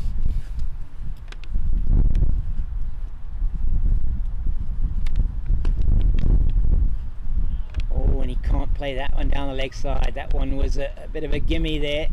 And just a single off the over. So last couple of overs have been very tight, as it's 20 overs gone. And the Kudus 86 for 180 now needed to win. Target 166, and they have got 25 overs to get those 80. So that's batting at 3.2 is the rate required. You see on the screen, and we hope you're enjoying this broadcast that's brought to you by the Veterans Cricket Association of South Africa, and visuals and courtesy of Pitch Vision, thanks to the production team here with us. That one just waits on it, does the land. It's a bit of width that time from the bowler, and it's out into the deep where the fielder, the substitute fielder CT, does the fielding. And so Rhodes on strike now, 23 off 56 for him.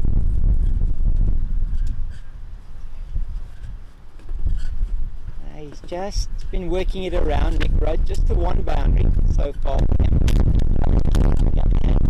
3 boundaries to his name so far. It's neatly played, waits for it, it's well picked up. Really good pick up in the field there from Chandrakant Balingay, number 11 on his back.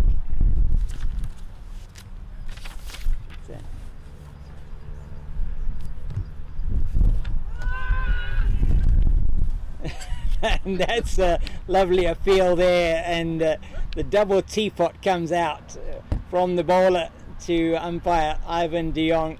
And even though Ivan, he knows his bylaws, he doesn't have to know anything much about umpiring. He can tell that one's going down the leg side.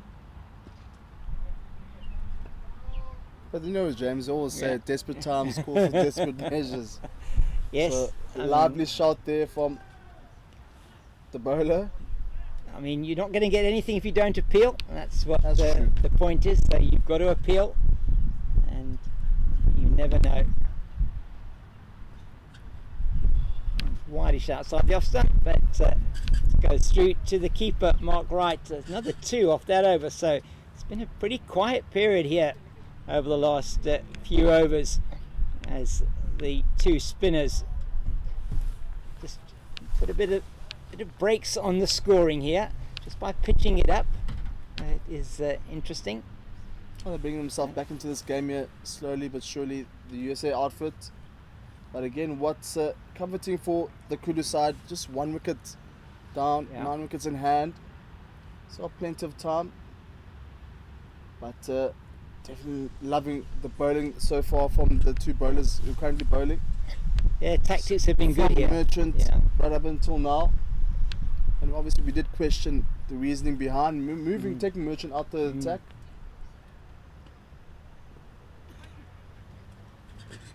Yeah, and this line of attack here, coming around the wicket, the off spinner to the right-handers. In fact, we've only seen right-handers. We've not seen a single left-handed batter the entire day today, which is interesting. And no left-arm bowlers either. So we see the right-arm off-break bowler.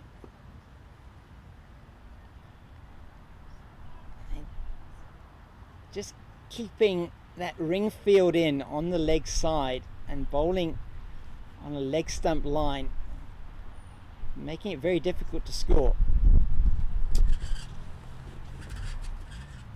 Especially hitting that line of leg stump, bowling around the right arm, bowling around the wicket.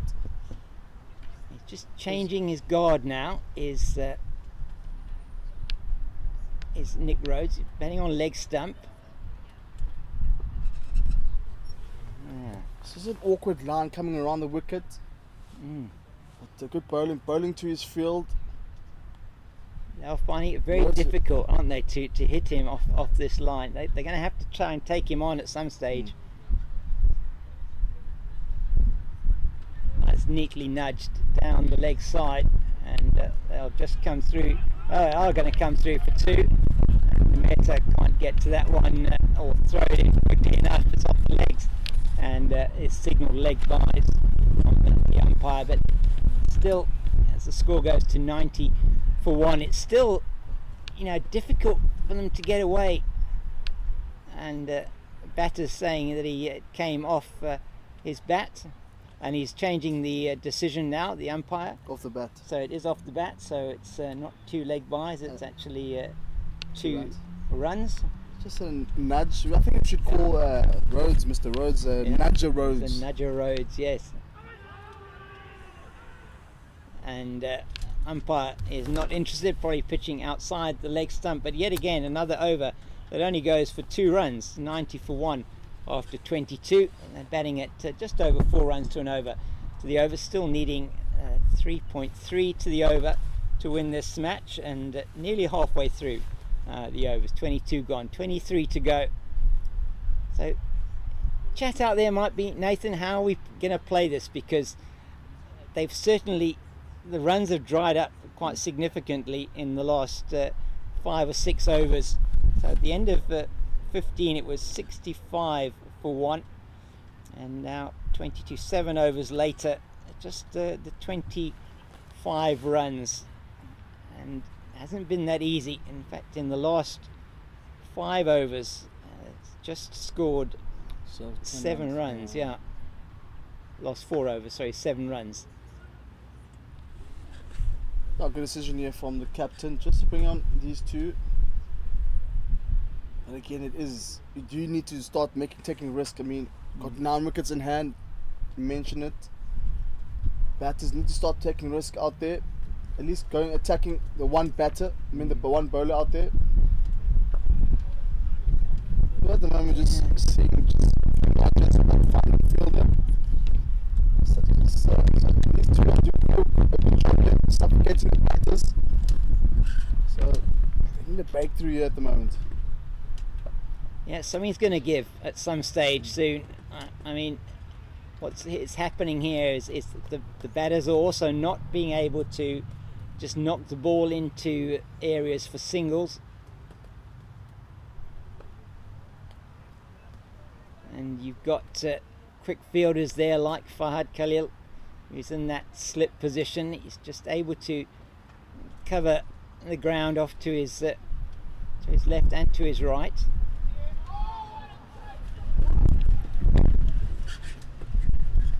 Dot ball after dot ball after dot ball, James.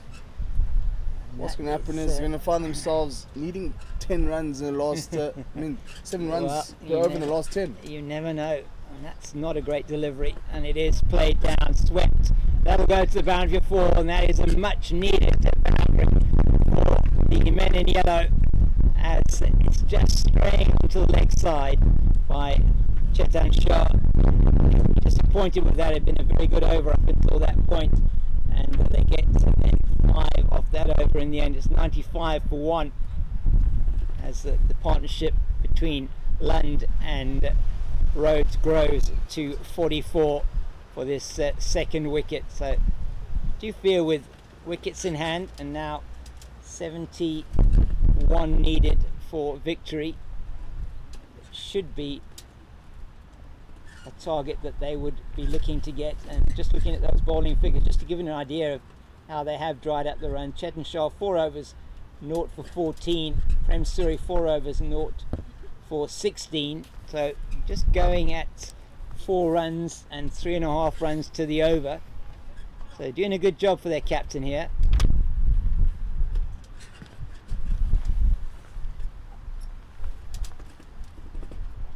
Not after that last delivery, it's just James. Yeah, no, they have. They've, yeah, that last one just straying down the leg side was. Be unhappy that they conceded that boundary. Did look a bit unhappy, the bowler, I must say. He conceded that boundary. It's a Suri to continue around the wicket, but he wants the batter to move to the other side. That's a bit of mind games. Yeah, probably. So much time on your hands. Yeah, he just You've got wait. Yeah. Vacant to deep square leg region. If perhaps just move your feet more, just be more active out there, batters. Yeah, he just waited for that one again, Lund. I mean, he's been by far the quicker of the two from a batting point of view. That's being played by Rhodes, and they're just going to get through for the single.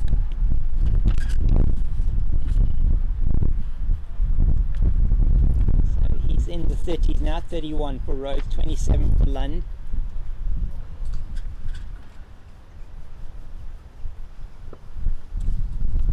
And that's neatly played once again into the leg side. Excellent work by the fielder there. Looks again like that is Kudus Khalil. have kept it really safe. Hitting on the ground. Considering you said, they're not taking risks, are they? Not going for any shots over the top. They're just nudging the ball around. They've got already 3 off this over. Just waiting for it, aren't they? No, you want them to. You want to see perhaps a little bit more positivity, don't you? But I think they're just doing the job that they need to do. Pops up on the leg side. this game reminds me of the game between the Titans legends versus the Bulls legends. Right, okay. Then a so-called Mr. 360, someone came onto the field, Yeah. and did a bit of damage. And you always wonder, perhaps maybe was it a bit too early for him to retire? But Yeah, again, maybe. You never know. Yeah. How did he do? I didn't watch that game actually. AB de Villiers you're talking about. clearly Mr. Yeah. 360 himself, scoring a quick fire 100. Oh my word. Okay. But again, just the quality of the bowling as well Yeah. against the Bulls guys who play rugby. Yes. Yes. So Again, yeah, I think again it's just motivation. If you got a player, someone who's not motivated to play anymore, tend to retire, yes. become a family person. Yeah. What an incredible sportsman though, AB de Villiers. A man that I think he probably could have played any sport that he wanted to. Rugby was a Yeah. talented rugby player as Yeah. well. Great. Perhaps we could see him in the next few years playing for the SA Legends team. You never know. You never know. Hopefully that will be the case. The South African Masters team has been involved in that tournament over in India, and not getting through to the semi-finals there though.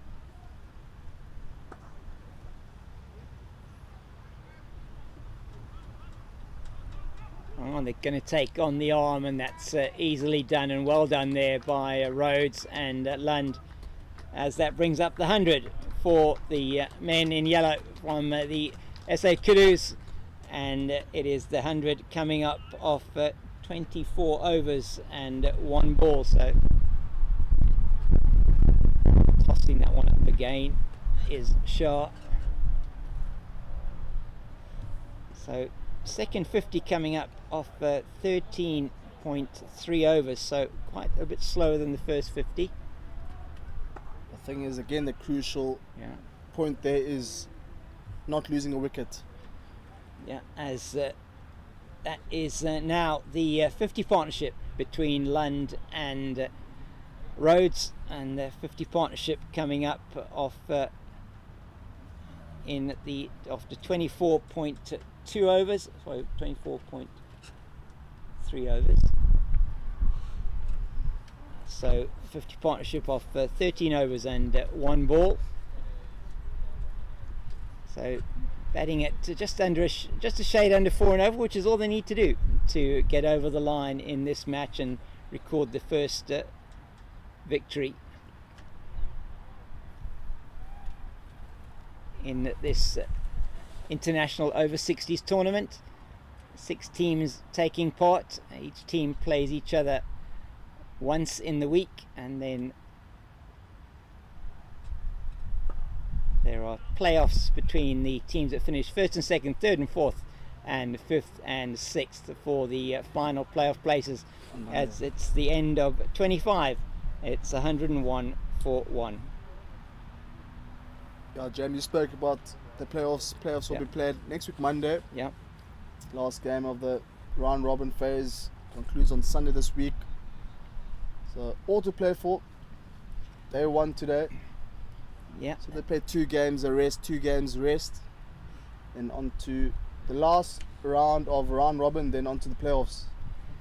And the teams today will be wanting to set down the marker in terms of what we expect to see from them for the rest of the tournament. And it's going to be my privilege to be with the SA Kudus for the week. And Nathan, you're with the USA team. Get to know them a whole lot better as we go through the week. Really have to say it's a fantastic tournament put together by Roger Moult and his team at the Veterans Cricket Association of South Africa. They've organised 2 very successful World Cups over the last couple of years, over 40s last year and over 50s the year before, as we do see a change of bowling, and it is going to be Rizwan Sheikh, the vice captain of the team, is going to be coming in. He's replacing Prem Suri at the Wynberg end, the northern end of the ground here at Claremont Cricket Club. No, there was a bit of a consultation before we came on there.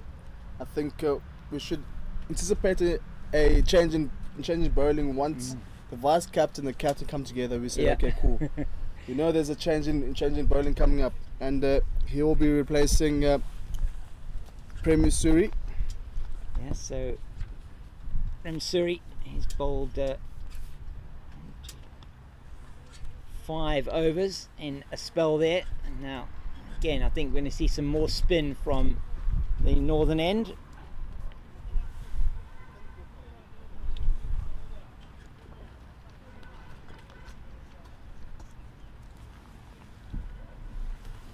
So Mark Wright just doing some work there in terms of setting the field, helping to set the field for Sheikh.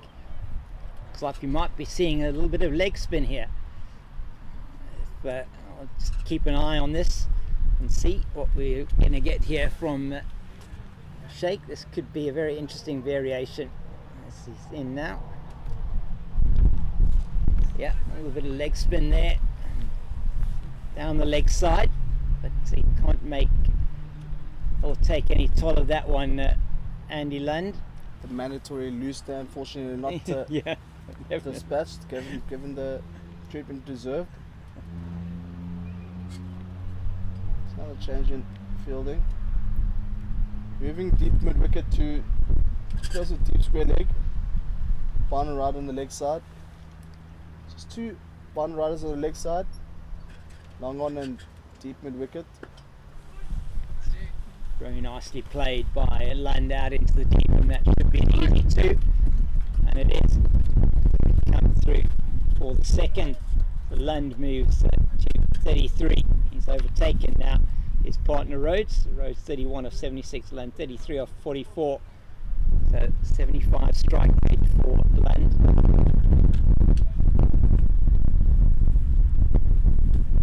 103 for loss of 1. 63 runs needed off just shy of 20 overs. That's once again played to deep cover. So much time onto that one again. Batter has a lot of time to decide where exactly he wants to hit the ball. Again, there is a vacant deep extra cover region. Just nudge it just for a single or two. Is wide outside the off stump, signalled wide by umpire Conrad Bass. Just a few extras that are the USA have been piling up. It was very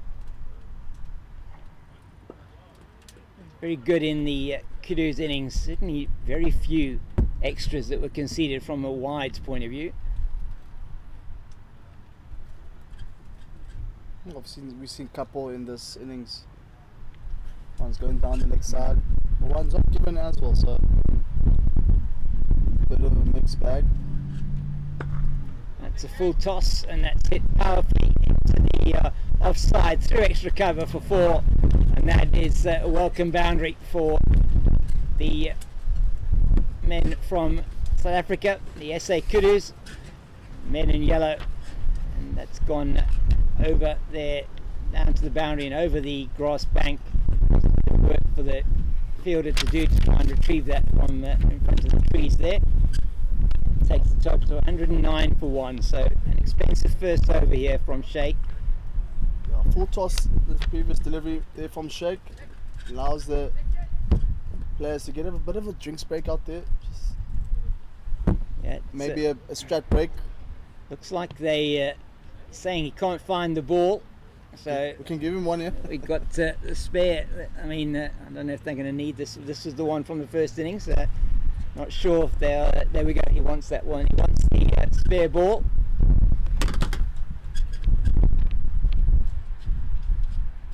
And so the old ball from the previous I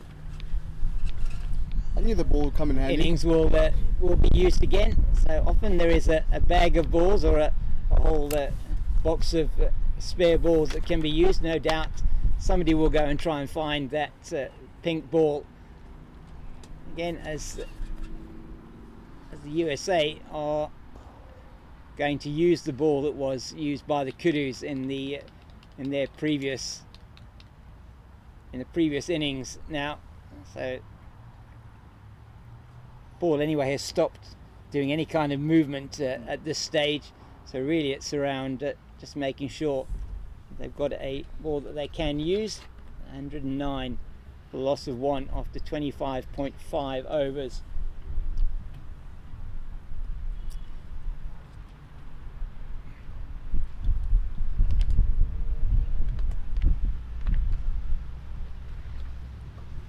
And very impressive, just the level of commitment and looking at the fitness levels out there of these men. They're all in their 60s has been outstanding. Certainly what we've seen from the batters, Nathan, is that they don't seem to lose any of the ability to be able to hit the ball hard or be able to play very good cricket shots. It's been very impressive from both sides so far. You'll find some massive players, what I've seen so far, very active in their lifestyles, and for the jogs, we're going to their training facilities in the spare time, of course. We see the manager of the USA teams to help out, just having a looking for the ball.